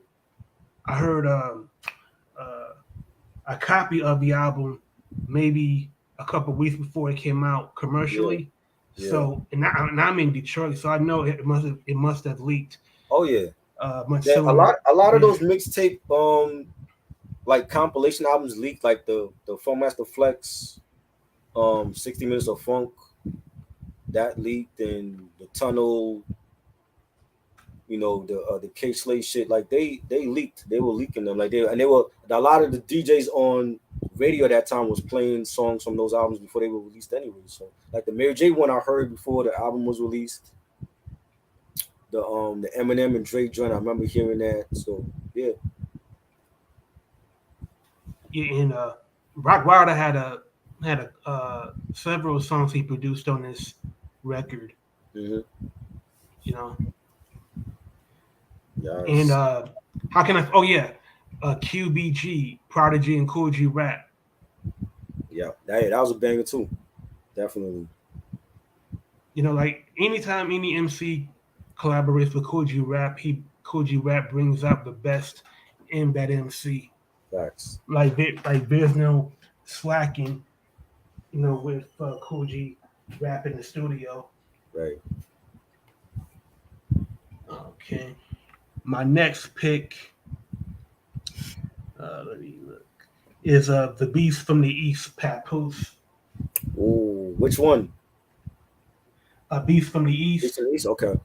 Yeah, and this is uh, this was like pre alphabetical slaughter, Right. and I think this is the mixtape that led to his deal with Jive. Okay. But man, I felt like listening to Pat Poose, he was uh, such a rhyme animal. Like he Yeah. was, uh, he sounded like he was born to rap. Facts. And excuse me, It's all good. I just uh, I can't think of a single song that I haven't heard it in years, but I remember it made an impression on me because he welcomed all smoke. Yeah. Like he Yeah. didn't care. Like he was into lyrical competition, and the field was loaded with so many MCs that was making a name on the mixtape circuit, from Cassidy to Banks to Saigon to Yeah. Graph. Like he wanted smoke with all of those cats, Facts. and uh, he, Katie Slade, mentoring him Yeah. was great for Pat Poose, Definitely. because after that, he carved a lane for himself that no one can touch, and Facts. that is he can freestyle anywhere and be ill. He can freestyle from a car. He can freestyle from the office. He can freestyle uh, at the supermarket. He's going to make it sound dope and lyrical. Facts. All right, and the next the next one is "Warning Shots" by Saigon. Oh, now that one I had on my list. It definitely is honorable mention for me.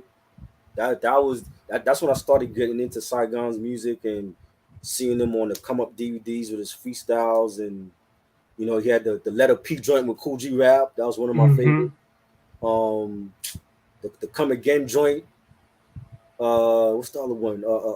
Do Rags. I think the Alchemist produced one. I'm like, yeah, Yep, Saigon, that nigga.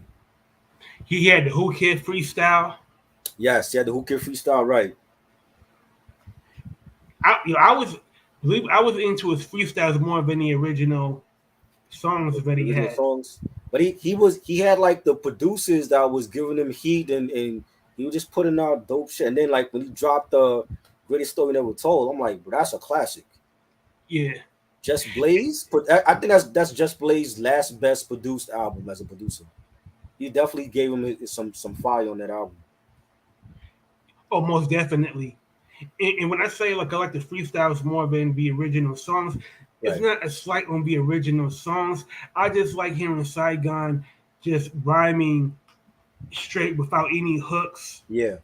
and just rhyming in a setting that uh, doesn't have anything that will make him rhyme any differently than he normally does. But with Right. that said, man, my favorite joint on Warning Shots is the song Stocking Cap, produced by Yeah. Alchemist. Stocking Cap, that joint, yeah. Man, Do that, rag. yeah, that's some gutter gritty shit I right love there, that man. shit. Absolutely, man. That was Like, great. like another one is Let a Nigga Know, produced That by was fire. Slam Jones. Yeah. Yo, like this was like the this was his best um, display of his rapping before I heard his album, Mm. and also it came out on Short Shot, and Short Shot was similar to Game Recordings, but it was like a boutique label, Right. and um, Short Shot released um, uh, an album with Royce, released an album on it off the Assassin.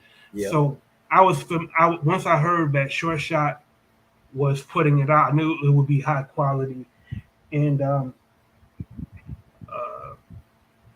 it's a shame that uh, his debut album, produced by Just Blaze, was shelved for years Mm-hmm.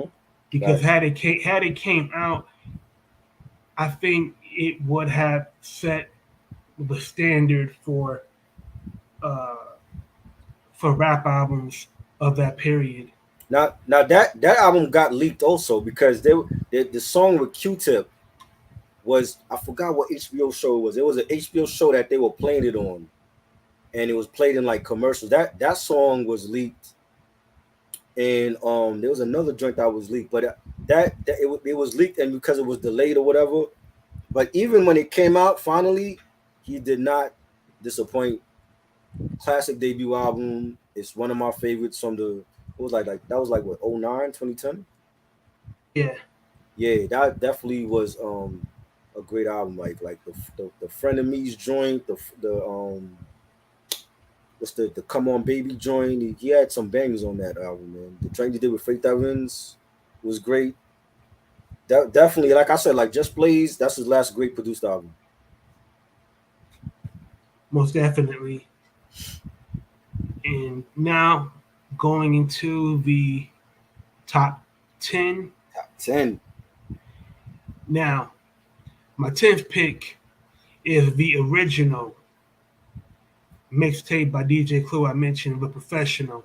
Yes, part one. Definitely. Yo, the original version of Fantastic with Cannabis, Yes. Cameron, Big Pun, Yes. Classic right here. and I'm sure the streets, got a hold of it, before um, it came out Oh yeah. commercially. Yep. But I yo they and just based off of the Fantastic Four drink, they were playing that like crazy. Cause this is like, you had Cam, young Cam, you had Pun that just came out, and Nori came out with NORE and Cannabis, and that was the perfect lineup to showcase their skills as the young rookies of rap at that time, and that's a classic posse joint. yo, my what I this might be controversial. Uh-oh. As much as I like Flesh of My Flesh, Blood of My Blood, Uh I look I I can't say I love that album. I like it, uh but it's on to me. It's better than any song on Flesh of My Flesh, not Blackout, Wow. bro. I love the way DMX was rhyming, Amazing. like DMX, like he was barking on niggas, Yep. but he was giving some wise advice at the same time. Like when he said, "Never turn your back on a nigga you don't trust." Uh, Nice. uh, Never expect to get away with the same shit more than twice. Like that. Like to me, to this day, when I think of prime DMX, I think of this period. Yeah.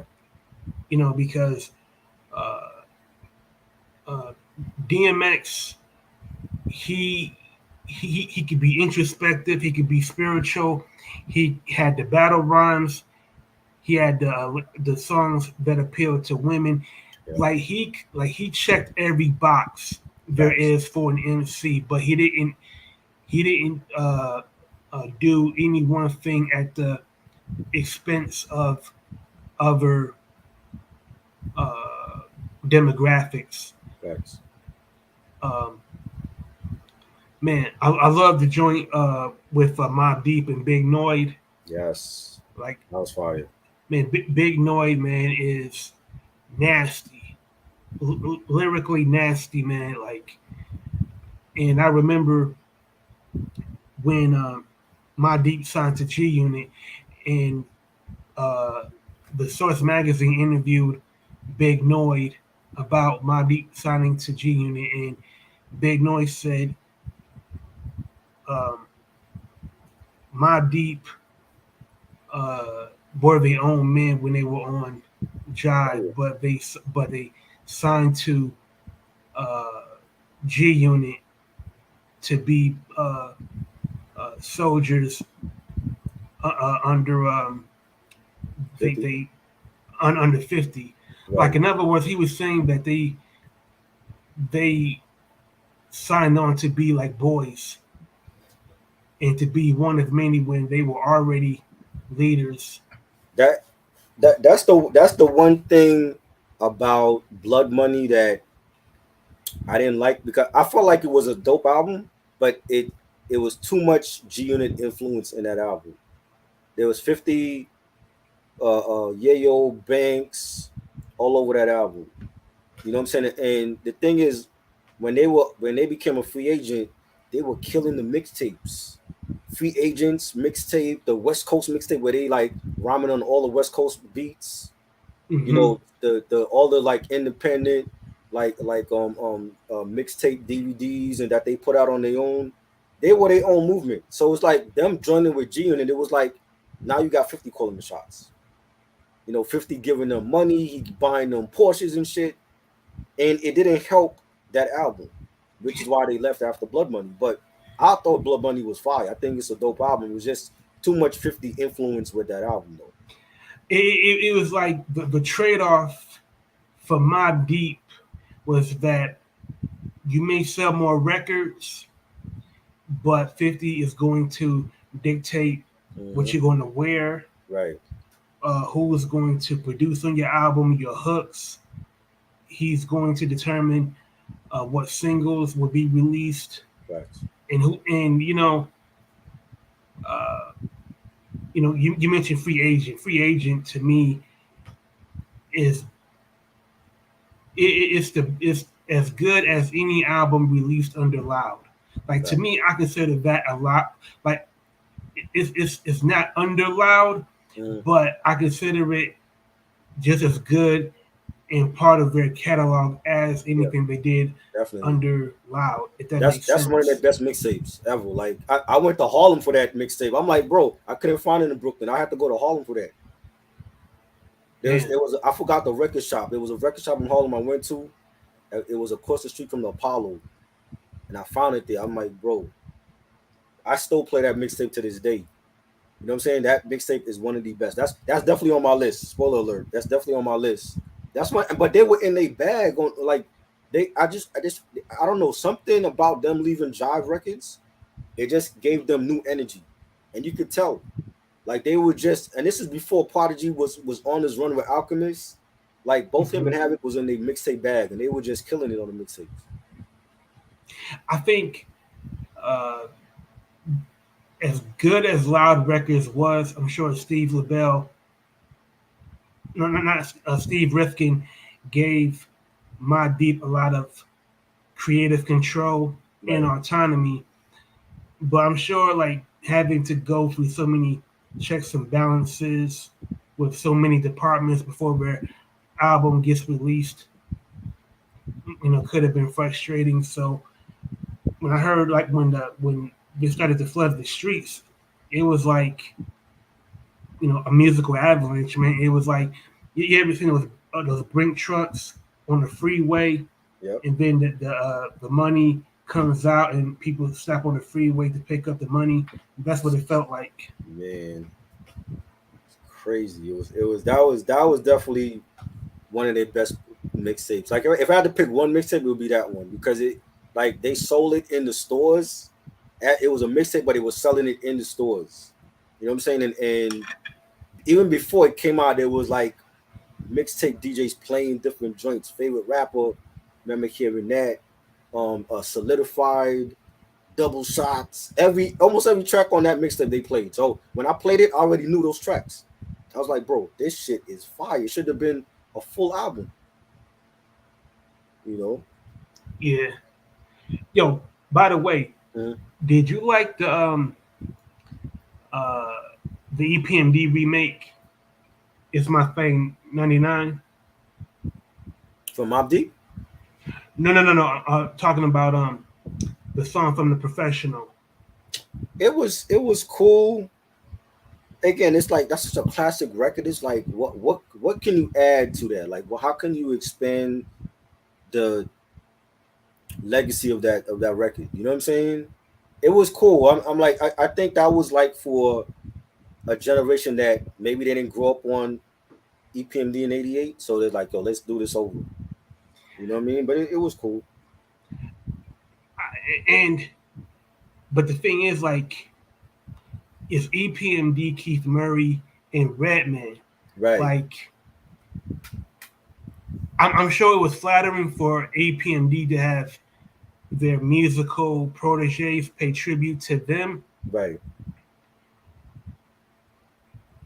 but as a song, it didn't do anything for me, man. Because Yeah. like, if I want to hear "It's My Thing," I'll go listen to, um, you know, Strictly Business. You know what I mean? Like Right. it not uh, taking anything away from Redman and Keith Murray and EPMD's MCing prowess, but it would be like I don't know. It would be like if uh, shit. like if Jay-Z would have remade um shit a song like Regrets Right. and had J. Cole and I don't know, Bleak remake it would be like, what the fuck? What is this? Yeah,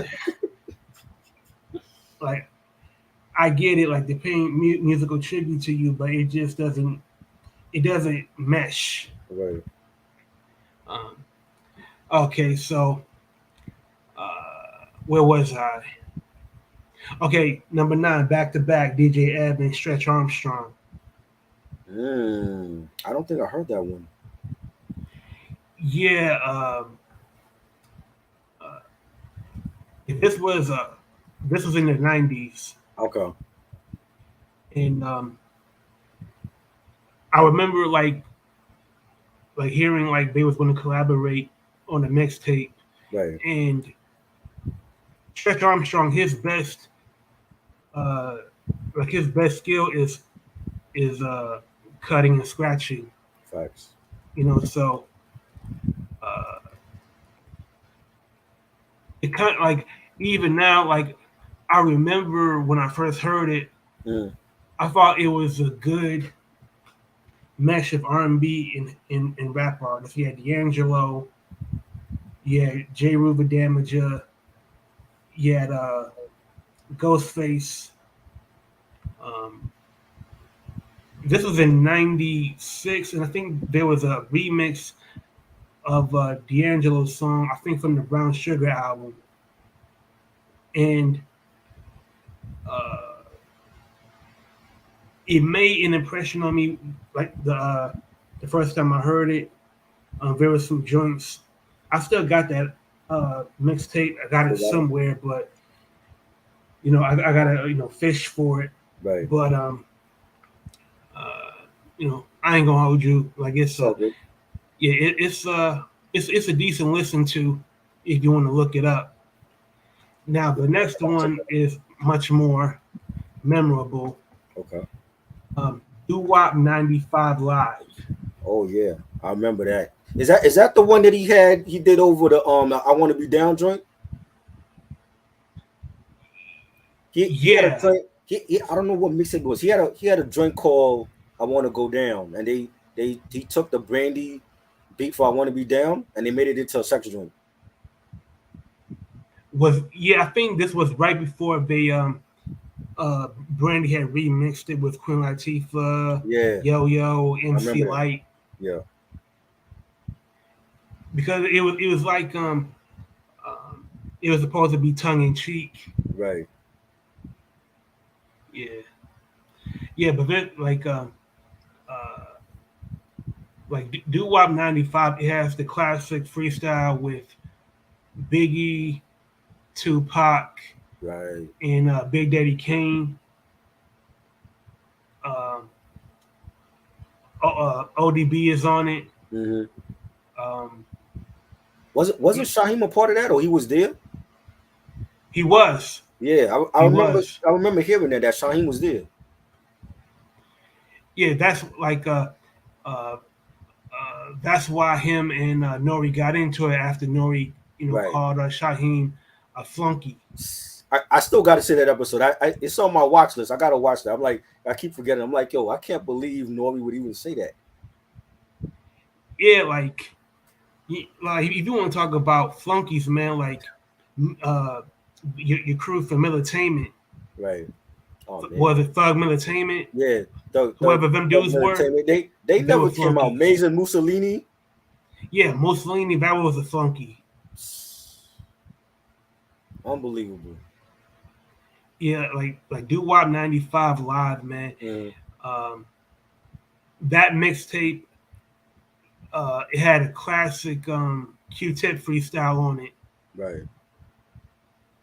and everybody that was making noise in '95 was on it. That's why it was so uh, well received in the streets. Yep. And Doo Wop 95 has my favorite cover art on it. With the bold white font on it. Yeah. Yeah, Yeah, final chapter, Shobalati, all them cats that he had in that whole crew, they never came out with nothing. yeah, because he knew like they weren't worth investing in. Right. You know what I mean? Um, my next pick is Saute by Fabulous. That's on my list too. Yeah, like Yes. but the Saute series, man, like to me that's my favorite project of his in his entire catalog. Right. Because like for because Fabulous, whenever he rhymes over soul samples, like it's always going to be just about MCing. There's not going to be any forced collaborations for chick joints. Right. It's not going to uh, be for uh, be for pop radio. Um,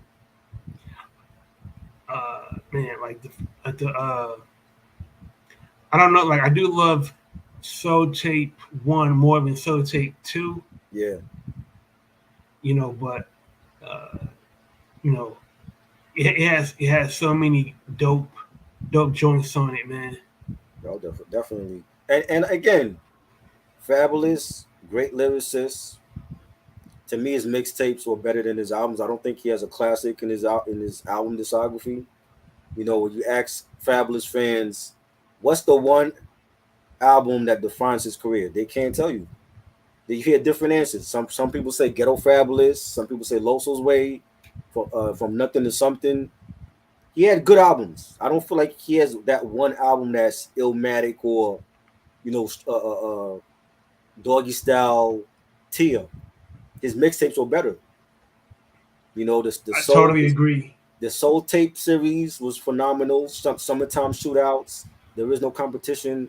Those are his best. That's his best work as an artist, and he's been in the game since the '90s, and he don't have a classic album to his name. And you know, my favorite one of my favorite songs on Soul Tape is the joint they did with Red Cafe. Yeah, yes, that was a big Y'all hit. don't hear me though. That was a big hit. Yeah, And, you know, Red Cafe is nothing to write home about to me. no, he's But not. I'll say this though, he did like I don't have any complaints about what he did on that song. Right. Yeah, it Like was he good. It was, and I think what wasn't he a part of Desert Storm for a minute? Yeah, because he went through so many record deals, man. He was a Yeah, journeyman for a while. yeah.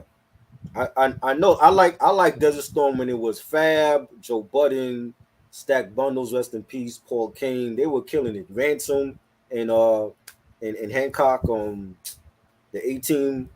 You know, but Red Cafe. Remember Red Cafe being affiliated with them. Yeah, I saw Red Cafe on Who Kids uh, uh, video mixtape Yeah. like back in the day, Hmm. and I gave it like I gave him an honest listen, but I just felt like man, like it felt uh like paint by numbers. You know how like back in the day when you were as a kid Right. and you just there would be like uh, uh, a drawing and you Right. fill it in and all you do is just fill in the colors. He didn't do anything for me. No. The joint, uh, and I'm not a Wayne fan at all, but Street Runner, that beat Wayne was floating, man. Yeah. Like Definitely.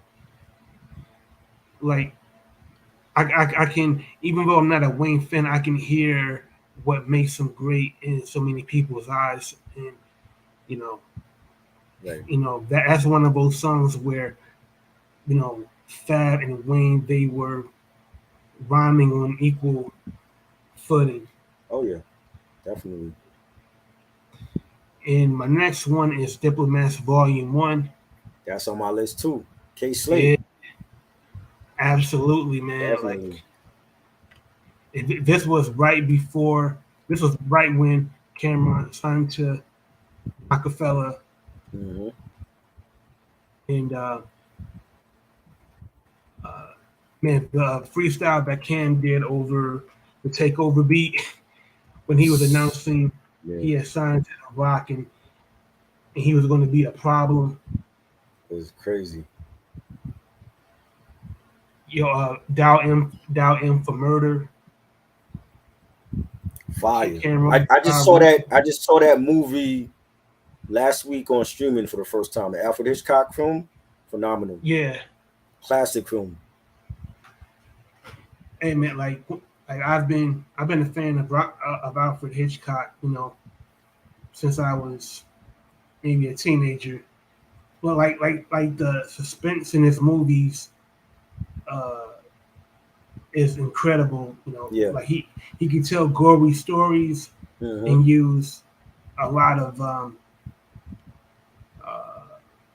uh, and use violence as a way to uh, you know let people's imaginations run wild without being gratuitous. Right.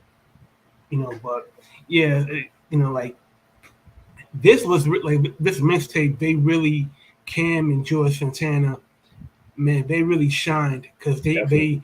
they were rhyming over classic beats. Like Yep. Cameron rhymed over ambitions as a rider. Classic. Uh, uh, Cam and McGruff rhymed over bitches ain't shit. Mm-hmm. I love that.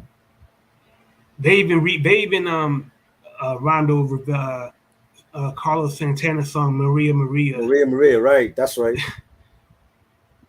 Damn. And like this is so old, man. Like they uh Cam Cam was so petty he remixed his diss song to Stand Spit. Right. Like the first one wasn't petty enough, so he went back and just did a remix And just to rub he salt used a in the wound. stand. He used a stand beat against Stan Spit. I was like, Yeah, yo, only Camp could do shit like that, man. and like Cam had like Harlem got a lot of great rappers, but Yeah.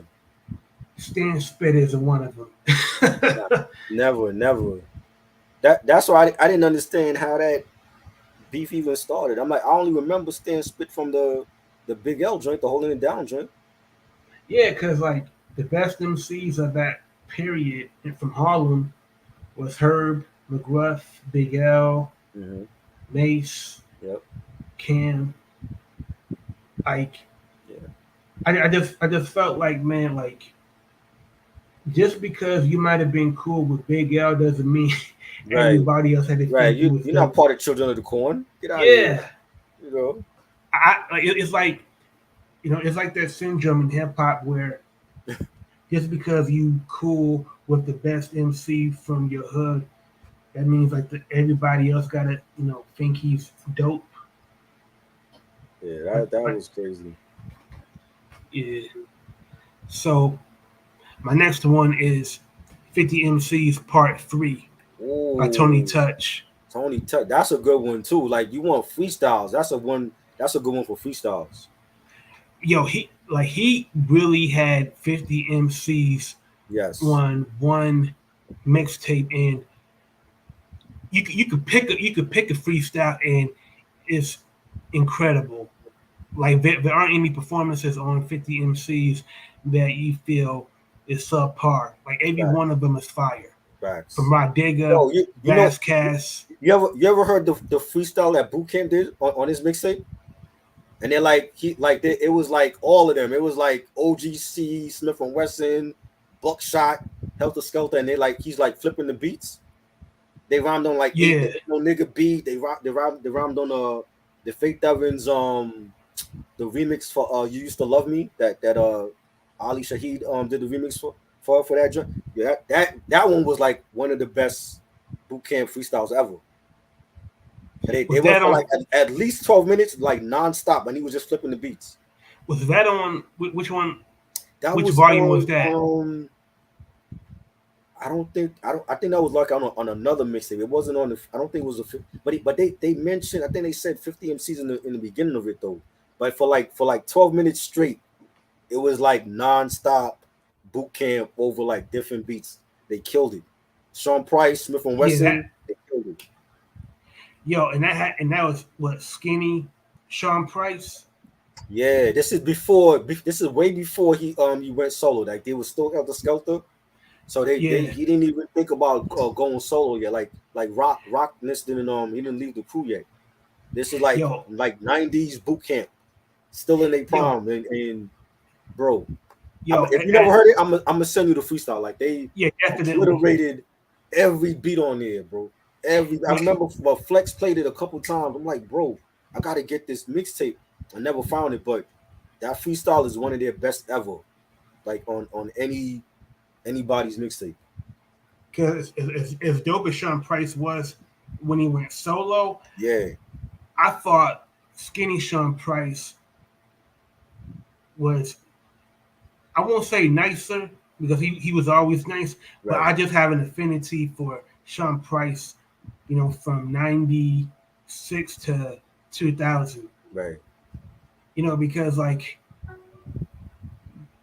especially when he was rhyming with Rock, Yeah, like he could, like Rock could be like the straight man, and Sean Price, he can be the silly, cartoonish guy that right.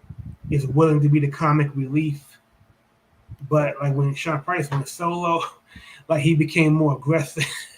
Yeah, but he was still witty though. He was still saying Yeah, lines. I'm like, I'm laughing my ass off. I'm like, bro, you just said that. yeah, absolutely. Yeah, Tony Touch was Yeah, great. I got the Peacemaker, Volume 1. That one was a great compilation. He did like a reggaeton type of mixtape. Like he called himself reggaetoni. That one was decent too. yo, I got the Peacemaker on cassette. Yeah, that was great. Like he had Gangstar was on there, Boot Camp, Wu Tang. That was a great mixtape. Matter of fact, it's right here. Hold on, Mine is saying let me something. I show you. can't find it right now. Can't find it right now, but It's right here. yes, and I love the album cover too. Yeah, with the double turntables. Yes, that was underrated mixtape, definitely. Yeah, like this mixtape right here, man. Like Class of '87 with KRS-One, King, Yes. G Rap, and uh, also, man, like the joint you mentioned with Gangstar. hmm And it's a mixtape that you could put on and just leave it on every track is fine. You ain't got to even take it off or skip it. Yeah, like I just flip the tape over. Like after Yeah. one side is over, I flip the tape over Yep. and just let it I ride. played it all the way through. It's phenomenal. Yeah, like the joint with D12. Yeah, the details on the Yo, fire too. like Bizarre, his name is perfect for him, man, because he says things that is funny, things I shouldn't laugh at, Facts. things I don't feel comfortable repeating, but Right. like he's wonderfully grotesque. Like he has no filter Right. at all. And my next one is the Champions Here mixtape Oh by yes. Jadakiss. That's his best mixtape to me. That's definitely on my list. Yeah, like, to me, uh, that just that intro Yeah. of with the congas and the bongos stuff. Yeah, Champions here. yeah, like he was. I think they sampled Muhammad Ali's trainer. Yeah. I can't think of his name, but that intro with the congas and the percussion saying hmm the champ is here. Yep. I thought that was so dope. Definitely. And that was the first time that I heard "Why You So Mad." Yep. Yeah, and that was around the time he released Kiss of Death, right? Yeah, it was in '04. And that's what I didn't like, because I'm like, yo, you just released a new album that drops today, and then by next week they release a mixtape. And not only him did that, Styles did that too. I never understood that. I'm like, they should be promoting your album. Y'all promoting mixtapes over your album. I don't get it. And and the thing about it is that the the Kiss of Death album, the title track is fire. Right. Why is fire? Time's Up with Nate Dogg to me is fire. Yeah. But for every song that they have like that, he'll have like 3 or 4 with Mariah Carey. That I didn't like. I didn't like that. The joint with that Kanye did. See, the thing is, like reviewing that album and playing it back after so many years, a lot of that shit did not age well. Like when I hear that album, it takes me back to '04. Yeah. You know what I'm saying? And he was doing a lot. I remember he did the come up mixtape. Like they had like the special Locks edition. I actually got those. And Yeah. he's like celebrating to celebrate the release of Kiss of Death.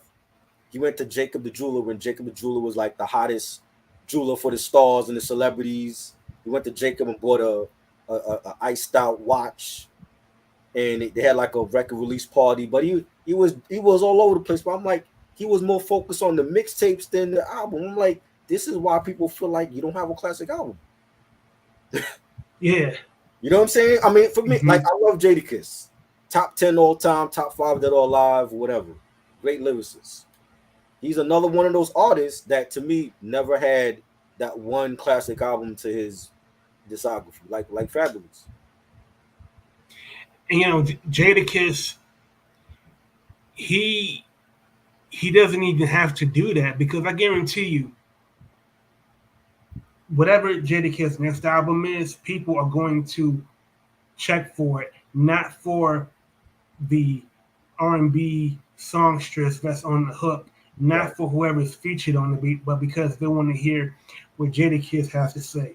Like Right. to this day, I don't think Jadakiss has really delved deep into his personal background. Right. Like, He hasn't. like there's so much that he could write about, reveal. There's so many layers that he can And peel back. he showed signs of that when you listen to like, the filmy joint or By Your Side or what's another joint? The Let It to Big. Well, I thought that was one of his most personal songs. Yeah, that was from The Last Kiss. Yeah, I That love was the best song from that album. I love that drink. You know what I'm saying? And then with his last album with Ignatius, when Ice Pick when his manager passed away, that was like a wish list for him to like do songs with artists he never collaborated with, like a John Legend. You know what I'm saying? That was like grown up Jada, but I feel like there's so much more that he could be rhyming about that it's like he hold his own self back. You know what I'm saying? It's almost like you don't want people to really know who he is. Like you know Jadakiss, but you don't really know who Jason is. And I think that to me is like the main reason why he don't have a classic album. And Styles P, he's much more prolific, Right. and he has a lot to say. Definitely. But if you listen to Styles P's last few albums, he's touched upon politics. He's touched upon African religion, Black history, having social responsibility. Right. Like his songwriting touches on issues that are very specific to Black people. Kiss, on the other hand, is looking outward. He's trying to sell to an audience that isn't really concerned about him. Right. Like it's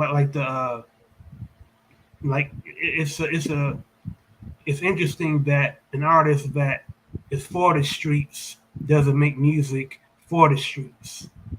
Like his albums are very. I feel like he did up until Ignatius. Ignatius was more grown up rap for him at like where he's at now. Because like at this point, I don't know if I don't think Jadakiss is gonna give us street Jada anymore because he got like coffee. He got a coffee line now with his pops and his son. Oh no, He no, no. got, hmm? Like I'm talking about early in his career, like Kiss of Death. No, no, no. Kiss the Game Goodbye, Kiss of Death, Right. Last Kiss. Like those albums are like 50. I'll say maybe 60-40 between songs that are pop friendly versus for the streets. Yeah, like I feel like see to me, Kiss the Game Goodbye is his best album to me. I think that's his best album as a solo artist. But Mm-hmm. even with that, it's like I'm not putting that on the same tier as a Straight Outta Compton or AT Aliens. I don't think he has that in his discography. It was his best album for him. You know what I'm saying? But I don't think it's an all around classic. Yeah, like if it, like there are certain artists that can perform entire albums and go on Right, tour and do them.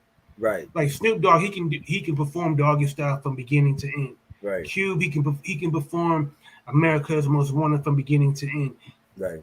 Jay-Z, he can perform Blueprint, Reasonable Doubt, the Black Album Hmm. from beginning to end. Right. It's I think Kiss,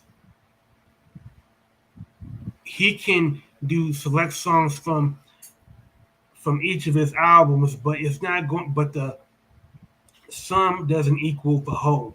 Exactly. Like I've seen the Locks twice in concert, and when Jadakiss do any solo stuff, he'll do um what's the song? We Gonna Make It, and that's it. He don't do nothing else on that first album. He'll do We're Gonna Make It, because that's just that, as a solo artist, that is his signature song now.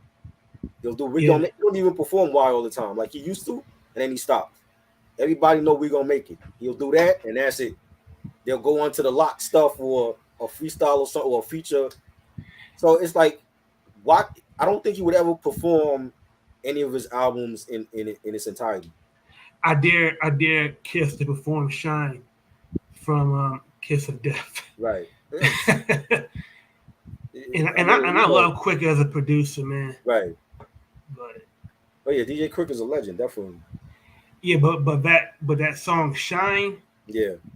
I don't think that's a song that you know Madison Square Garden is going to Right. be Right. They're not vibing gonna be out like, to. nah. They're gonna go to the bathroom when that shit come on. You Yeah, yeah. My next pick is Mo Music 2 by Joe Budden. Oh, good one. Good one. And this is Joe Budden when he just unloads on Def Jam, unloads on Jay-Z, and uh, this is the album with Dumb Out on it. Yep. I remember The that. uh, when Joe said, "Don't let me find out hip hop is going Republican," Right. and it's funny that it's funny saying that considering just where we are in America Exactly. present time. Right. Like you got so many rappers that are jocking Trump, and you got so many people, you know, uh, you know, uh, giving their support to Trump because they feel that he's been misaligned. He's been, uh, uh, scapegoated, and just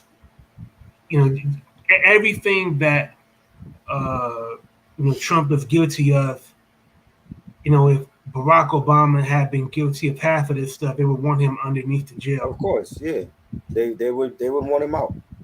Yeah, but the long songs, "Dumb Out," "6 Minutes of Death," "If I Die Tomorrow," just like the level of introspection and personal reflection is second to none with Joe. Like he knows who he is, he knows his thoughts, He knows his strengths and weaknesses and doesn't care about what people think about him. Right. Um, uh, Stained is a perfect closer for this mixtape. Usually, I think a lot of albums and mixtapes have bad closing songs, but Stained is the perfect way to end this mixtape. Um, I'll be honest, man. I'm not a prude at all. I'm not a prude at all, but uh, you know, Joe Budden, you know, rapping about I'll just say like track 17, it ain't that's not my go-to. Right. If you got the mixtape, I'm talking about track 17. I'm not saying the name of the song because I just feel uncomfortable, saying that phrase. But Right. that's not what I want to hear when it comes to Joe Budden. But yeah, this mixtape, it is him at his. It has everything that makes Joe Budden who he is as a man, as a persona, and as a rapper. You hear the anger, you hear the hostility, you hear the frustration, you hear the happiness, you hear the braggadocio. All of that is on this mixtape, and this is better than any of his retail albums to me. Right. That's a great list. That I definitely feel like that's Joe Budden's best shit. Like that Mood Music series, it was phenomenal. Better than Hmm. his Def Jam debut. You know, Oh, by leaps and bounds. yeah. You know what I'm saying? And even after, like when he was doing like the No Love Lost albums, I enjoyed some of those projects too. Even the album he did with A-Rap Music. Yeah, that was fire too. That was heavily slept on. Yeah, that to me, like I think that might be his best album of his career. Yeah, I agree. My list, I got Kanye West at number 20 with the I'm Good mixtape, and this was like at a time when he had broke his jaw. He fell asleep at the wheel of the car, broke his jaw, and he had did Through the Wire, became a hit. He did the Get Well Soon mixtape. He did I'm Good right before College Dropout comes out, and he was killing it with the mixtapes. He also did a DJ Enough Heavy Hitters mixtape, which was dope as well. And he has some joints on here. You know, he had some joints that he produced, like Popping Tags from that horrible Blueprint 2 double album. But that's the one of those songs that I Yeah, like on that double album.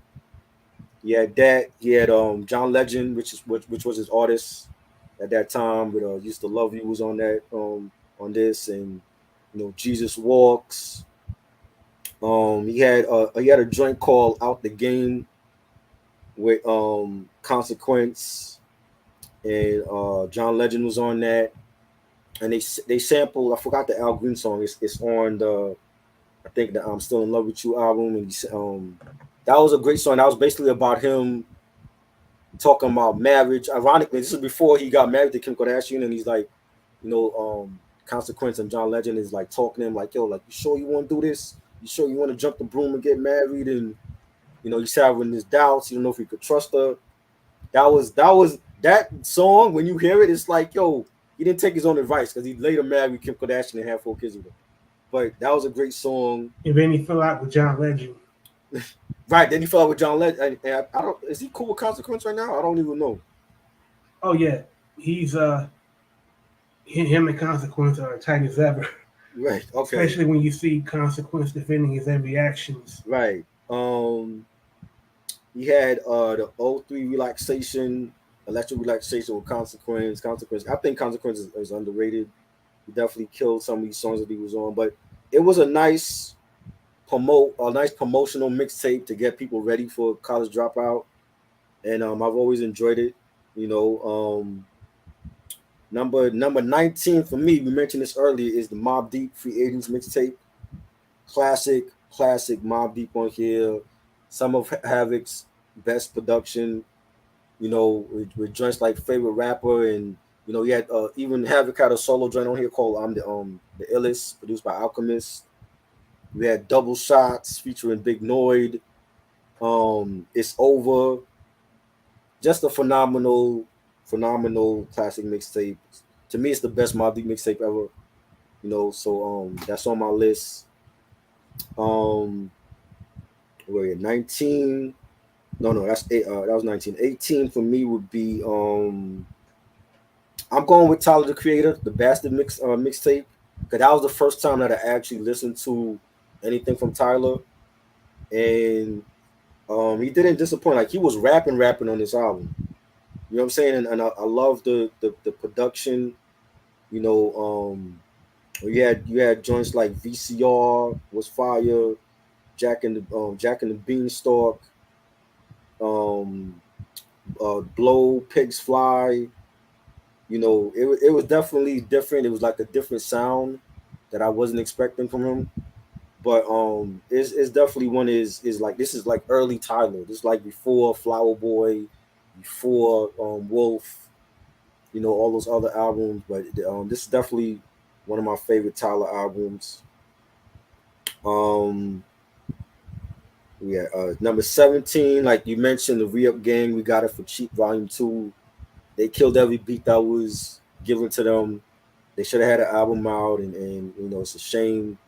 But yeah, that's a classic mixtape series by the Clips and Ab Liver and Sandman. Um, Number 16, I'm gonna go with G Unit, No Mercy, No Fear. Classic G Unit on this, and I remember playing this a lot. And again, like the beats that 50 was choosing for them, like they were rhyming on like De La Soul, Baby Fat for the Fat Bitch joint. That's probably a song now they couldn't come out with because they would be fat shaming. It would sound like they fat shaming people. You know what I'm saying? But Yeah, we didn't have, again, there was no social media back then, so they got away with it.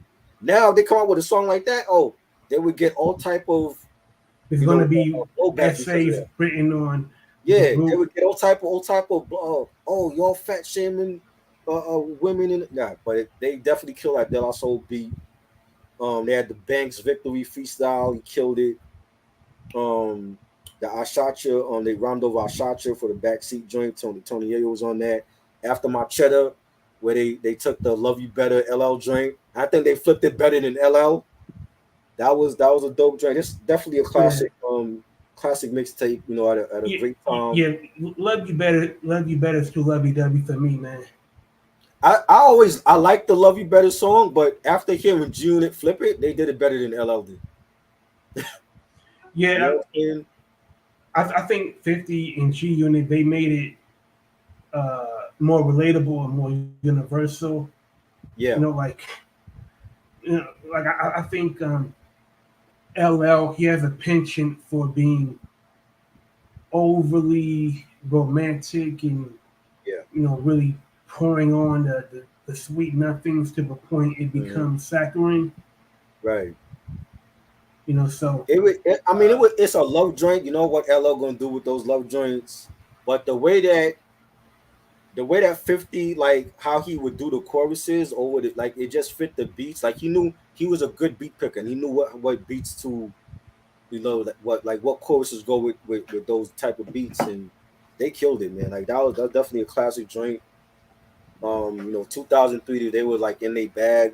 Gene and 50, great mixtape. Um, number 14. No. Hold on. Number 14 for me is Fabulous, The Soul Tapes Volume 2. hmm I did like Volume 2 a little bit better, especially the collaborations. Life is so exciting. I think that was a I think they had a video for that one with Pusha T.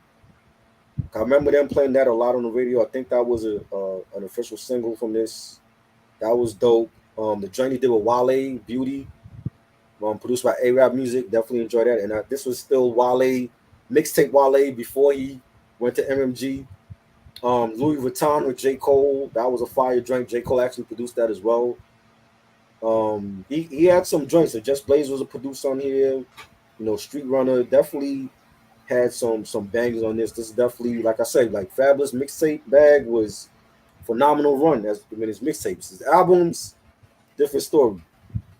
Um, Number 13, I got Action Bronson with Blue Chips, Part One, and the journey Pouches of Tuna with Rock Marcy. That's one of their best collaborations ever.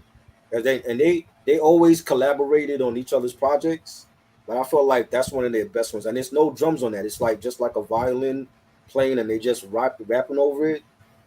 Phenomenal, phenomenal joint. Um, he had the Intercontinental Champion joint, which was fire. That whole mixtape series, like I'm a huge Action Bronson fan. Like the Blue Chip series, you know his major label debut that he did. I got that song, Mr. Wonderful. That was a great debut album. Alchemist on the beats. Rare Chandeliers, another Alchemist mixtape project that he did was great. He had a lot of great projects. Like I love his stuff more earlier back then compared to now. I feel like now it's more like he's going through the motions. You know what I'm saying? Like I felt like that, like when he released like White Bronco and the Dolphin album, and I'm not getting the same Action Bronson like I did on his earlier stuff, but his mixtape Hmm. part was great. I definitely enjoyed Blue Chips, and I love the album cover with the Blue Chips illustration was great. Childish Gambino at number 12 for me with Acid Rap, great mixtape. You had Action Bronson was on that mixtape as well. You had Acid Rain was one of my favorite joints. He had No Name on a joint called Lost. BJ the Chicago Kid was on that. That was definitely one of his best projects. Number 11, I had J. Cole, the warm up, and that was the first time I ever listened to J. Cole, and I was actually in Tampa on vacation visiting some family, and we were driving to Miami because it's like a 3 hour drive from Tampa to Miami, and they were bumping that the warm up mixtape in the car, and I didn't know who he was at that time. I remember seeing the mixtape online, but I didn't hear it, so I'm listening to it. I'm like, yo, this shit is fire. And then finding out he was from Carolina, North Carolina, and I think this is like before he signed with Rock Nation, and he had joints like Grown Simba was fire, and Lights Please that was like one of the very few songs from the mixtape that was on the first album. The what's the name of that joint? I got the first album. I forgot the name of that joint, but he had Lights Please was dope. Um, this Sideline Story, that was the first album that was on there. Definitely love the production and like the realism in his rhymes. J. Cole is one of the best out. Number 10, a lot of people don't like this dude, but I love his early stuff.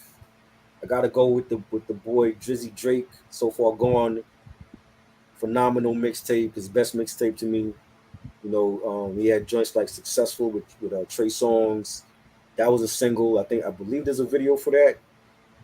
He had Ignorant Shit with Lil Wayne, where he like the rhyming over the Osley Brothers joint. Definitely love the production and like I said, like I fuck with Drake. I like his early stuff though. Like you give me So Far Gone era Drake, best I ever had Drake. Um, Thank Me Later, Take Care, Nothing Was the Same. That's the Drake I fuck with. The shit now, he's hit or miss for me. You know what I'm saying? But I don't think he's making the shit that he's making now. I don't think he's making like his classic stuff from like '09, 2010. But So Far Gone definitely to me is a classic mixtape. That really propelled him to he won a Grammy. I believe he won a Grammy for Best I Ever Had, if I'm not mistaken. You know what I'm saying? So Yeah. yeah, like he definitely was in his bag on that. Number 9 for me, like you mentioned, Jadakiss, The Champ Is Here, his best mixtape, classic. I love the mixtape more than the Kiss of Death album. You know, and he had some other dope mixtapes. Al Qaeda Jada was fire. He had the I Love You mixtape where he was like he dedicated that mixtape album to his fans. So he was always on his mixtape game too. I wish he had put that effort into his albums as well, but Champion C is definitely a classic. Number 8, I got Joey Badass, 1999. Phenomenal mixtape. He had Waves. There's a video for Waves. That was a single. Penny Loyal, produced by MF Doom, the late great MF Doom, classic Funky Hoes. You know, that was my introduction to Joey Badass with this mixtape, and I like the 2000 album as well. That was also dope.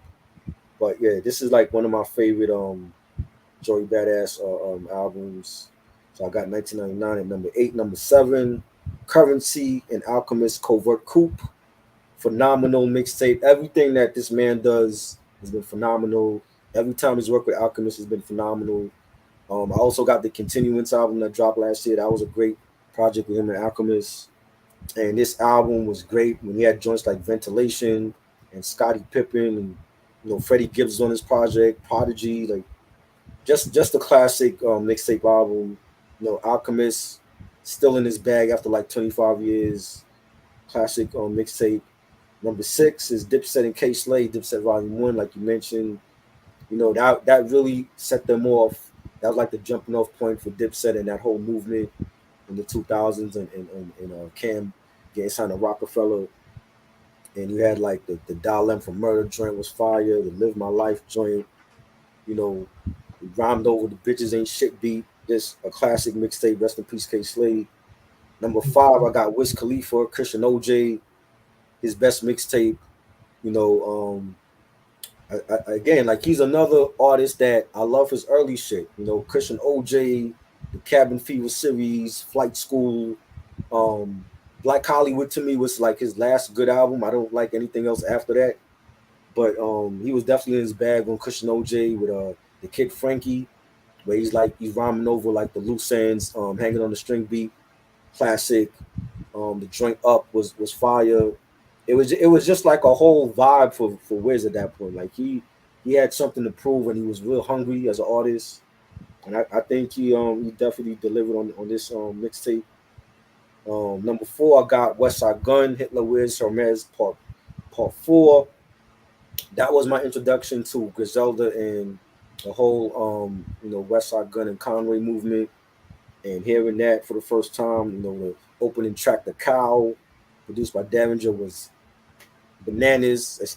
I still got it on my iPod. Aunt Rosie's, I think there's a video for Aunt Rosie's. That was fire. Mr. Fuji, like from this mixtape on, like I've been a Griselda supporter. You know what I'm saying? So Hitler Wiz Hermes 4, definitely a classic mixtape. Number 3, I got Mac Miller, Kids. Rest in peace to Mac Miller. One of my first introductions to Mac Miller. Hearing he had the video for Knock Knock. They used to play that on MTV. Nikes on My Feet was my joint, and he's just talking about like the different Nikes that he was rocking. Timeless joint. Senior Skip Day was I like the beat for that. It was real jazzy. There's a video for that also. That was fire. Kool-Aid and frozen pizza. A weird combo. You know what I'm saying? I never had Kool-Aid and frozen pizza before, but it's definitely a banging track, and he's one of those artists that every project he did was phenomenal. Whether it was Kids, Best Day Ever, Macadelic, Faces, the Larry Fisherman stuff, and even now, like he left us so much great music in his passing, and I can't wait to hear like a lot of the stuff coming out. We did an album with Madlib coming out. Can't wait to hear that. He did an album with Pharrell that's unreleased. Still waiting to hear that. But rest in peace to Mac Miller. Number 2 for me is Lil Wayne, The Carter Sessions Part 3. Bro, Lil Wayne has to thank New York City and the whole East Coast for where he's at right now. Because before Carter, before that whole Carter series dropped, and he was just dropping, they was like still saying Wody and shit like that. Nobody up here was bumping him. And the minute he came out with Go DJ, we started to like really check for him. And even before that, like when he had Squad Up and he was dropping like the Squad Up mixtapes, and I remember listening to a lot of those mixtapes on like Napster when I had Napster before they went out. Phenomenal shit, man. Like the Carter 3 really blew up for him. That's like his magnum opus, and we got to thank the East Coast for that because we were bumping Lil Wayne up here like crazy. Like every car I was going by was bumping Lil Wayne. Every radio station was bumping him. He was all over TV. Mixtapes everywhere was bumping him. And I when you mean, feel like some of the joints that didn't make the album, like I feel like dying, and he's like talking about like swimming in the vat of codeine and shit, like crazy. He had the joint Get Out, and he got like the Lauryn Hill sample on the chorus. mhm. He had joints like Scarface, Prostitution Slang, classic. He was in his bag mixtape wise. Like every mixtape that came out for Lil Wayne was just a classic. And then number one, I got No Ceilings. You know what I'm saying? Because No Ceilings to me, another great mixtape from him, and he was just freestyling over different beats. Whether it was Kid Cudi, make a say that beat. We had the Waka Flocka beat that he rhymed over to for Let's Do It. He was just rhyming over different beats and just killing it with the freestyles, and like he definitely is one of the best ever. He definitely lived up to that. And to me, when I think of mixtapes, it was mainly all about 50 Cent and G Unit and Wheezy. Dipset had they run, they had their movement going on. D Block, State Property. It was just great times for mixtapes, man. You know what I'm saying? Then like so many artists that were new and they were like making a buzz. Like Mac Miller went multi-platinum off of a mixtape. First time ever that's ever been done. Got a reality show on MTV because of that. Like that was unheard of. You know what I'm saying? Wiz Khalifa made a name for himself. Nipsey Hussle, rest in peace. Like, selling, the marathon mixtapes for like $100 and Jay-Z buys all of them and becomes an instant legend. Just phenomenal. Just phenomenal mixtape we had. You still with me, Rocker? Yo, I'm listening. Before we go, because I got honorable mention and I want to show off some mixtapes that didn't make the cut. All right.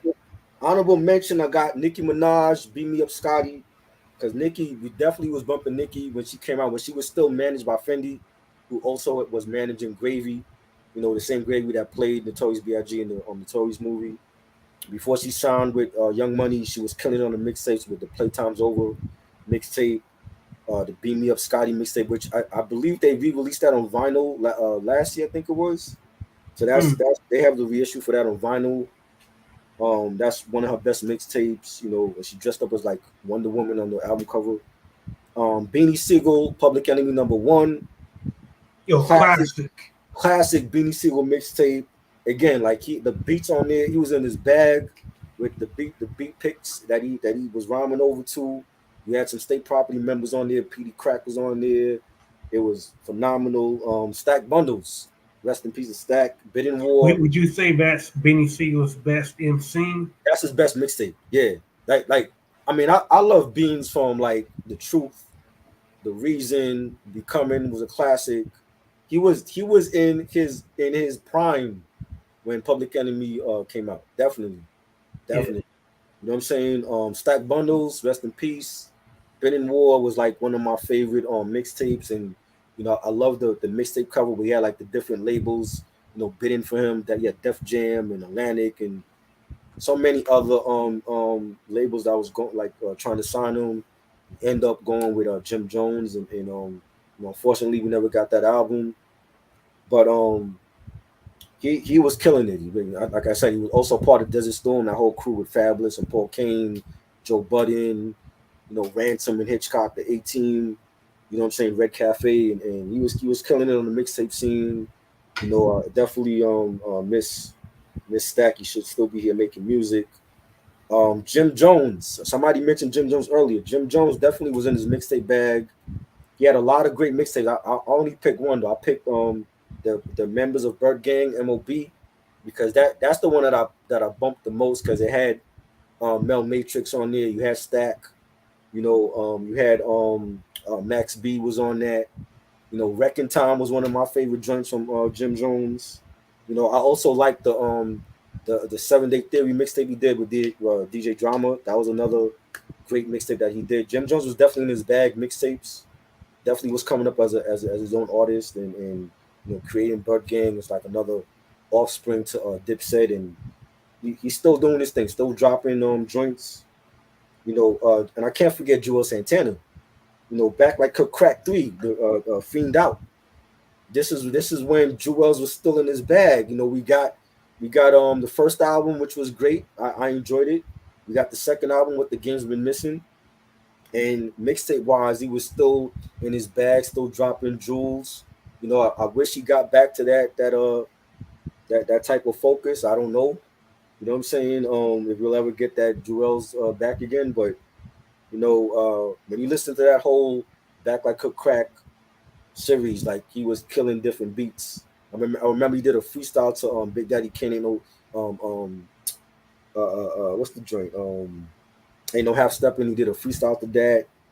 He was on everything. He did a freestyle to Black Republican, the Black Republican joint from the Nas album, the Hip Hop Is Dead.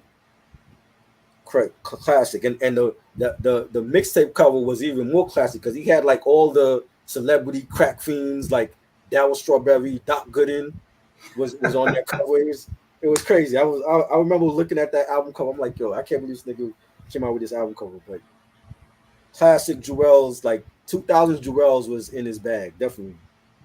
You know what I'm saying? I got Jay-Z S. Dot Carter collection. This is when he got the Reebok shoe deal. He came out with a special mixtape, and that was phenomenal. He did his thing on that. Swiss Beats was on that mixtape as well. You mentioned earlier Saigon Warning Shots, phenomenal mixtape. Definitely enjoyed it. Wale, love mixtape Wale. The mixtape About Nothing, classic mixtape. I also like the mixtape he did with Ninth Wonder called Back to the Future. That was phenomenal. I love mixtape Wale. Wale now on MMG is garbage. I don't like none of his shit on MMG. But mixtape Wale, definitely enjoyed it. And Busta Rhymes and Jay Dilla, Diligence. He did a special mixtape for Jay Dilla after he passed away. And it was basically Busta Rhymes rhyming over different Jay Dilla beats. My favorite joint from that mixtape was Just Another Day at the Range with Busta Rhymes and Rod Digger.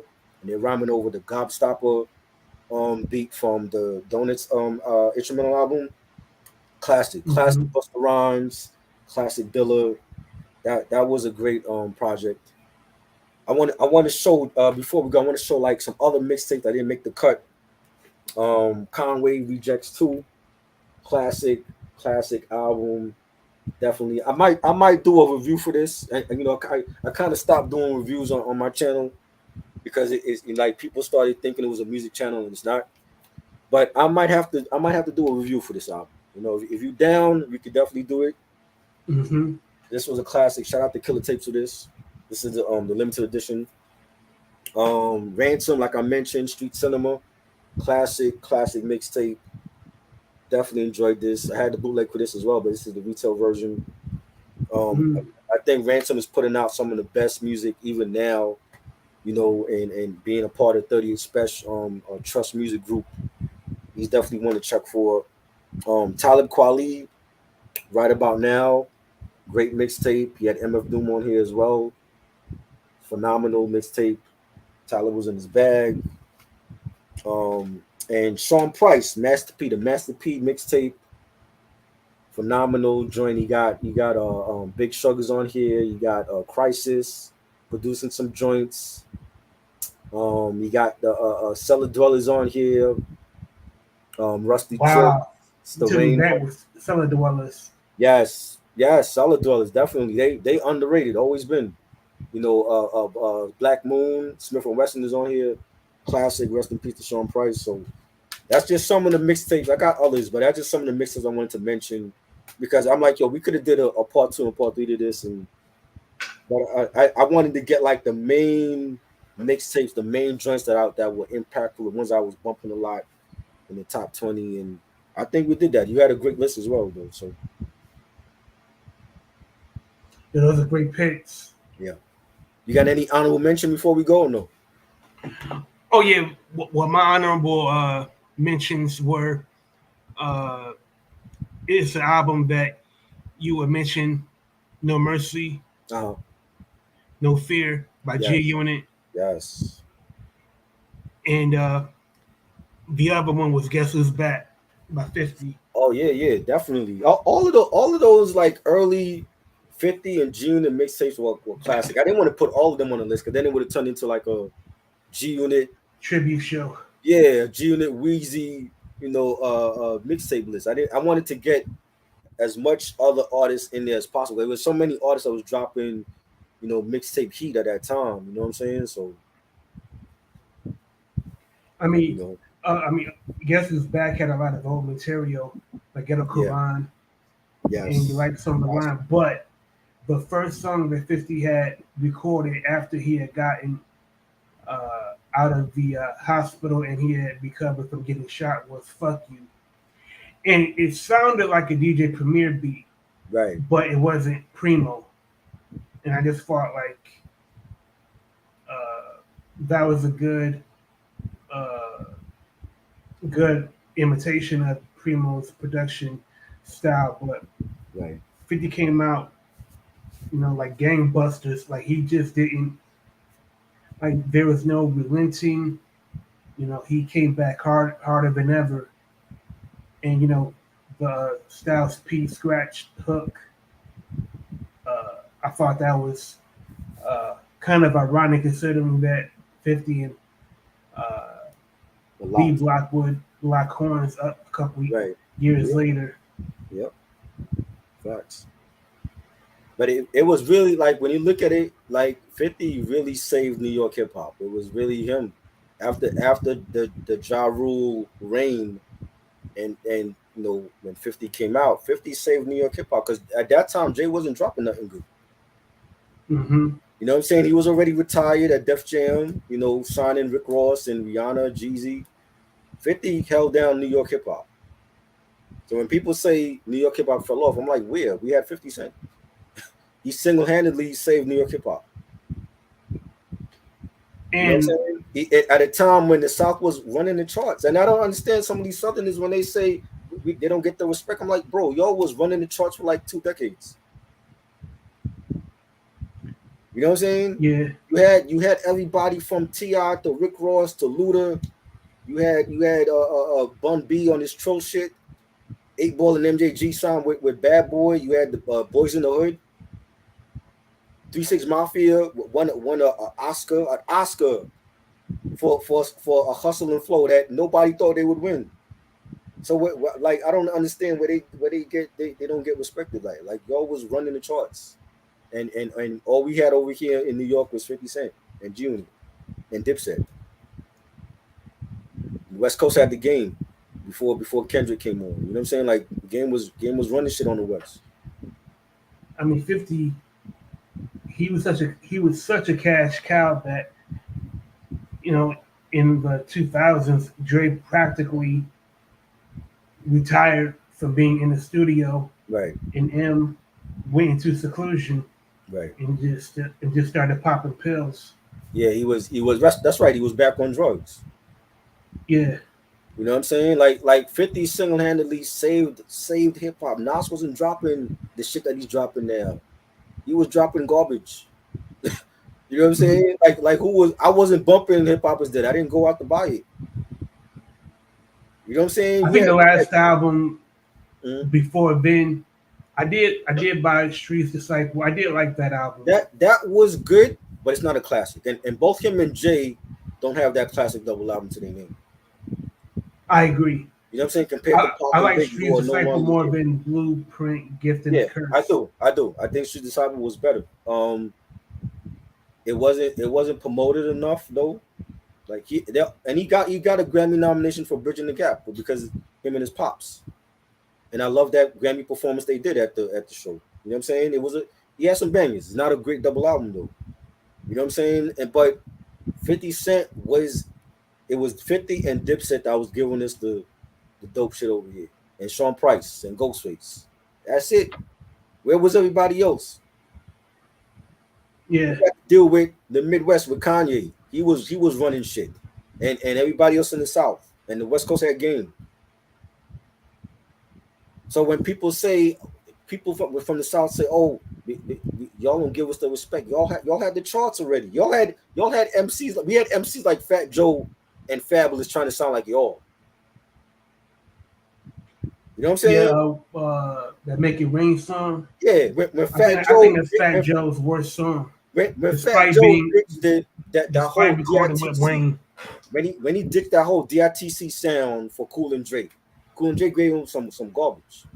Nobody was bumping this shit at that time. They were like he was irrelevant at that time until The only Cool until and Dre song I like is New York. What's that song they did with Fat Joe? Kiss. New York, New York. New York Drake. Yeah, yeah, That's that the was only that was song. dope. That was dope. But album wise, we wasn't bumping this shit. You know what I'm saying? But he came back with the Dark Side mixtapes. He did come back with that. He showed signs of old Fat Joe because working with Primo, I think Primo with anybody would make them good. You know what I'm saying? He showed signs with that. But before then, when he was dropping that Make It Rain bullshit and the Still Jealous Ones and that shit was garbage. Yeah, You know what I'm saying? So he was already focused on mainstream at that point. But 50, Sean Price, Ghostface, Dipset, D Block, they were the ones giving us that best shit for New York hip hop. Everybody else, we had to compete with the whole South and Midwest. And then we had Game to compete with. Because after Game left, he was like, "Yo, you on a mission to prove 50 wrong. Like, yo, you ain't gonna be eating off me forever. I'm making my own shit." you know who else made a double album Uh, in 2004? who was that? Pimp Juice. Pimp Juice? You don't know who I'm talking about? Nah. A certain rapper from St. Louis. Oh God. Oh, that sweatsuit shit. Nah. I remember they had. I remember seeing the street team out here, and they were like putting up the posters. I'm like, who's buying that shit? Nelly? Like, come on. Yeah, I think the album went platinum because I know the biggest hit was that song "Don't You Want to Ride with Me." That was everywhere. Right. Did he? He did. He had the song. It was all a dream or some shit. Was that from that album? I don't know. I remember seeing the video for that shit. That it was all a dream joint, but I don't know if it was from that album or something else. Wasn't Shake It Like a Tail Feather from that album too? That was from Bad Boys 2, the Bad Boys 2 soundtrack. Oh yeah. Yeah, remember it was like Murphy Lee and Diddy was on that. I mean, Nelly was a hit maker, man. Yeah, he got hits. Definitely got hits. You can't do a versus without no hits. He definitely got hits. Yeah. It's weird because Nelly is the biggest rapper that ever came out of St. Louis. Right. But the best rapper that ever came from St. Louis, they were all battle rappers. Right. Have you heard of Averb? Nah, I never heard of him. Okay, look up St. Louis battle rappers. Every one of them rap better than Nelly. Despite Nelly being multi-platinum, having all of these hits and basically putting on for St. Louis. It's weird. Yeah, I was never a fan. I was never a fan of Nelly. You know what I'm saying? Like I had friends that was buying Nelly albums just to hook up with girls. So I'm like, if you really need a Nelly album just to hook up, just to get a chick number.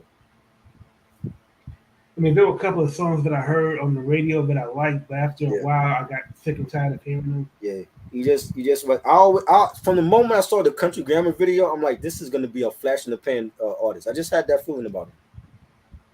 You know what I'm saying? That's at a time when we were, you remember like the shiny Guess jeans, we were rocking the shiny denim. It was just like a real fucked up period in the 2000s that I don't care for. You know what I'm saying? And you know, it was a lot of that shit is not memorable at all. It's not timeless. You know what I'm saying? And we have to get through the bullshit to get to where we at now. What was it? What was the hook? Down, down, baby, don't you Yeah. worry. I used to see that video and I'm like, yo, this dude is going to be a one hit wonder. He's going to be a flash in the pan artist that we're not going to be talking about in 20 years. You know what I'm saying? But he got hits. He had hits. You know what I'm saying? So how did you feel when he started beefing with Blastmaster? With Karis, I'm gonna tell Yeah, you this because I remember seeing that beef being told on the beef DVDs, and I'm like, I disagree with what Karis one is saying because I feel like our culture now is $1 billion business, and I think people have the right to make a living out of it, even if they're not being true to the culture. You can't tell Nelly that he can't make a living off of this culture. You know what I'm saying? Because then that if, like he's already known as a gatekeeper. I think if once you start doing that, it's more than just being a gatekeeper. You know what I'm it's saying? more like Like you're. It's you know more what I like mean? you're. What's it called? Black balling. It's That's what I come across as. right. It's yeah. It's more like you're doing more than just being a gatekeeper of the culture. Cause now you're like trying to tell people, oh well, they shouldn't make a living off of this. Ain't you making a living off of it? Hmm. I'm pretty sure Kevis One is not still living in the Bronx. He got a nice home somewhere. I think what Karis One found out is that he couldn't do to Nelly what he did to PM Dawn. Right. And I like PM Dawn. I've always liked PM Dawn. PM Dawn came out at the wrong time. The rap game wasn't ready for them. Now, if they came out in this era, they would have been huge. I feel like their philosophies on religion and stuff, it went over my head. And I'm like 11, 12 years old when they came out, and I'm like, what the fuck is a paper doll? You know what I'm saying? Yeah, So a lot of their stuff was very abstract, and it went over a lot of people's head. I just felt like the rap game wasn't ready for them. You know what I'm saying? But it's like even if you don't care for PM Dawn or X Clan, you can't tell these people, oh, well, you shouldn't make a living. You can't be in this culture and make a living because you're doing the same thing that they doing. It's just that more people might respect you more than they would respect a PM Dawn or a Nelly. the You know what I'm irony saying? is that the uh, the irony is that when KRS One was younger, Melly Mel dissed Right, KRS One right, because KRS One he was younger, he was much more influential than Melly Mel was, right, and KRS One kind of felt like he was being ignored and dismissed by the new generation. right. But KRS One saving grace was that the real hip But hop. right, It was a good diss song. It's not classic, but right. he didn't embarrass himself like Melly Mel did against Eminem. But even and I'm gonna say for Kevis One point, if you're a new artist like Nelly or a new artist in period, you should know who Kevis One is. There should never be a diss song against a forefather of this culture that started it all for even you to get to where you at now. You know what I'm saying? So I felt like both of them were wrong. You know what I'm saying? Like if you're gonna be a part of this culture, you should know who these people are, especially if you're an artist. Like what Ebro was saying, and I agree with Ebro, and I don't agree too many times with people on Mount 97 no more. But what Ebro said about when we celebrated Hip Hop 50, and if you're an artist and you didn't say thank you to hip hop, that you should feel ashamed about that. You know what I'm saying? Because It, people grew up in this culture. People grew up knowing that's all they know is this culture. They grew up with this culture. This culture raised them. not having a father in their life. This culture was their father. You know what I'm saying? Like there's Yeah. people that take this culture seriously than others. Like some people will take this culture like, oh, it's a means to get money and be famous. And there's other heads that this culture raised them. Like if it wasn't for this culture, where would they be at now? In this day and age, there is no excuse not to know who any pioneer is. Exactly. If you don't know, you can use the World Wide Web to research who these people are, listen to their music, and read about their life story and understand why they're great. Exactly. You know what I'm saying? Like, and it's like there's a whole generation right now that don't know who Melly Mel is, or who KRS One is, or UTFO. You know what I'm saying? Or MC Light, Roxanne Shante. Like it's up to us to inform them of who these people are, because Wikipedia and Google ain't gonna do it. You know what I'm saying? These Ivy League schools that they have these rap seminars and they have Ninth Wonder come in and teach them, or they bring in Nas or Jizza. They not gonna be able to do it like how we can. That's what I'm in it for. When you see me on these different platforms, that's what I'm in it for. It's more like a legacy thing for me. If I die tonight, y'all can look back at this channel and look at my contribution to this culture. That's what I care about. Not being famous and rich and all. I had a good life already. I lived comfortable. You know what I'm saying? It's like I'm not in it for all that. Yeah, You know what I'm saying? It's like you can't take that shit with you when you're dead anyway. I can't take money with me when I'm dead and gone. You know what yeah, I'm I saying? totally feel you. What's more important is teaching this generation and generations coming up in the future who these people are.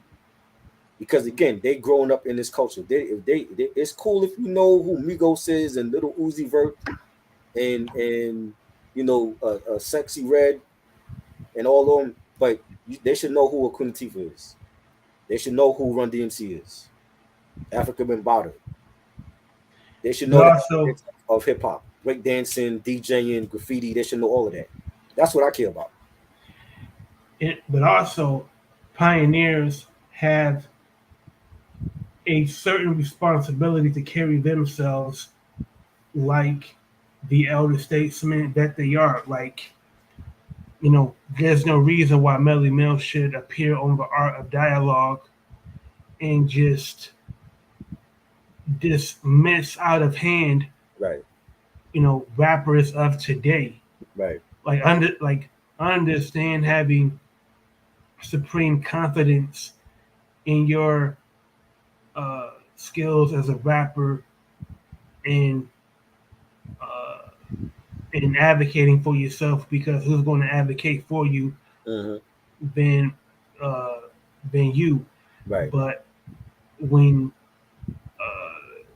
Melly Mel puts down Nas, when he puts down Jay Z, when he puts down J. Cole and Kendrick, what it does is that it makes you look like that you are out of touch. It makes you look like you're narrow minded, right. and that's they don't have any incentive to want to know more about who you are.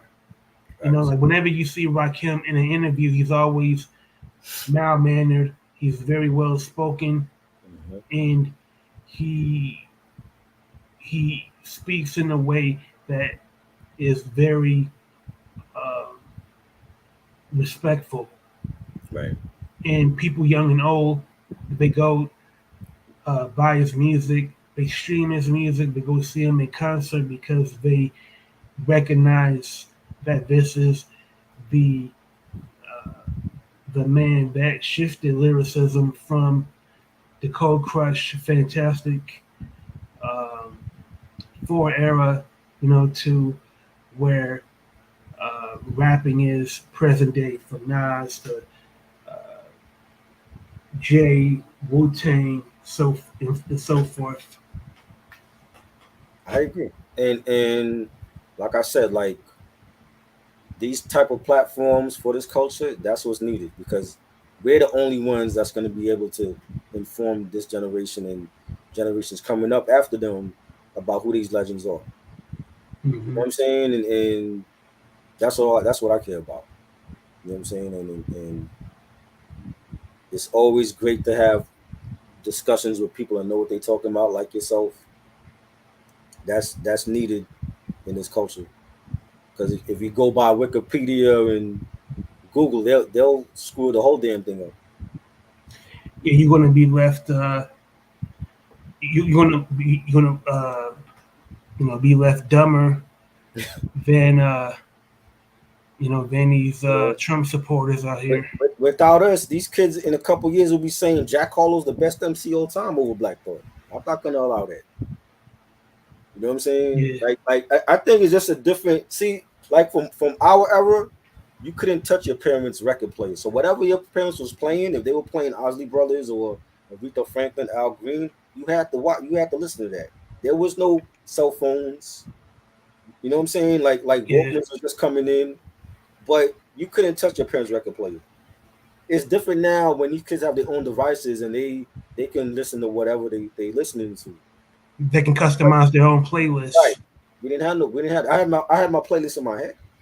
I knew like if I'm going back to a certain album every day or every week, that was my playlist. That was my heavy rotation. Like going back to Thriller and Purple Rain and Like a Virgin, Cyndi Lauper's first album, like that was my playlist at 5, 6 years old.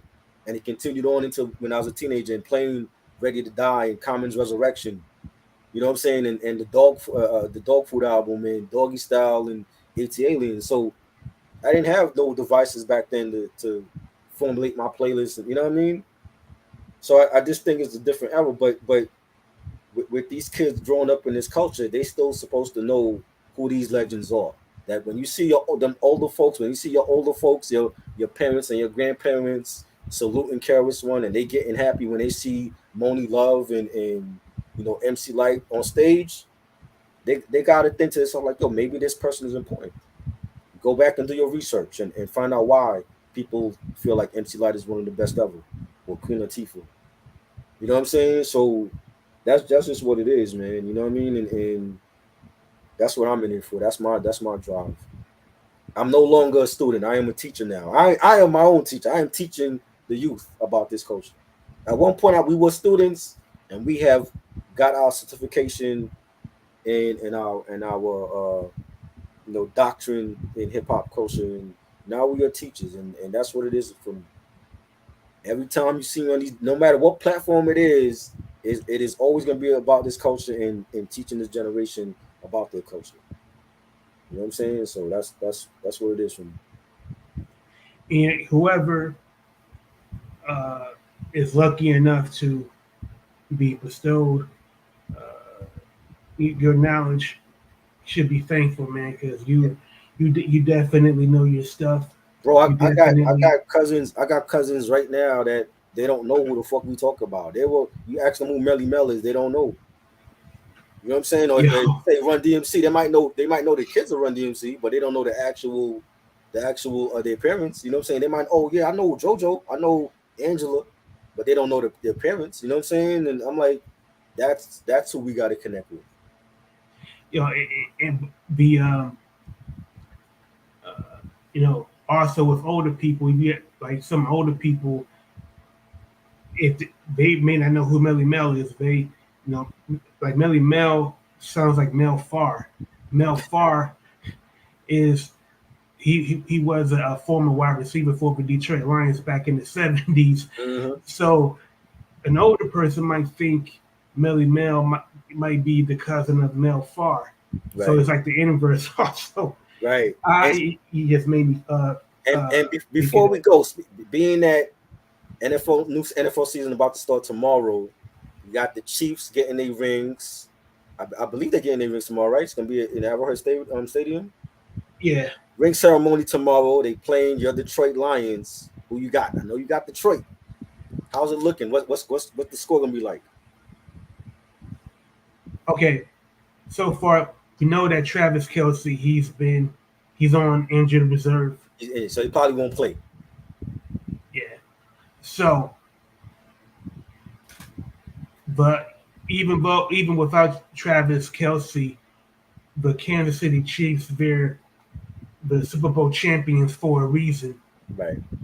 and not having uh, uh, Travis Kelsey as their tight end, he's responsible for, I would say, maybe Yeah. 30 to 35% of their offense. Yeah.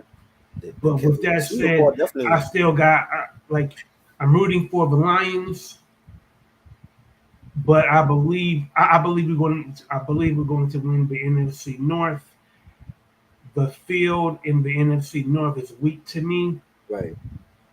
and but I believe we're going to lose a close one to the Chiefs because I believe Patrick Mahomes he's going to uh, in the remaining minutes of the fourth quarter he's going to throw a touchdown or he's going to get the Chiefs uh, in the red zone, maybe in field goal range, for the game winning score.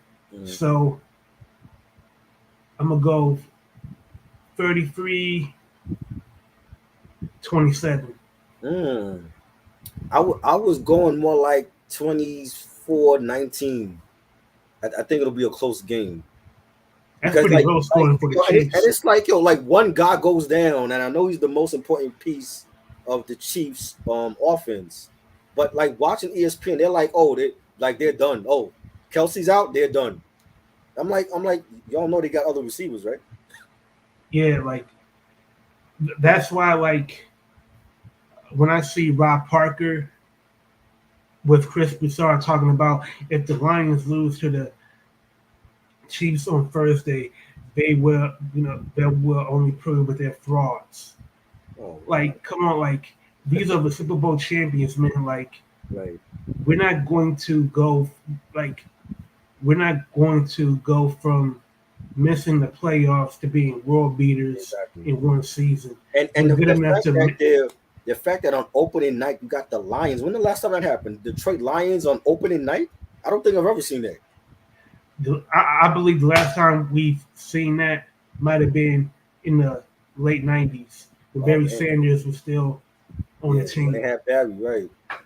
That's a long time ago. So just be glad that yo, they on prime time tomorrow night with the Chiefs. I'm not missing that. Yo, I I got McKinnon, the running back McKinnon from the Chiefs, and I got the Chiefs defense in that game for my fantasy team. I saw the Lions at Ford Field 8 times because I had season tickets, Right. and I watched them uh, have massive shootouts, give up late scores in Um, the give up late touchdowns right. in the fourth quarter. But when we played the Seattle Seahawks, we lost 45-42, Wow. and the Seahawks we couldn't hold them to their side of the field, and they once they got to midfield, I had a Mm, sinking feeling they was going to get in the red zone. right. But with that said, man, I believe we've gotten better. I think we will be better on run defense because the reason why we missed the playoffs was because the second to last game last season we played the Mm, Panthers and we got gashed on the ground. I think right. we gave up more than 200 yards on the ground. It was Uh, real embarrassing. So I'm riding with the Lions. So I believe we're going to I believe we're going to lose week one, but we're going to go on a winning streak after that. I definitely feel like the Lions have a good team. Hopefully they could keep that momentum going like they ended off beating the Packers and keeping the Packers out of the playoffs from last Yeah. season. So yeah, they are the favorite to win their division first time in years, right? So Mm-hmm. hopefully if things go the way they should be, they'll be in the postseason and you know Bro, anything can happen then. like our season usually ends by October, bro. Right, We don't even make it to Halloween. right. Now we have a chance to play in January. Oh yeah. Anything is and possible. if we do, I will be at Ford Field on 2000 Brush Street in Oh the man, dead winter. I ain't gonna be able to get a hold of you. You're gonna be like, I'm like, yo, what's up with the review? Oh, I'm at Fort Field watching my Lions, beat the Chiefs or something like that.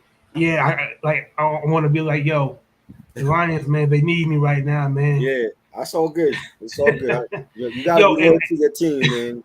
and by the way, You gotta be loyal to your team. You're definitely loyal to your team because everybody here in New York, the minute Aaron Rodgers came to the Jets, it's all about the Jets. They don't even mention the Giants.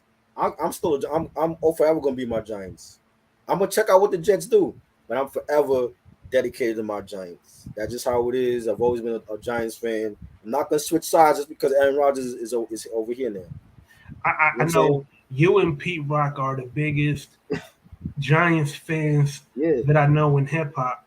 yeah. I'm all New York. I'm all about my Knicks, my Mets, my Giants, the Rangers. That's just what it is, man. Like the Yankees. I see what the Yankees doing. They've always been a winning organization. You know what I'm saying? But I'm not about to start being a Giants fan, a Jets fan, just because Aaron Rodgers is here. You know what I'm saying? Like salute to Yeah, them. If they have a great season for once in their damn franchise career, that's great. But I I will say care though, more about my Giants, especially after we gave Daniel Jones that big contract and they shitted on um, my man Saquon Barkley. So I think Saquon Barkley got a lot to prove. He's gonna have a chip on his shoulder this year, and yeah, they got to win the division. yeah, they Fuck franchised him. yeah, fuck being a wild card again. Nah, I want them to win the division, beat Philly, beat the Cowboys, beat the Redskins, and go to the postseason and you know let's go after that chip. It's been a minute since we had a Super Bowl. It's about time now. It's been since 2012. Yeah, you know what I'm saying. And that's back when we got Eli. Eli ain't there no more. We ain't got Brandon Jacobs or Ahmad Bradshaw. So I would love to see Saquon get a ring. And we got Darren Waller from the Raiders, a great tight end. I hope he can stay healthy, and I'm excited. Definitely excited for the new season coming up. And like I said, I'm gonna check out the Jets because I want to see the Jets got a tough schedule. Their first 6 games is tough. They starting off with the Bills next Monday. That's gonna be a tough matchup. They got the Broncos. They got Dallas. A lot of tough games they got coming up. I want to see this whole Aaron Rodgers Jets era and what they could do. Bro, if the Jets wind up, to me, with all of this hype, it's not good enough for them to make the playoffs. No, They got to at least win a playoff they, game. they got to think Super Bowl. If you got Hall of Fame Aaron Rodgers that left Green Bay and he could have picked any other team to go to and he came to y'all, they gotta they I would be thinking Super Bowl. It's Super Bowl or bust for them. Because on paper they look great, but we know on paper don't mean shit. You gotta actually get on that field. You know what Yeah, I'm saying? And with their schedule, they could go 0-6 their first 6 games. bro. He like if he believed that the press that he received in Green Bay when he was losing Yep. was harsh, just wait till Yep. they get on a losing You streak don't in know New New York York City. media. New York media is ruthless. Like if they go 0-6, they're gonna have to make some changes. Like all bets are off. 0-6, you can't go 0-6 in the AFC East. And not only So that, though, it's going to really affect Aaron Rodgers' career yep, because he's going to be constantly compared to Brett Favre. Because yep, Brett Favre went 8-3, right, and if you can't win 8 games, and you got in the book on the Jets that their defense is greatly improved, and you can't win at least 8 games, right. then shit. If you can't take the Jets to the postseason, and fucking Mark Sanchez took the Jets to the postseason, you mean to tell me Mark Sanchez is better Yeah, than you? No, that would be a bust. And they have Aaron Rodgers here for like what 2 years, 2-year contract. That would be yo, a that bust. would be, yo, that would be hilarious, man. Yeah, They Like, definitely got to be on their game for every game. Every game is a must win. They can't look at, oh, if we play the Colts, oh, it's just the Colts. Nah, every game is a must win. As long as Aaron Rodgers is there, they got to take every game seriously. and that was when Rex Ryan was the coach. Right. And I mean, nothing against Robert, Saleh. Salah, yeah. How you pronounce his name? Salah, Salah. yeah. But Aaron Rodgers is a better player than Robert Saleh is a Yeah. good coach. Yeah. So it's up to Aaron Rodgers to really, you know, That to really ball out. That O line gotta play their best football ever. Because you got a Hall of Fame quarterback behind you now. This is not like when you had Zach Wilson. You know what I'm saying? So that O line is gonna be the big question mark. If they can keep him healthy and keep him safe in the pocket. I mean, Zach Wilson was the fall guy last year. Yeah, and who's going to be the fall guy still there. this year? I thought they would have gotten rid of him. I didn't think they were still going to keep him on the roster. I don't know how much mentoring Aaron Rodgers could do for Zach Wilson and how great of a quarterback Zach Wilson going to be. But what happens if Aaron Rodgers get injured? You're gonna really start Zach Wilson? You know what I'm saying? If Zach Wilson starts in place of Aaron Rodgers, man, you might the team might as well make their vacation plans right then and there. Over. Yeah, they better put in a call at the Arizona for see if Kyler Murray could play. You know what I'm saying? Hey, maybe we could get Kyler Murray like season week 6, week 7. But if that O line don't keep Aaron Rodgers healthy, they done. Hey, you just sweeten the deal. Just promise Kyler Murray, hey, we'll have some video games on hand, man. Like, you want to play video games, while you're in the ice tub? Right. You know what I'm saying? Like, and I know he's injured, and there's questions about if Arizona gonna keep him. I'm like, yo, first, if Arizona paid him $200 and something million, why would you get rid of him now? Yeah, you've already invested too much money into him. So because he got hurt, you're gonna look elsewhere. That doesn't make sense to me because he still could be a good quarterback even after the injury. It's just going to take some time for him to heal up. But they're talking about he might come back for week 6. You know what I'm saying? I'm like, I don't know. You really want to, like, all that money you invested in Kyler Murray, you want to rush him back on the field in less than a year after was he tore his ACL or whatever, MCL? And the Arizona, man, they're not. It's not like they're going to. They're not going like it's not like they're, favored, to win. I would be shocked if they even compete for a wild card. I'd be shocked. Yeah, you know what I mean? That team was decimated. Right. So I'm like, but it's like, what happens if Aaron Rodgers gets injured? You can't start Zach Wilson. They're gonna have to make a trade for somebody.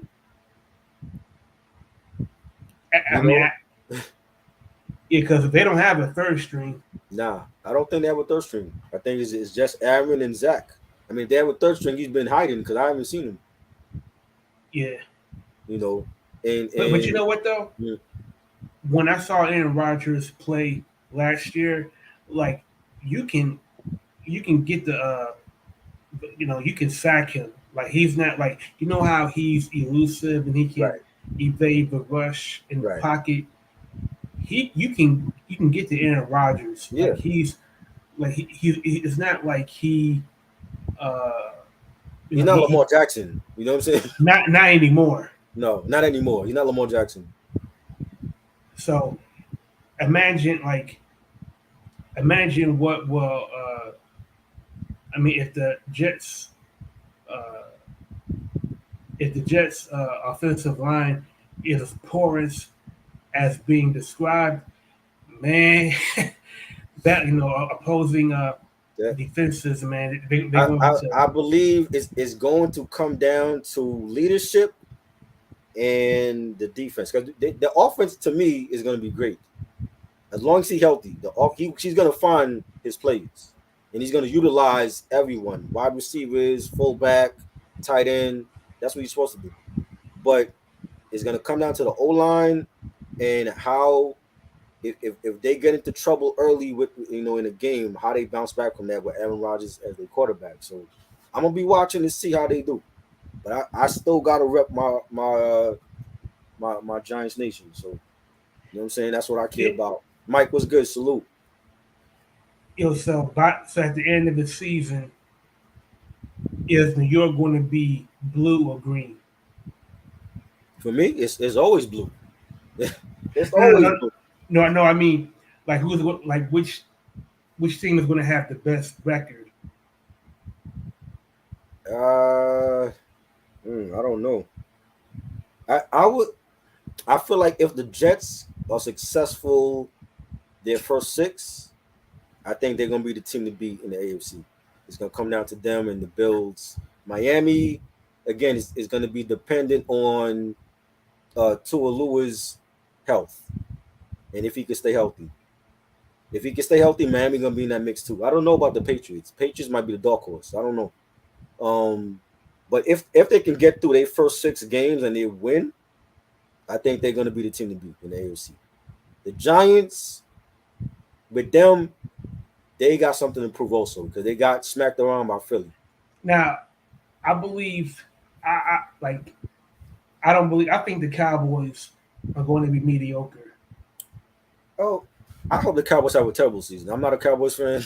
Me Every neither. year, we go through this every year for the last 20 something years since they won a title in the 90s. The Cowboys have been the most relevant team that hasn't won shit in 20 something years. And every year they pick them and they don't fucking win. Why would this year be any different than last year? I think in your division, I think Cowboys and Washington they're like non-factors to me. I don't. They are. I'm not scared Well, of I them. mean, if you ask ESPN, I wouldn't be scared of them. It would come down to you Philly. ask ESPN and everybody in Texas, they would swear that Dallas gonna go to the Super Bowl and win, and which they say that every year. Last year the same thing. Oh, they're gonna beat the Niners. Niners, they wasn't beating no Niners. Niners had a better team than them, Yeah. and for some reason they feel like is Dak really the problem, or is it just the damn team? I'm like I feel like, and I've been saying this for years. Jerry Jones is too involved. He is a bigger star than his own team, and that has to change because he's the only one. When you think about it, when it comes to owners, it's only him and the owner from the Patriots that people really know because they see their face often. The only the Robert problem Kraft. with that is like in order for that change to happen, and I hate this is going to sound morbid, Uh, but the Grim Reaper has to think he make has to that die? change. You think he has to die? I'm not saying those words, but No, you I, can I put don't feel like he has to die. I feel like he he is not going to win another title. Look, the days of Troy Aikman and Michael Irvin and Emmitt Smith are long gone. Okay, that they were buddy with their owner and all that. We're not. It's no longer the '90s no more. He has to learn to be an owner and not be in the spotlight and giving interviews and talking about his quarterback and his coach and just stay in the background like all the other owners do. Stay so in the background, collect your money. you expect Jerry Jones, a wealthy white uh, intrusive businessman, to actually have self Yes, awareness. yes. Because if you think about it, in any sport, whether it be hockey, baseball, basketball, football, he is the biggest, well-known owner that people know because he's always out there giving interviews. I George mean, Steinbrenner was like that, but guess what? George Steinbrenner knew how to win. He was I winning.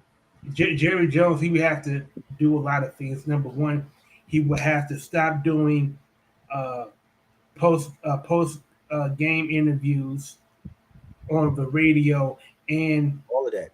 after the game at press conferences.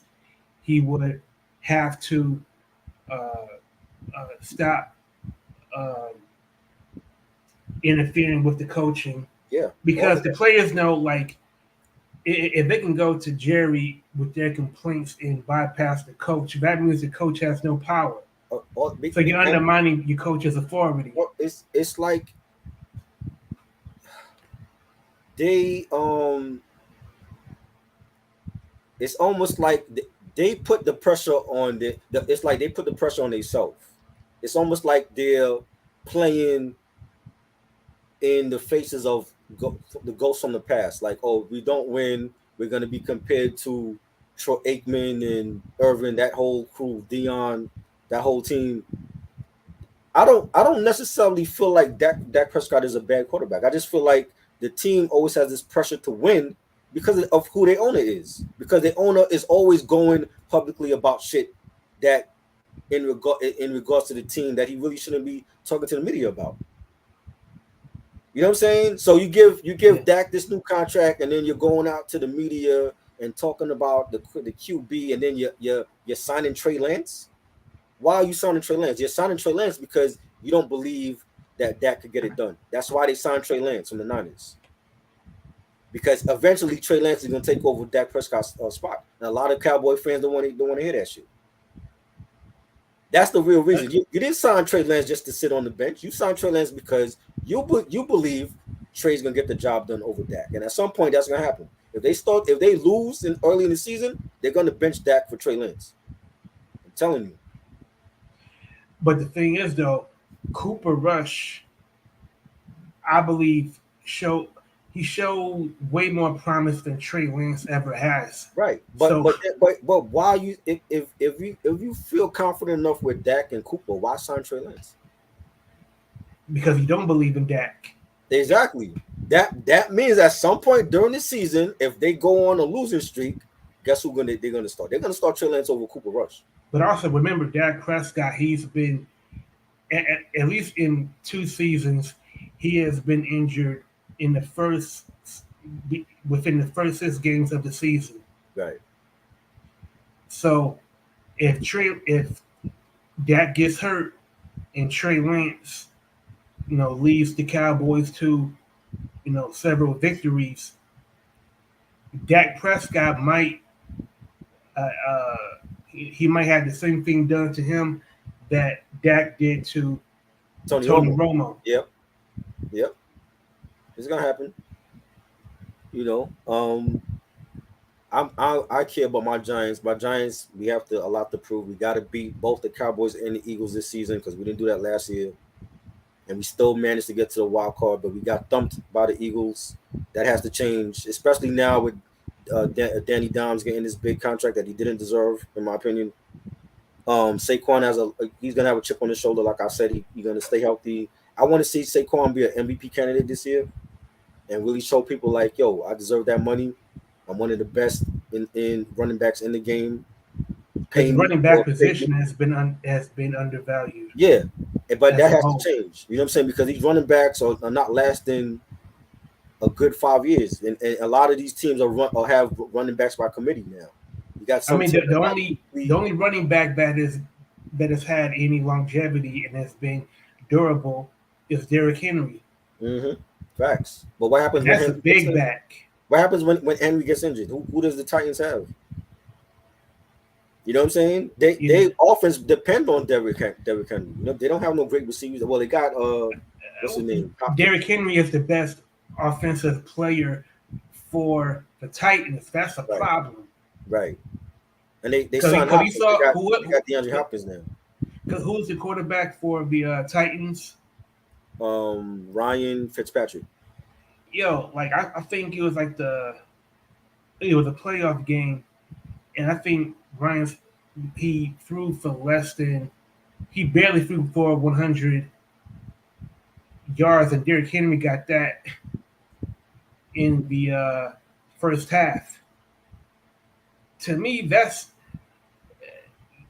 a problem. Not bad. Ryan Tannehill, not Fitzpatrick. Fitzpatrick retired. Ryan Tannehill, man. Tannehill, yes. That dude is mediocre. Like, you can't have a quarterback that can barely throw for 100 yards, but your running back can get you 100 yards in a half. Right. I mean, like I said, their offense is based on running. That's Henry, and then you got DeAndre Hopkins now, so he's gonna have to look to throw the ball to Hopkins. That's gonna be his main target now. But I think Saquon is definitely gonna have to have an MVP type year. and show people that he deserved the bag. And he was really the offense for them last year. Now they I don't know how much of an upgrade they got. I mean, other than Darren Waller, who was a one of the best tight ends when he can stay on the field and remain healthy. He was great for the Raiders. But other than him, they didn't make a significant upgrade receiving wise. And I thought they had receivers on the waiver wire that they could have picked up. Why they didn't go after DeAndre Hopkins? Mm-hmm. You know what I'm saying? They could have signed them. I They like agree. I don't understand the front office. Like they want to be cheap and still win. You can't be cheap and still try to win a ring. You gotta be Yeah. all in or all out. They want to be half-assed with it. Oh, we're gonna sign Waller, but we're not gonna address the receiving that they desperately need. They needed that last year. If it wasn't for Saquon, they would have lost a lot of those games. Yeah, like nickel and diamond will get you just that low, low results and a lot of You know disappointment. what I'm saying? How are we gonna beat the Eagles when they got receivers on both sides of the field? You know Yeah, what I'm saying? How are we gonna beat that? That's the team to beat in the NFC East for me. It's not the Cowboys or the Redskins. yes, the Eagles. You know what I mean? So we're gonna be right back where we was last year in a divisional playoff game where we get our ass beat again because we have no receivers except for the tight end. So they're gonna be throwing the ball to Darren Waller every pass. You're gonna get double coverage. So who's gonna be open when he gets that double coverage? You know what I'm saying? It's Yeah, like I don't understand what the Giants front office is doing, bro. Like you give up the whole bag to Danny Dimes. You don't want to pay a running back, and then you don't want to get a receiver out. if not that he has to, but other quarterbacks have done it. But I mean, you know, I wouldn't. It would be interesting if Danny was asked to restructure his contract, He so should. that Saquon, can get Right. more of a Yep. fair shake. He without Saquon last year, they wouldn't have went to the postseason. Facts. Half all the offensive points went through Saquon. There was no receivers that we had that was putting up big numbers. None. You know what I'm saying? You have Saquon coming back healthy again. He got to have a huge season this year because if he doesn't, we ain't going nowhere. And if the offense is gonna just depend on Saquon and Darren Waller, they got to do it for us. Otherwise, we're gonna be right back to square one because we are not gonna be able to beat Philly. We're not gonna be able to beat Dallas, and they haven't beaten Dallas in what since 2017 or some shit. They were like they're 1-11. That got to change Monday. We got to beat Dallas. Damn. We got to beat Dallas. So y'all got the Monday night football get the Yeah. Monday night Yep. football game. Dallas, and the Giants. Yeah. You know what I mean? So I don't care how long the game goes on. I'm not getting if we have a live stream plan, I'm gonna be late for that motherfucker because I'm not going to no live stream until that game is done. I'm telling Yo. Reg ready. I'm like Reg, don't make no plans for Monday. I'm gonna be late like a motherfucker. I'm telling you already. I Yeah. will be late for that live stream. Yo. That's how I feel about Thursday night, man. Like, Yeah. That's why I wanted to do it tonight and not Thursday. Because Thursday, the beginning of the season, I know you're gonna be watching your Lions. I'm gonna be watching it. I love football, so I didn't want to do yo, no damn live stream on Thursday. So like Thursday, man. I'm gonna have everything in place, man. I'm gonna have my food, yeah. have my drinks, man. Oh yeah. Like, don't like. I don't know what I want though. I don't know whether I should get pizza, Chinese food, ribs. Shout out to Mike. Mike is also from your area. He's also from Detroit. So Yeah, man. I gotta, I gotta, Mike know my struggle, man, yeah, because watching Lions games, man, can be stressful as hell, man. yeah. I know. Because I like Dan Campbell, he's earned my respect, Right.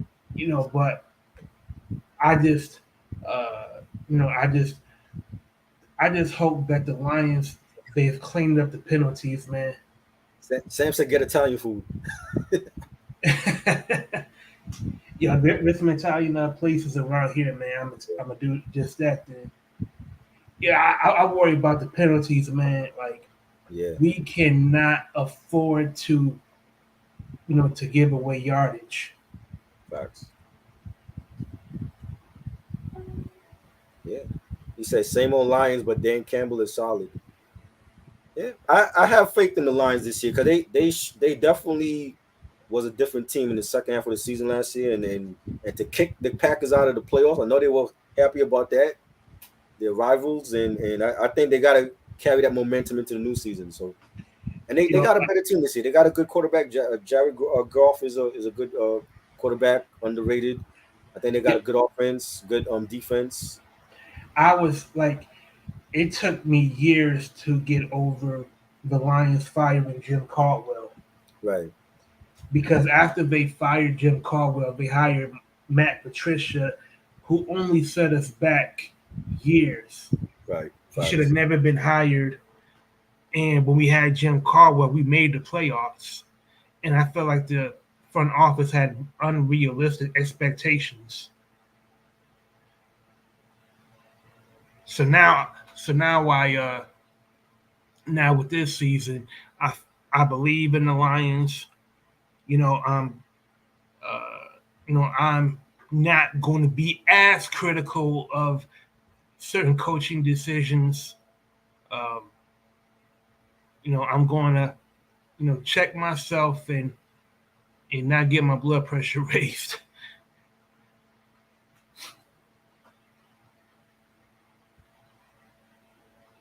Are you still there?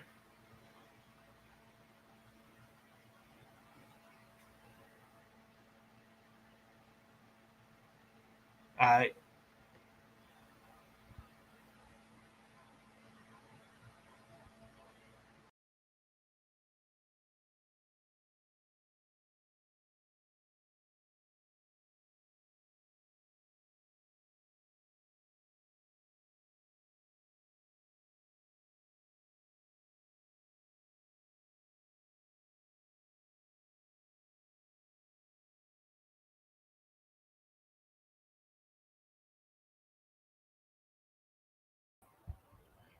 My bad.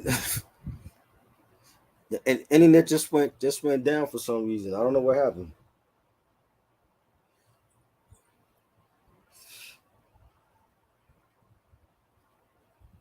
Crazy shit. Uh, where's Raka? Raka still in here? I got kicked out of my own live stream, bro. It's crazy.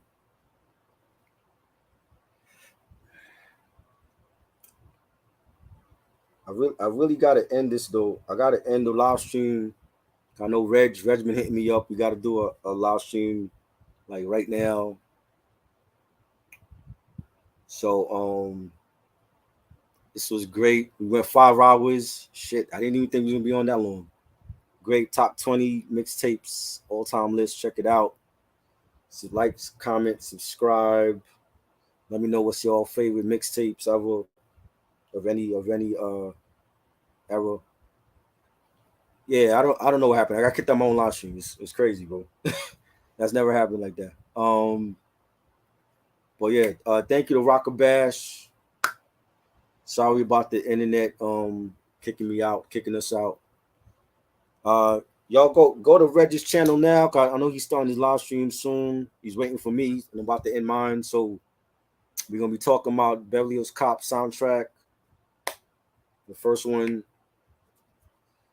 And next week, me and Mike, we're gonna do some summer movie stuff. Look out for that. Talking about the best and worst summer films of 2023. That's gonna be fun because a lot of summer films I didn't care for this year. So we definitely gonna be talking about that. So shout out to Mike and Ray Sean, Sam, everybody that joined, and peace.